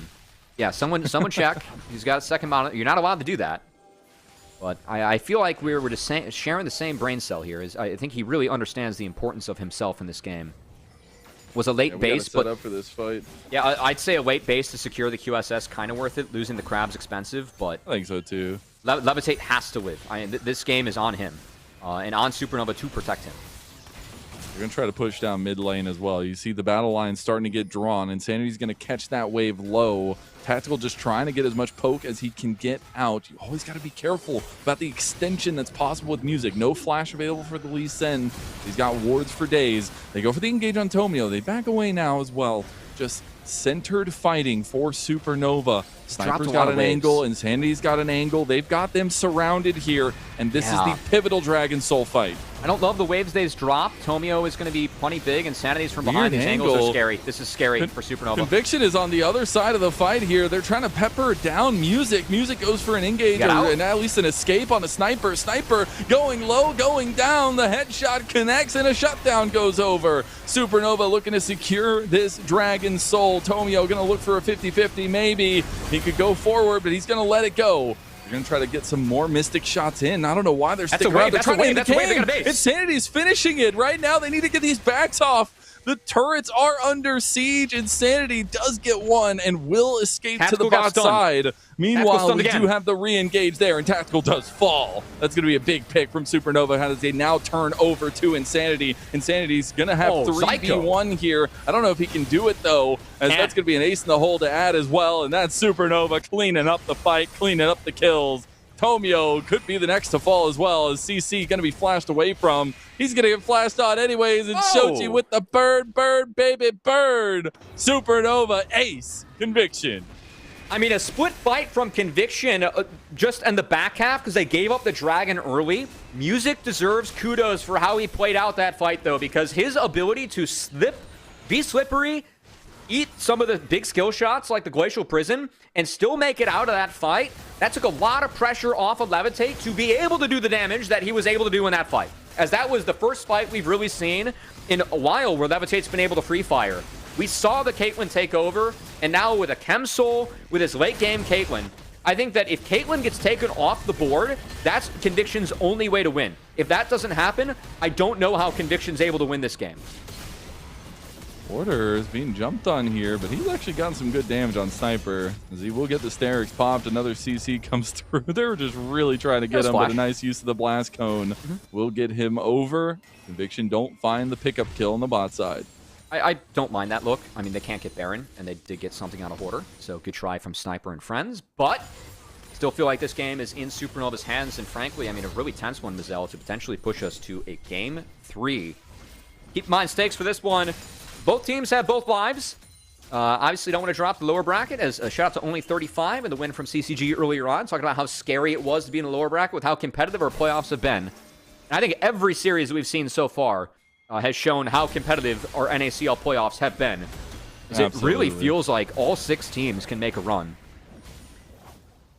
We've seen great performances from every single team, it feels like. And it's crazy the spots we find ourselves in now. Even crazy that we got that 2-0 earlier today. But this one leaning towards Supernova now to push us to 3 games. Conviction to try to make a little bit of a muck of that plan here as they push down mid lane. Try to take away some of the pushing power of the Baron buff that's still up for another minute and a half here, Cubby. Oh, Zyko. Levitate stopped his back. Okay, he'll be fine. He has the Baron empowered back. Yeah, I think Zyko's going to go down, but he has another Magical Journey. I think they're going to drop it. That was the longest depth charge I've ever seen, as I think it went through a Magical Journey. Bounty dropped, but at least deters the push a little bit for Supernova. But again, I think as long as they group up, it should be a 4-1 or a 5-0 push from them. To catch Bounty. Nice deflect from Tomio there. You could see that they were going for the kick play onto Bounty. still have multiple minion waves pushing in through mid and through top. Supernova have come to Siege, and we talked about in the draft how potent their Siege composition can be. The Anivia is in top lane, but it doesn't matter. You've got the Caitlyn, all you need. So much damage coming out from Supernova on these turrets. They're going to take down 2 inhibs here as well. Look to potentially get these backs off. Looks like they're going to reset now. They do have TP for Hoarder. I wonder if they stick around. They still have 30 seconds on the Baron buff. Shochi's flashless is a little bit scared for him there. Hoarder is spotted bot. He has TP. If Conviction forces, some of the idea might be to just get the TP out of him, which they get now. In.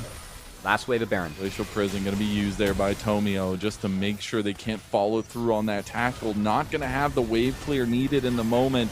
He's going to try to get as much damage out. He does Arcane Shift away from the Tempered Fate. The turret's going to survive for now. The fight going on to Music right now, but the damage is just a little spread thin from Conviction. All they need is one big ticket. All they need is one big fight. Insanity, look at it turn this one around. The AoE could be huge, but then Insanity gets headshot to the dome. A double kill for Levitate. He's looking for even more. Can they just find the clean ace? It's a Quadra coming through. He didn't get the penta, but it was darn close. An ace to finish out game 2. Supernova even up the series 1-1. All right, we got ourselves a series before we go into the weekend here, Mazel. Shout out to Levitate. I know that we were really putting a microscope on him, and rightfully so, given how important the Caitlyn was. I think you see a bit of stress in his face because he knows he made an oopsie or two, but he did carry it through in the end.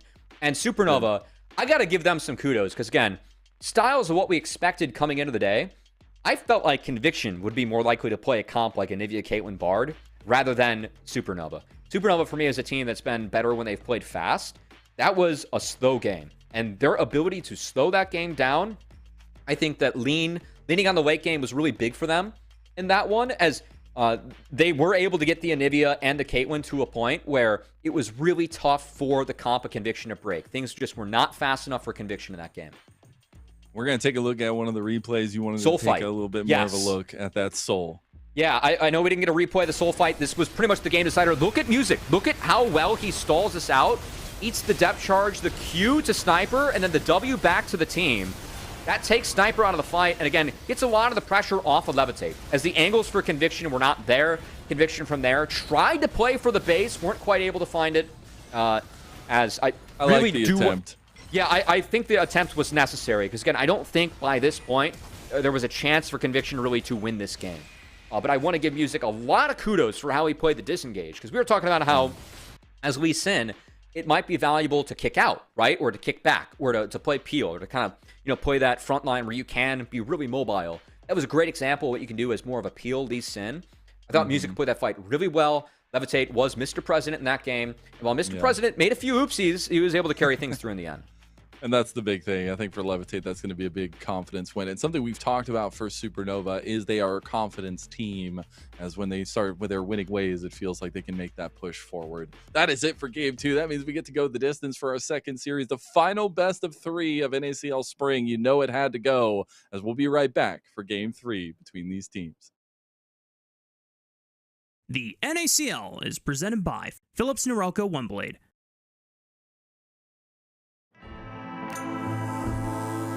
Trim, edge, shave. Trim, edge, and shave with Philips Norelco OneBlade. One tool for all you need. Philips Norelco OneBlade presents Shave All Things.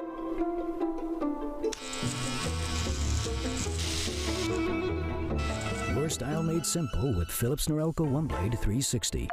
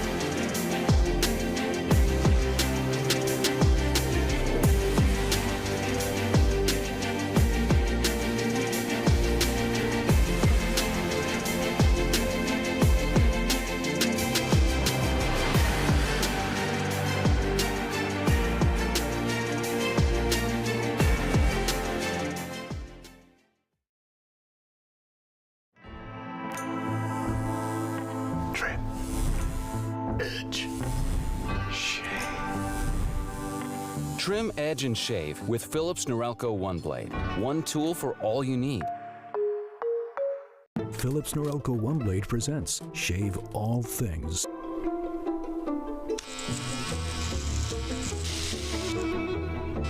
Your style made simple with Philips Norelco One Blade 360.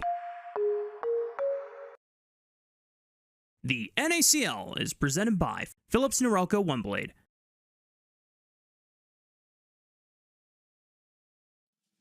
Welcome back, everyone, to NACL, presented by Philips Norelco One Blade. I'm Mazel, I'm joined by Cubby, and we come to the end of the day, the end of the line for best of threes in the spring split of NACL. The final one here, Supernova versus Conviction after Supernova's comeback win in game number 2 of the series.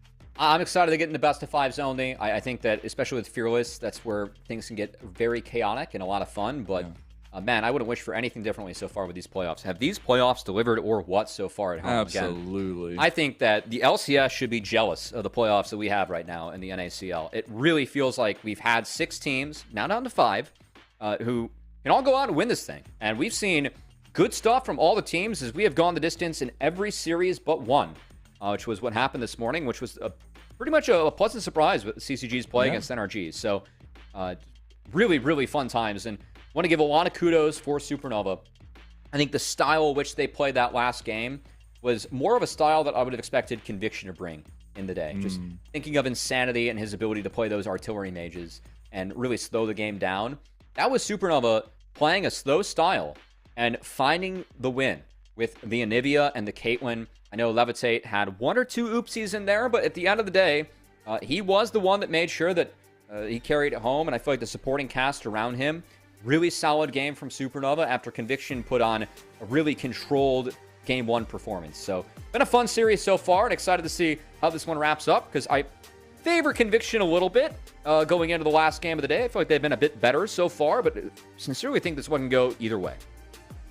As we get into game number 3 here, we will have Conviction on that blue side. They will have that first pick prio as well for themselves. We'll see the Nocturne, the Ziggs, and the Nico ban. We'll see the Oriana Pantheon ban immediately by Supernova. We'll see what their final ban is going to be looking like as well. It is the Ashe, so trying to take away the Ashe Seraphine. There isn't a Nautilus to play into the Ashe Seraphine, which I think Supernova has actually been very good at playing MF Nautilus into that. They were one of the teams that was pushing that forward as... had a choice of what to ban. It was either take away the Ashe or take away the Jarvan, which has been banned for the majority of the series so far. So Tommy gets his hands on a fast jungler left, and we'll see what Music has in the tank to go up against it. Don't worry about the loss record. The pick's still good. Pick's still good, the win-loss record's good. I think... it said 2-12 there. Oh, I think you missed a 2 in there. It's 19 of 11, not including playoffs, and then including playoffs 2-1. So 22-12. There is still a lot of answers. I loved that hover there from Supernova as well. The Xin Zhao always an option here. Something to think about as we move forward. But that's Karma already setting up for the poke bot lane too. I think that with Karma, you just go Xin Zhao. Yeah, the choice 100%. Here is, are you going to take Jin or take Xin now? As I think Jin best pairing left with Karma. I know that that's going to tilt some people at home, but... Doesn't tilt me. Keep going. Yeah. I think I just found found a sweet spot there for you, Lennon. I love Jin Karma, but I could see a place where Levitate wants to play a little bit more of a carry style, maybe more of like a hyper carry style. We'll see now what Conviction want to respond with the final couple picks for their first phase. Ooh, Yunara Lulu. Always a good one. I think that's the move. Empower Tactical. Give you that really big team fight opener. You have Jarvan to help out as well. As I would be surprised they don't just slam Lulu here. You're signing up for likely a losing lane. As Karma so lane dominant out of the Enchantresses that it really is one that, again, as Lulu, you're just kind of signing up to be on the backseat early on. You can't match the mantra cues. From the Kramba is my... I always have like weird nicknames for champions. It's just what happens when you play as fives in college, you know. Kramba, that's what we always called Karma.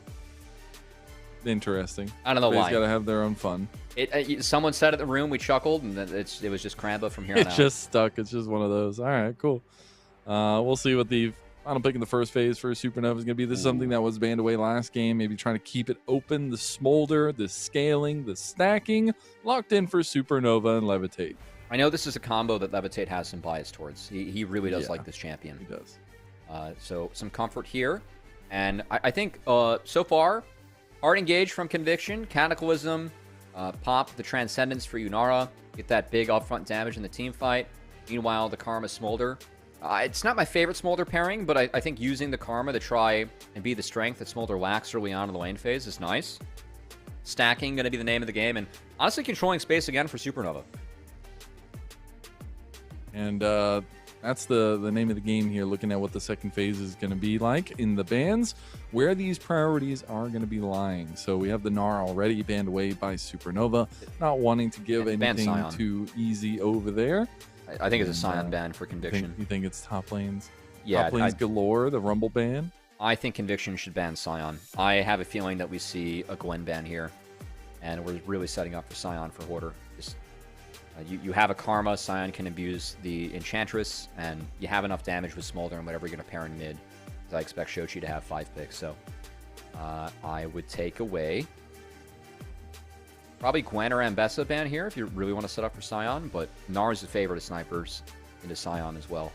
So yeah, Ambessa ban. I think we're continuing to set up for a potential Scion. I would appreciate it. You know, we've had some fun in top lane so far today. You know, we've had some different picks. Go return to the good old like PB and J. You know, with the Scion top. Yeah, I'm here for it. Thematically, I actually really don't agree with the Rumble ban. When you have Rumble, Smolder, Karma, I think that you already have some mobility with Yunara, Jarvan, and I don't think that Rumble is the answer this game for what Hoarder wants, even if it's a blind. So, already taken away. Potential Aurora being set up for Conviction, as I think that's where my head's at right now. But still some pretty heavy prio bans in mid lane open. Yeah, I mean, you could just slam Azir if you really wanted to. I really feel like this is I'm surprised if Shochi blinds. I would like this though. Okay. Well, Shochi's gonna save that counter pick. It's gonna be the Jax blind in the top side for Hoarder, something that he is well known for, and something that teams should be wary of.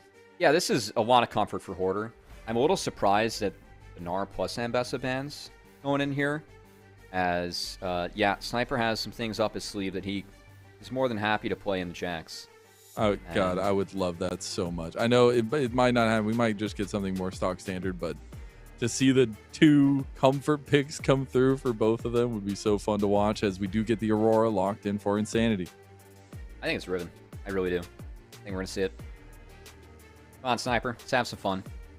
Let's do it, Sniper. I want to see it. You've got Hoarder going his comfort Jack, something that he's made his name on coming into the NACL, and you've got Sniper with his family patented Riven.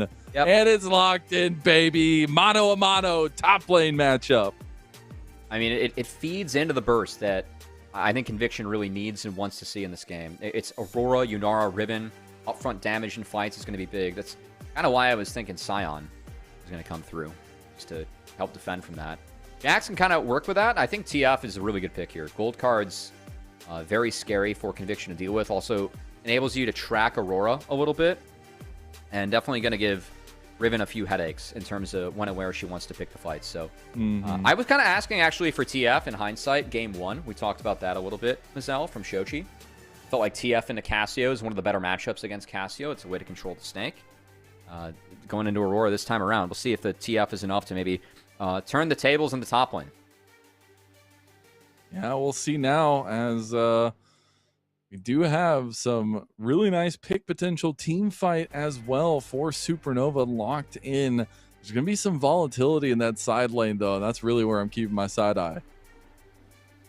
Yeah, I mean, it's a Sniper Riven, you know? You always got to keep your eye up there, as this is the pick that he made his name on. Definitely runs in the family, as you hinted.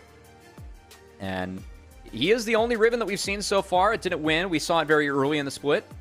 It wasn't Sniper's game, but playing into the Jax, I think that if anyone's going to pull this off, it's going to be Sniper. You definitely have some ability to outplay on the top side. But I'm a little bit fearful for Conviction. Just gold card, I think it makes this game so straightforward for Supernova. And I think the onus is really on Conviction to try and break the map open early. Because if this game is slowed down again by Supernova, and they play off gold card cooldowns, it makes the game so easy for Xin Zhao Smolder to play. If you just kind of play off your gold card windows. So we'll see if Conviction is up to the task against it. If anyone's going to be able to call a game against a Twisted Fate, I trust Insanity with that, as his TF is definitely one to be feared. Yeah, it is, and he's just going to know how the matchup should play out, or where at least Shochi's going to be looking. But I love that we're getting some of that mechanical execution need in a final game of the series. It is the upper bracket. There is still a second life to have, but there's some sharks down there, it feels like, and it's going to be difficult to fight your way out of there. You want to take the high road. You want to take the upper bracket. Conviction were thriving off of the momentum from their first round series into this series. Now Supernova have woken up. Their bye is gone, and their, at least this series lives, are on the line, and they are punching back. Now it's up to Conviction to try to right the ship. We've got the Comfort coming through with the Riven for Sniper. We've got the Jax for Hoarder, something he's been so well known for. And I'm so excited to see how the early part of this game does work out and how quickly we're going to get to those tempo fights. Yeah, I think that if your Conviction, the sooner the better. I really feel like the ability to attack Twisted Fate with Jarvan and Aurora should be the goal for Conviction. I think that targeting the global and trying to slow things down from there going to be an option. But I really like TF. I think that the Comet changes is well being made. The fact that its scale is off of the range traveled. Wild cards, or your Q. I think it's wild cards, yeah. Twisted Fate. Play-by-play. Putting you on the spot. Correct me if I'm wrong, yeah? Okay, we're good. That is one of the longest range, abilities in the game. Ability to abuse Comet. We'll see if that is the draw, which it is for Shochi. We'll see what Shochi can do in this one, Rizal. As we get into it now, final game of the day, the final best of 3 of NACL Spring, and we already get a 3v3 happening on the bot side. This is what I like Shochi. to see. Oh, I think they scouted this out. Shochi. Getting great. And now throws up the red card, and it's just red smart. Trying to get it down. There's going to be the barrier popped. FD trades, yellow card queued up, flash play on a bounty. Bounty's the focus now, giving some Q stacks over to Levitate. Right.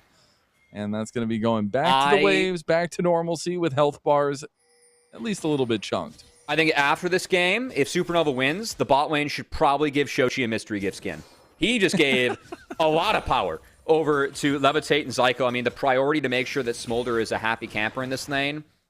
The fact that a flash was burned just to get a chunk, I think pretty crazy. And I hope that Shochi gets a ward from Music on the cross, or maybe gets a hover from Music on the cross to make sure that he's not punished, because a 3-camp from Jarvan definitely in the cards now.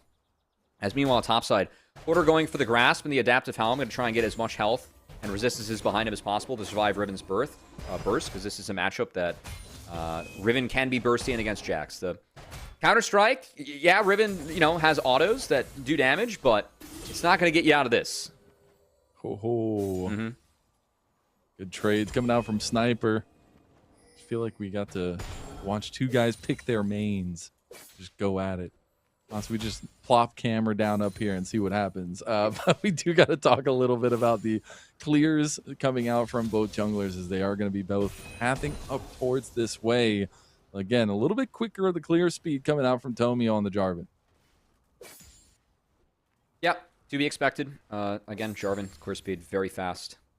As Hoarder going to do his best to continue to eat this wave. Yeah. Knight dropped, maybe. Okay, uses the leap strike onto the minion. Gets out of there for now. Yeah, he will have to burn that one. And obviously Sniper not having TP right now, going for the extra lane presence with the Ignite.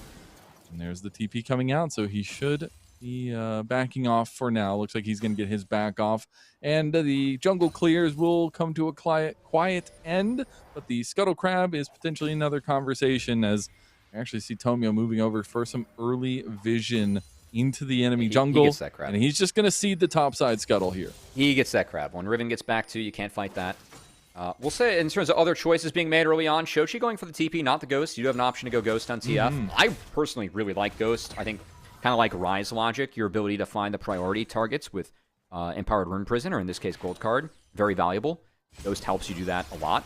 Shochi not going for that, though. Going to make sure that he TP's back. And again, tries to survive this lane phase where it is going to be Insanity favored. Shochi will be behind.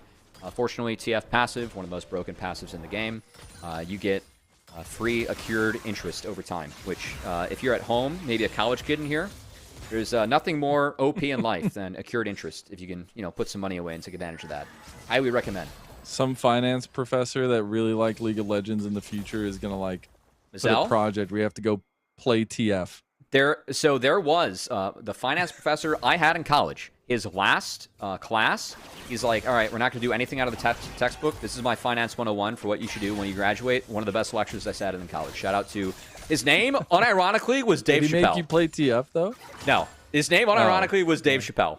Shout out to him. He was a hard-ass professor. His average GPA was a 2.3, but everyone at the college said you got to take his class because it's like kind of a welcoming into the business school, but also because of that last lecture he did. A lot of kids said it was valuable, so shout out to him. Look at what you learn when you got the old man of the broadcast. True.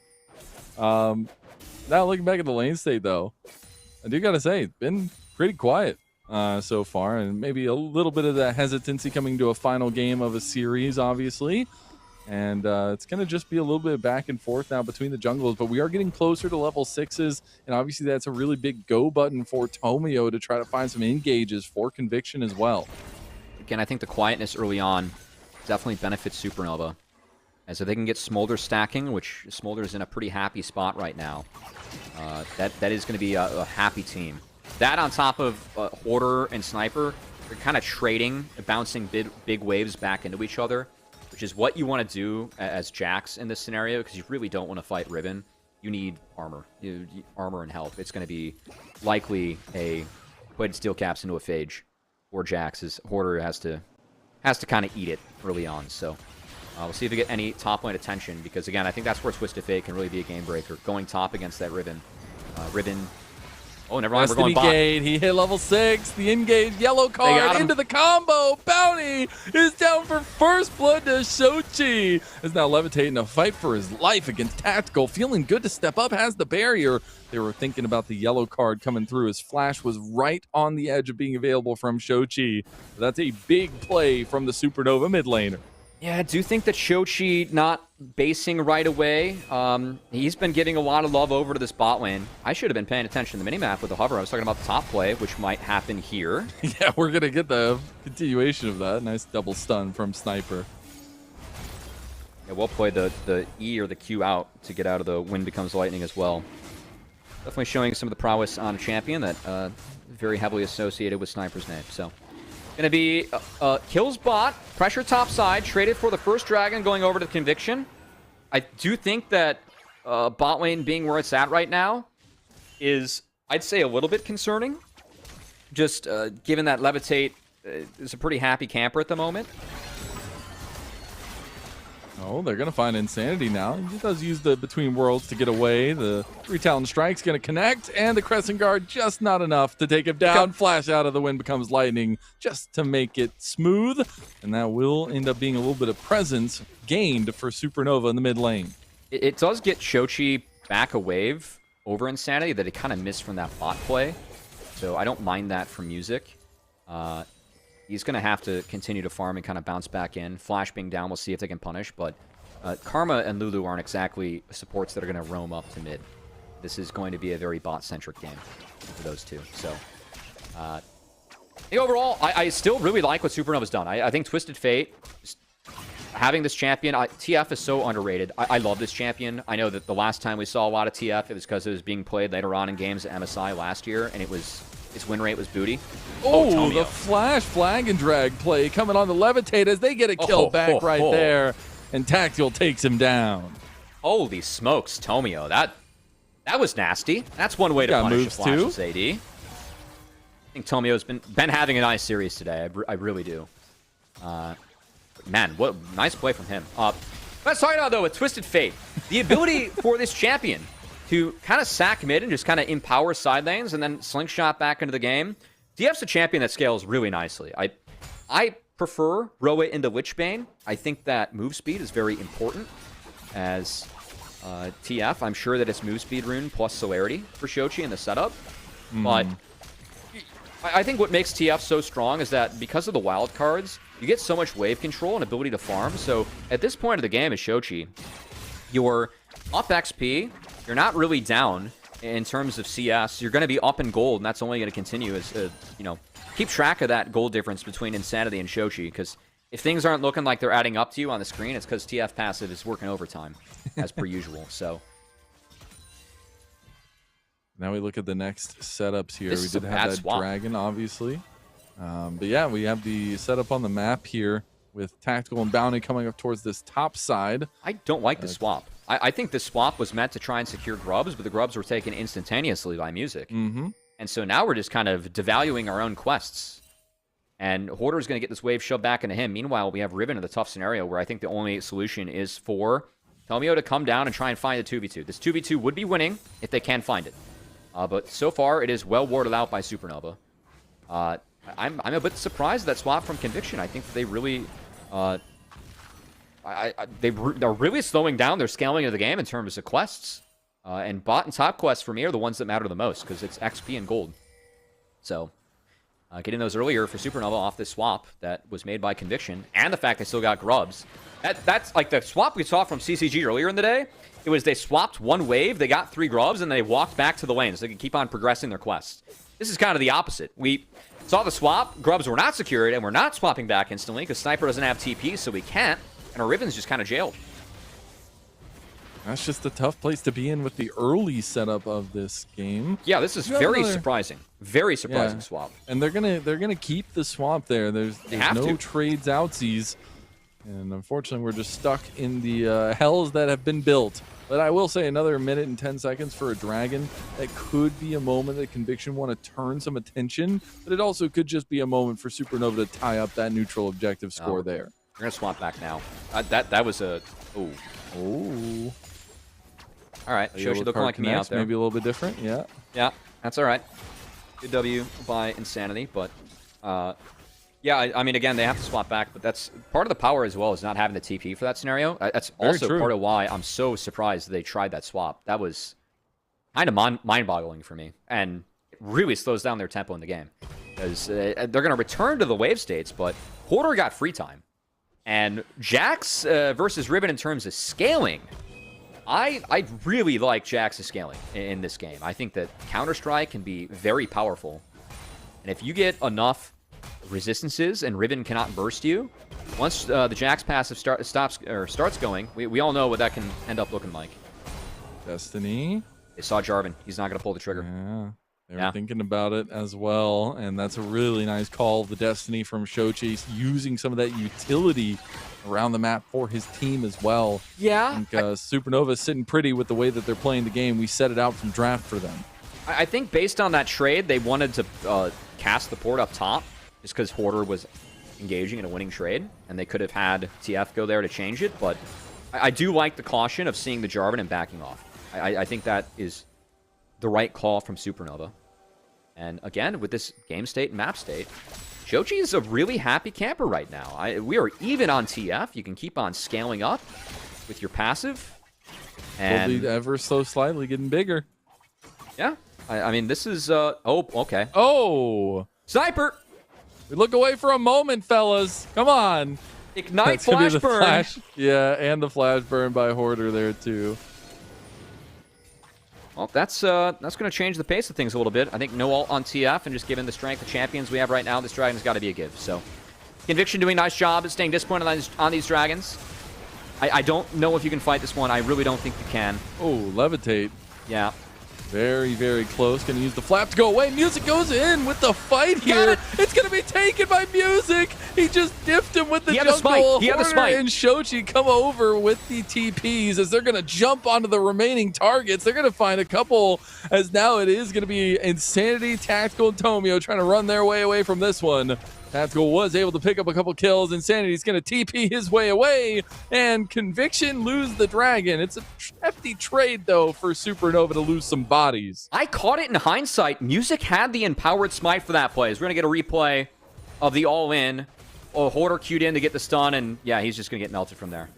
Okay, yeah. That's crazy All right, mechanics from Sniper. That's just Riven things, making that look easy. Music has that's empowered just smite. Sniper things. He had the empowered smite. He got it at 1200. It is a 1k smite up for Tomio, so that is not a smite miss. That is a steal from Music, and honestly, a great call from him. I know that an extra kill went over to Conviction in that sequence, but you're getting a dragon with a Smolder comp. That is 5 minutes bought. That is more valuable than losing the bonus life that you lost in that trade. Absolutely is. Though I will note, Tactical is starting to pick up some kills, and some of these item spikes for the Yunara can be so devastating. That is a good note. Tactical is going to be at 2 items first, and again, with this game state, I really feel like Levitate and Supernova. Levitate's been doing a nice job of stacking. His farm really has not been slowed down. But it's, I think, Evolve's kind of the sweet spot for Smolder because you really need the Q range. You do not want to fight Yunara straight up. Because if she dashes in or gets the Transcendence going and the opening burst in damage that you're going to be going up against, it is a lot. So Levitate wants to have these pokey trades. I appreciate that you mentioned Tactical being ahead is important because it's going to enable the burst to be all that much more.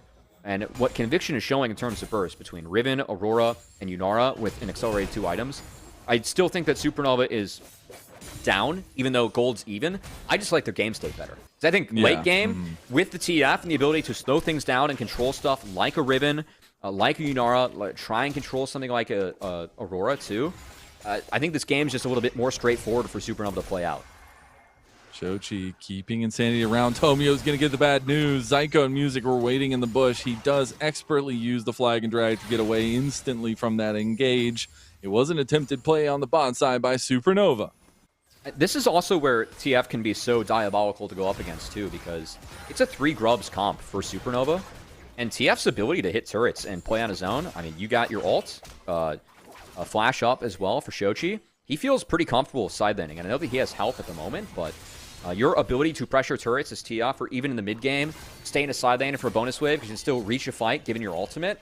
This is something where I really feel like Shochi is set up for success to try and punish, cash in a lot of gold. Which, if you get gold on TF, again, this champion at 2 or 3 items is going Lich Bane second, which I like a lot. Your upfront damage is pretty significant as TF. Yeah. I think it's kind of slept on. The control that you have in this game against squishies, it should be a game where Shochi is a really happy camper. And this start for Supernova, the fact that this game's even right now puts them ahead. And I think puts even more onus on the lead that Tactical has right now, because he is the one that has the big advantage. And if a fight breaks out for Conviction, Tactical's going to have to be the one to catch that in. We're taking a look at the top side setup right now. Rift Herald had spawned. It's like a little bit of a top lane lean, though. Music getting caught out in between the plays. Even with the Destiny, you just see your death in the future, and that's going to be Conviction moving and taking that neutral objective in the top side. Nice ult from Bounty. It prevented the Crescent Guard from being popped. I think Music was going to try it. They use that to get out as the engage continues. Supernova way too far off. Now Levitate is going to just be thrown to the wind. Tactical goes unstoppable. He's going to find himself a little cheeky double kill, ain't he? As now Conviction just going to run down Shochi. He should be able to try to find an exit with the flash. He's going to use the long flash over the wall and does find an escape. Well done. Supernova, I like the port mid to try and defend the wave. I don't think you can hit that turret. You just have to defend the wave. You got to give everything else. It should have been kill the wave and then go bot and push another wave. The fact they hit the turret opened up what was a big combo from Tomio. And I really like how Tomio led with the Flash Cataclysm so he could use the EQ to react afterwards. Smolder is able to get out of Cataclysm with a Z. The fact that he was able to EQ after that, easy kill on the Levitate. Love the proactivity from Tomio, who, again, having a really nice series today. He is finding all the setups needed. We take a look back at the play. Really nice Flash Cataclysm start. And, again, if you just kill that wave and don't hit the turret, look at bot. You could kind of continue to try and cheat waves and get out of what was a bad play around the Herald because you lost your jungle early. I think that's where the power of TF is. Like, you ult mid, you kill that wave, able to go bot 2, beat people of that wave as well. That's how you're able to kind of slow down the game and get to the point Supernova wants to be at. Hitting that turret, big mistake. Couldn't do it with the Herald there. Was killed quickly by Conviction, and they were quick to punish further. The Herald is still up, and we're going to see a potential start by Conviction here. Dragon up on the other side of the map as well, but this is the important one that Conviction is focusing on now. Looks like Supernova are going to give this side of the map, try to transition down towards bot side and get some deeper vision as well. Let's get some extra stacks. Let's see, there's a hungry dragon down there. Nothing wrong with some extra stackies, as Hoarder realizes that Rift Herald's coming his way. Romeo going to try to deny him an exit, but the Rift Herald will make quick work of that turret. They could go for a second charge as well. Nobody's really up here to respond. Looks like that's what they're going to do. They're sending Bounty in as he's going to go in for this charge. A lot of damage done to the turrets here. Redeploy from Supernova has arrived. Reinforcements have made it. The Dragon is what they're doing as a secondary play here. I'm kind of okay with this as Supernova. I'm a little bit surprised that Conviction wasn't looking to play around the Dragon harder. I think that a Mountain Dragon being picked up, we talked about how bursty the comp is for Conviction. This buys Smolder even more time. I really feel like there's going to be a time in the game where Supernova is going to sack a turret. And it's going to be for TF Gold as Port was Sniper's cast. Quick, though. Sniper is outie. Polymorph. Squeak by. Yeah, the Whimsy. There it is. The W on Lulu helping Sniper get across the wall. Well played. But Shochi still might find stuck around. Take a pretty big trade there. Okay, Shochi was just trying to sniff out if anybody was sticking out. And a reset now on the map. And when we're taking state of things here, it is a couple dragons now gone to Supernova. That's going to be big for their stacking. Good for giving them time. Still about a 2,000 gold lead, though, for Conviction. They've been really able to put the pedal to the metal here. I mean, all that's on Tactical, too. As he is 6-0. He is at 3 items. Bounty is about to get a McHale's in inventory. At least it better be a McHale's going up against the TF. And that's really going to enable Tactical to have big fights. It means that 2 gold cards need to hit. And, I mean, the first one is going to be McHale's and likely going to be Alt-E'd into Tactical trying to get in there against Supernova, for lack of better terms. As this is a big Yunara. And Supernova cannot take a straight-up DPS fight. I, again, think there are a lot of conditions in this game that as time goes on, Supernova can try and balance things out. Like, Jax being where he's at in this matchup, very good for Supernova. Shochi being able to impact the map and kind of being close to even, very good. Levitate at 2 items. I mean, that's where you want to be as Smolder, going for the Shojin, not the Cleaver in this game. But you cannot take a straight-up fight against Tactical. You're going to have to try and pull a few bait and switches in order to get McHale's out once that comes in, or burn Transcendence. If you walk into a Transcendence Yunara with 3 items and this far ahead of the curve, you will melt. I think that's the difficulty that Supernova is going to face in this game. But their ability to play the map, use grubs, and utilize TF to try and make plays, still very much there. As their bot from Conviction, good hover from them to get Sniper that turret and continue to progress the game. I've really appreciated some of these set plays that Conviction continuously look for, and especially led off the Generalissimo, I guess, and Tomio. Being able to find a lot of these proactive plays is such a key to the Jarvan gameplay here. We'll see if these item spikes might help Supernova to combat that, and the fact that Levitate is now 1 stack away, a couple at least, from getting his passive. But then he gets caught! He instantly got it, but now he's gonna die! He is gone. Tactical goes take that fight. godlike over his dead body. And that's Conviction now taking the fight of their lives here against a double stun coming in from Sniper and a double kill coming through for Tactical. As they're going to try to run down Shochi. Another stun connects, another CC, and a triple kill for the man himself. Tactical rising above in this series. I mean, that is the exact fight that we were drawing up that Supernova could not take. And what happens when you give it over to Conviction? Well, Tactical has gone legendary. That's Baron, and now that's the game out of control. What a pick, man. He just got the stacks. He just hit the passive. And it did not work out for him. Unfortunate recompense, but it is Conviction who now steam forward with a monumental advantage and with a Baron buff on top of it. I think that might be our precision replay from Phillips Norelco. As, yeah, shout out to our team behind the scenes, making sure this one connects. Walking into a control board. No chance for the Smolder. And, I mean, from there, all Supernova can do is head for the hills. Again, the exact fight that Conviction wanted, just because they face-checked that side of the map. Did not have control yet. Very expensive mistake coming out from Supernova and Levitate. In a game where it's so important at this point of the game for Supernova to try and control things, try and stall things out. I mean, you're trying to kill waves, and you're willing to give a Dragon at this point, like before the Baron, even to just, you know, kill waves, buy time, ignore fights. Like, that's kind of why I like Supernova's position, because I think their ability to play 3 lanes, sit on the 2 Dragons, and try and scale to a point where I do favor their comp later on is strong. But, yeah, again, that's the exact fight that Conviction wants, and boy, do they cash in big, as Tactical is as big as ever. This Yunara really has the chance to take over the game.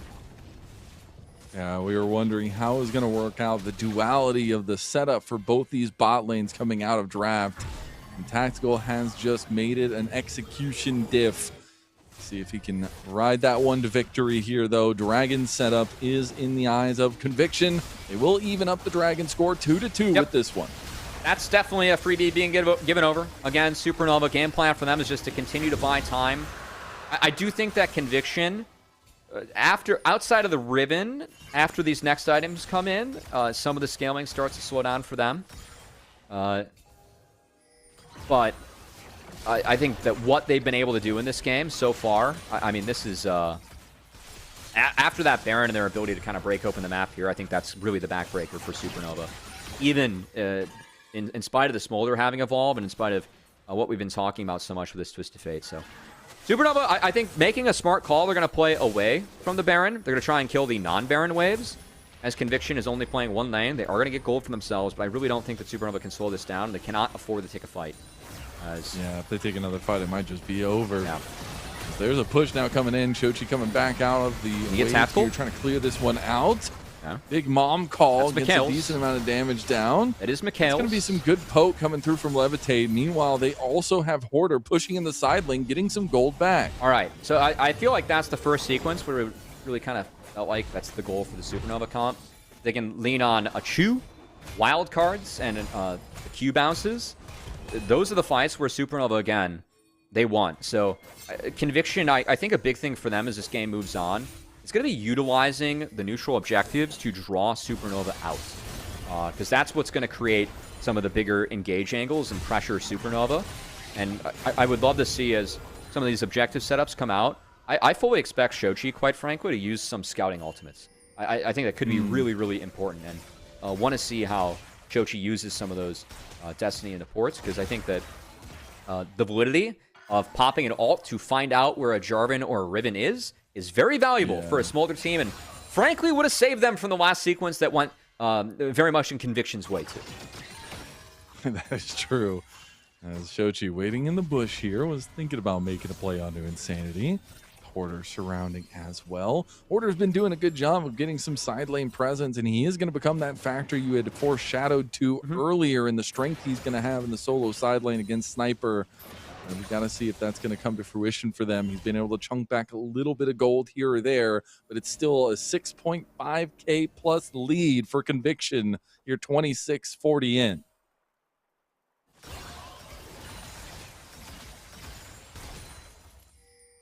Four items, by the way, for Tactical. Oh yeah, he's I'm almost well aware. 2 full items over Levitate. It is a rather fat Yunara. That is what happens and what should happen when you're 9-0. But this feels a little bit more like a solo queue gold diff than it does a pro gold diff. The fact it's also a fitting place for Tactical to be a guy that, when we were seeing him on Luminosity, he was running the league, and it's really nice to see, obviously, some of those tie-ins coming back to benefit Conviction, but Tactical himself rising to the moment of this game number 3 as well to keep the upper bracket hopes alive for Conviction.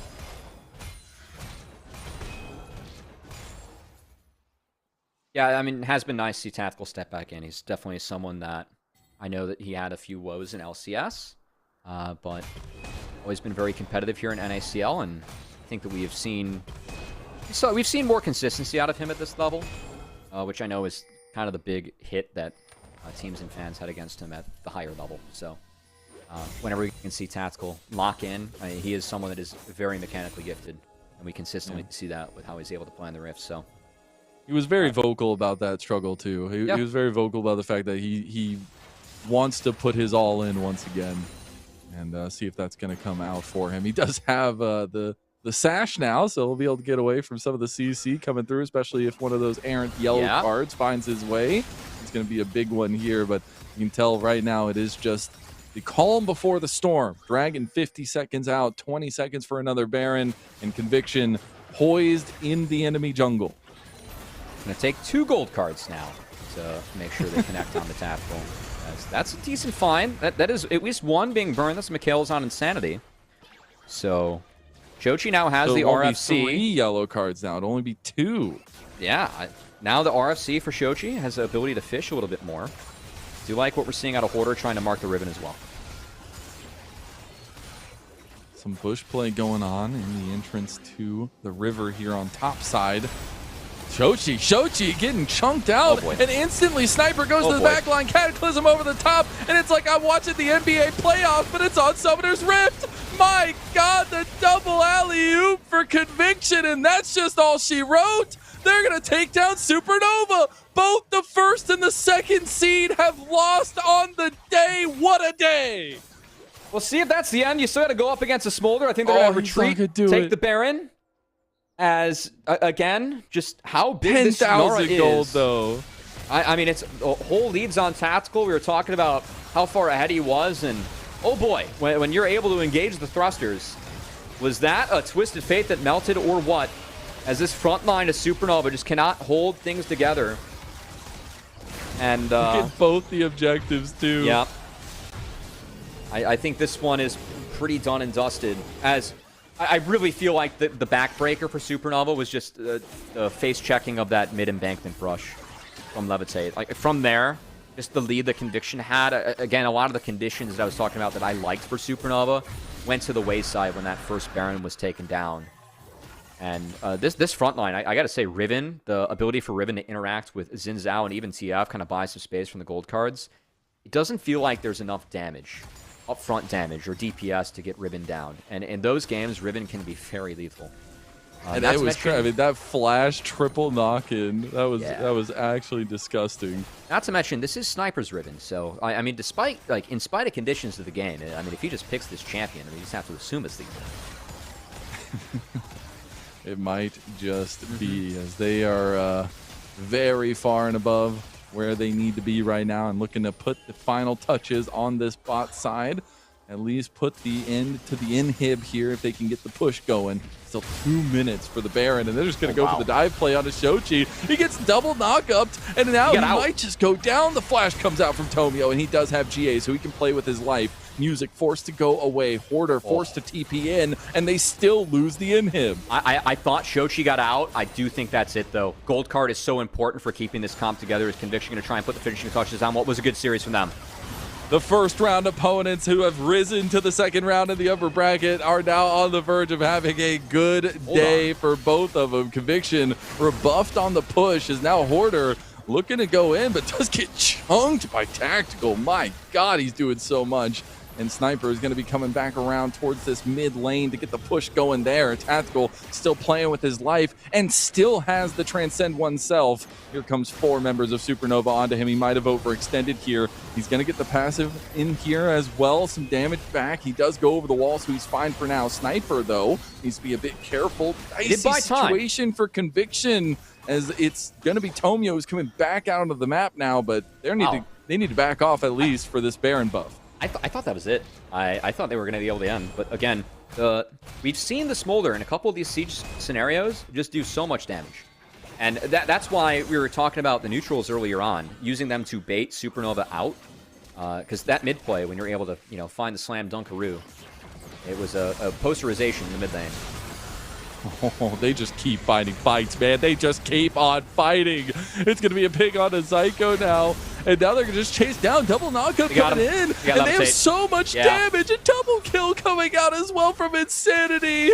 Oh, the trio of Luminosity Bros standing proud here now as a triple kill comes through for Insanity. And that's the last nail in the coffin is Shochi's death. And Tactical just runs him down. Just not a mid-wave that was playable. And Jarvan's ability to hunt greater than the ability of Supernova to hold the line. As it was a really good series from Conviction. I think Tomio is my MVP for the day.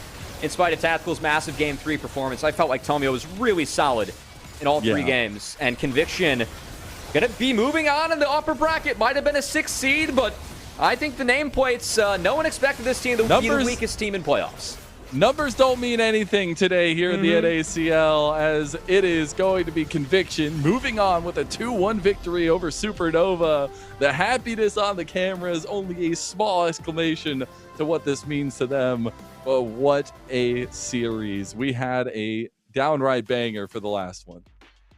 Yeah, I mean, that was Conviction from really start to finish. I will stand by. I felt like there were some conditions in that game that would have been really good for Supernova if they could buy time.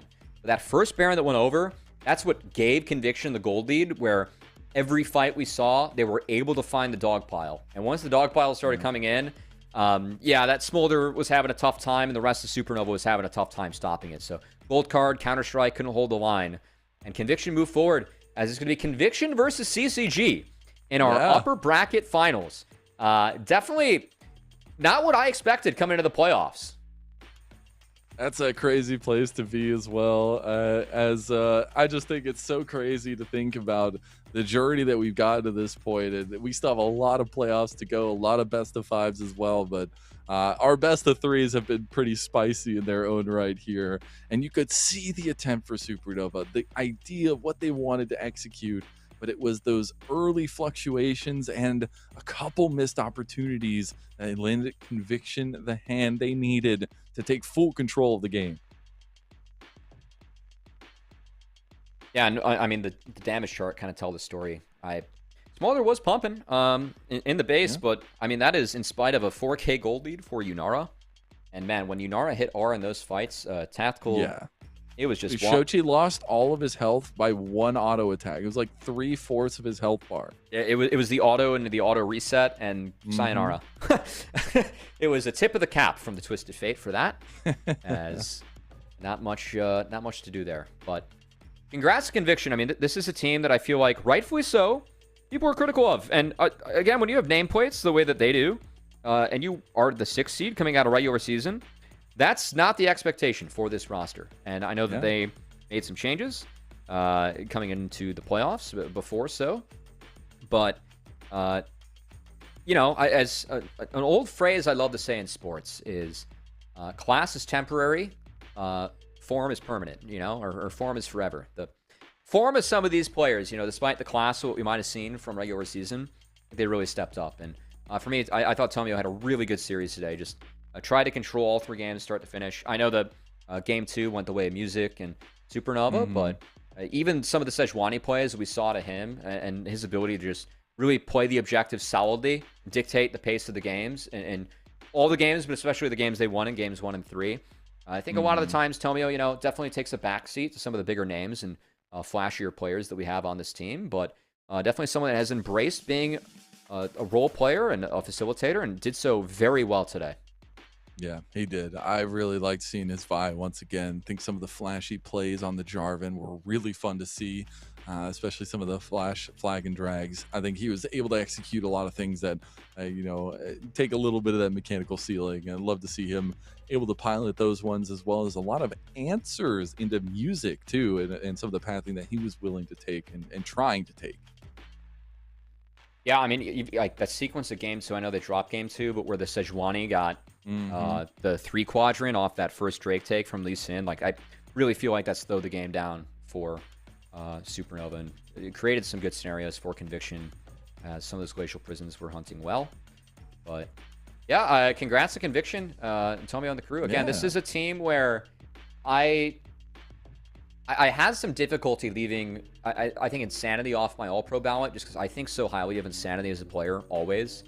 And to see him and the rest of the squad really step into the playoff form. And honestly, the form that we expect out of these guys is the majority have played LCS. And for some, like, Sniper and Tactical, long term. I guess not as much Sniper, but someone that I've always kind of associated with the LCS, just given how quickly he promoted and what he did in the league. We got to see the Riven matchup. We did. This is a little bit more of what I expect out of this team. Yeah. And that's good to see. So I really excited to see them hitting their mantle. And I think for Supernova dropping to lower bracket now, it's going to be a tough run, as Winthrop has really proven to be a team that's going to be a tough out. And with NRG in the lower bracket as well, that means that we have Supernova versus Winthrop up next. Dude, think of Winthrop's run in the lower bracket. They have to take down 3-2-1 if they want to make it through the lower brackets. Actually cinema. But we'll talk about that as we get to the bracket a little bit later on. I do want to continue to focus on this series as a whole. And the fact that we do get to see Conviction versus CCG, I think that's going to be a very interesting series in terms of the pryos that we've seen from them today, at least. But for Conviction, I think it's when they are playing together, when they're playing off some of the comforts, especially in mid for Insanity and some of the things he's willing to go for, it just accentuates the positives for this team. And you get to see some of that team play, some of that roaming consistency play that we saw from them for a majority of this series. I mean, again, this is a team where I feel like they have the ability to be very flexible. Insanity is a big part of enabling that. But even Sniper, I do feel like Sniper has had some good games on tanks. I appreciate some of the TPs that we've seen from him throughout the split to go impact bot lane. I think that's been a stride that he's actually made in this game. As much as I haven't appreciated some of the inconsistency I've seen out of lane phase from him, but we didn't see that today. I do feel like Sniper had a nice series, and again, I really feel like the class of these players, they should outclass the majority of the league. And it was a tough regular season for them. They took some lumps, but feels like playoffs have hit. I picked Conviction to win both the series, and they have. As I'm not too surprised. Whenever I see Insanity in the league, I think that's going to be a tough out. So it's been fun to see Conviction really step up and play well. Well, I do hear that our interview is ready to go, so I'm going to bid you adieu for now, Cubby, and I'm going to go ahead and go into our interview, as we do have our Philips Norelco One Blade game, at least interview with Tomio, the jungler of Conviction. And what a game win it was. You got to play the Sejuani, you got to engage a bunch, you got to land some pretty nice flash combos on the Jarvan. How did you feel like your role impacted the day? Were you feeling like the facilitation was what the team needed on the day for the series? Yeah, I think just in general, not just for today, but my role right now in the meta is like, I have to do whatever I can to help my teammates and just play off opportunities in the game that they create or the enemy team if they make mistakes. And I think it's important that I'm always in the spot to help my team in the game over like playing for myself, because we saw that game like Arena got like so fed, and I don't know, it felt like she was up like 10k gold at one point, so we could just do whatever we want after like one small mistake of like Smolder not having flash. So I think it was important to help your team. So when you're looking at the direction of the team, are you finding yourself as a leadership leader here on the team in terms of calls and how you're kind of dictating the map? Yeah, I'd say usually the early game is very important. That you kind of want to play around the jungler, and you kind of like respect the enemy jungler if they can do something. That's just like how League of Legends is as a game right now, because I know laners always want to play as aggressive as possible or try to win their matchups hard, even if they think the enemy laner is playing bad. But sadly, sometimes their jungler is there and I can't be there. So definitely it's important that we're on the same page as a team and we're not doing like too much individual plays. So it's my job to make sure that everybody is aligned in the next round or like the next 2 minutes, or like when we're going to play together if I'm not available at the time. Yeah, I can appreciate that a lot, especially the growth for you in terms of that role and being a little bit more leadership centric. But Man, what is it with conviction here in the playoffs? I mean, I know you guys had a pretty good end to the regular season there, but in the end, you guys just toppled down 2 teams in a row. Obviously, you had a day break between them, but you guys are looking good. The synergy is there. Has there been something different in the prep that you guys have been working on? I'd say no, not really. I think we all try really hard in scrims, and in the end, I don't really care or like think too much or care about the regular season that much. I think it's actually important to lose or like to not win right away because you don't know what you need to work on because sometimes it could be too late, and it's important to learn for the next series, next scrim, next game, and even if the players play together, you still have problems that can come up and things you need to work on. So just having an open mind and just looking to fix mistakes or patches in the team day by day is very important, especially for playoffs. Yeah. It's a very mature answer. I like it. I gotta ask though, if I don't know if you got to watch the earlier series, but you're gonna be facing off against CCG in the upper bracket. You have Dardoch, who's just doing his own thing in the jungle. Do you have any thoughts going into that matchup? I know it's still a little bit out, but do you have anything that you're thinking of going into CCG and Dardoch specifically? Not really. I honestly don't even know like half the time who we're playing against because I'm not like too focused on that. But I think what's important is we're just playing as a team because it's a team game, and I'd say their team they look like they play together well as a team, and they are synchronized and they don't like do too much solo plays or individual plays, which is important. Even if people think you're a bad team or bad individually, I think that will always come out on top in the end. So. Okay, I like it. Well, I want to give you the space here. Give any shout outs. Anybody you want to talk about before I let you go, dear Tomio? I say shout out my team, all my teammates, coaches, Coach Mash, our analysts, Arlent, and CNV upper staff. They're always watching scrims, keeping tabs in the matches, and supporting. And so, shout out to Eddie or Tactical. We had like not that many scrims this week, and he showed up pretty well. And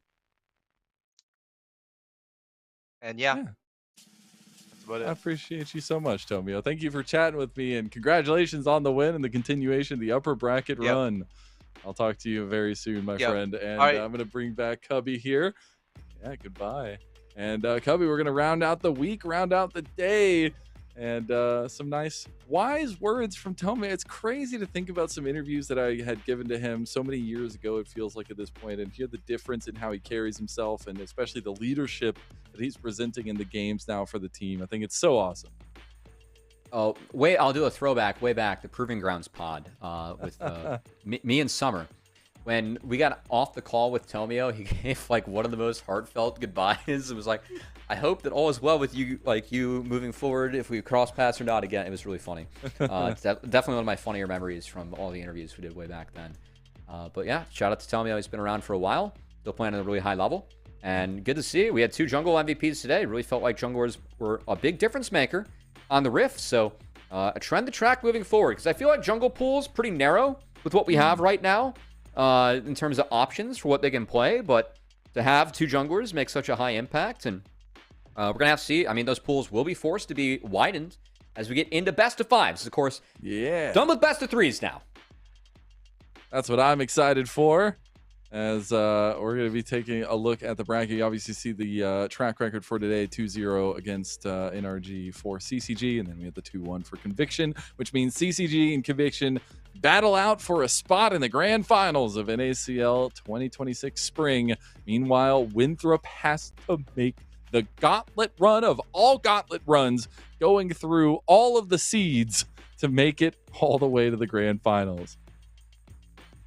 Yeah, that's a fun one. I like that catch you had. 3, 2, 1, and then you go back down the number alphabet after that. You know, we'll see what happens. See if they can make it there. See if they can make it there. But Supernova versus Winthrop, again, I really feel like Winthrop are the hot hand. Supernova for me going into the day was the hot hand as well. I think being slept on a little bit in terms of their end of the year run, or end of the split run they had. So that's a fun one. And Denethor versus Hoarder, that's That's a matchup that I'm pretty excited about in the top lane. I know we spent a lot of time today talking about Samudo and how I feel like head and shoulders he is the top laner beat in the league.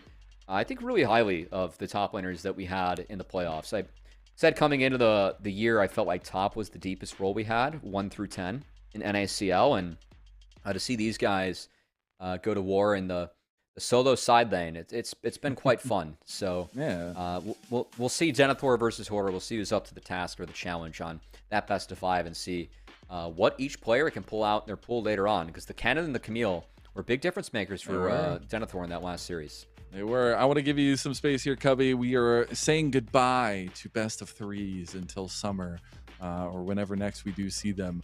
Do you have anything to say after this wonderful week of games until we see ourselves again potentially next week? Mark Z wishes that they had an LCS script as good as this one that we've had so far. It writes itself, man. It writes itself. Enjoy LCS playoffs this weekend. Do want to give a shout out behind the scenes for Liga Ace helping us out. We had 2 producers in our year today. I don't think you guys could tell at home, but appreciate Ozzy, who's always with us. He had to leave early for a kid's birthday party. Cannot think of a better reason to leave early on a Friday. So shout out to that. Shout out to Liga Ace for helping us behind the scenes. Much appreciated. Yeah, we'll be coming back next week for some more action. It'll be 3 days in a row, just like this week, but it's all best of 5s, baby. We'll see you there, and we'll see you next time on Summoner's Rift. The NACL is presented by Philips Norelco OneBlade.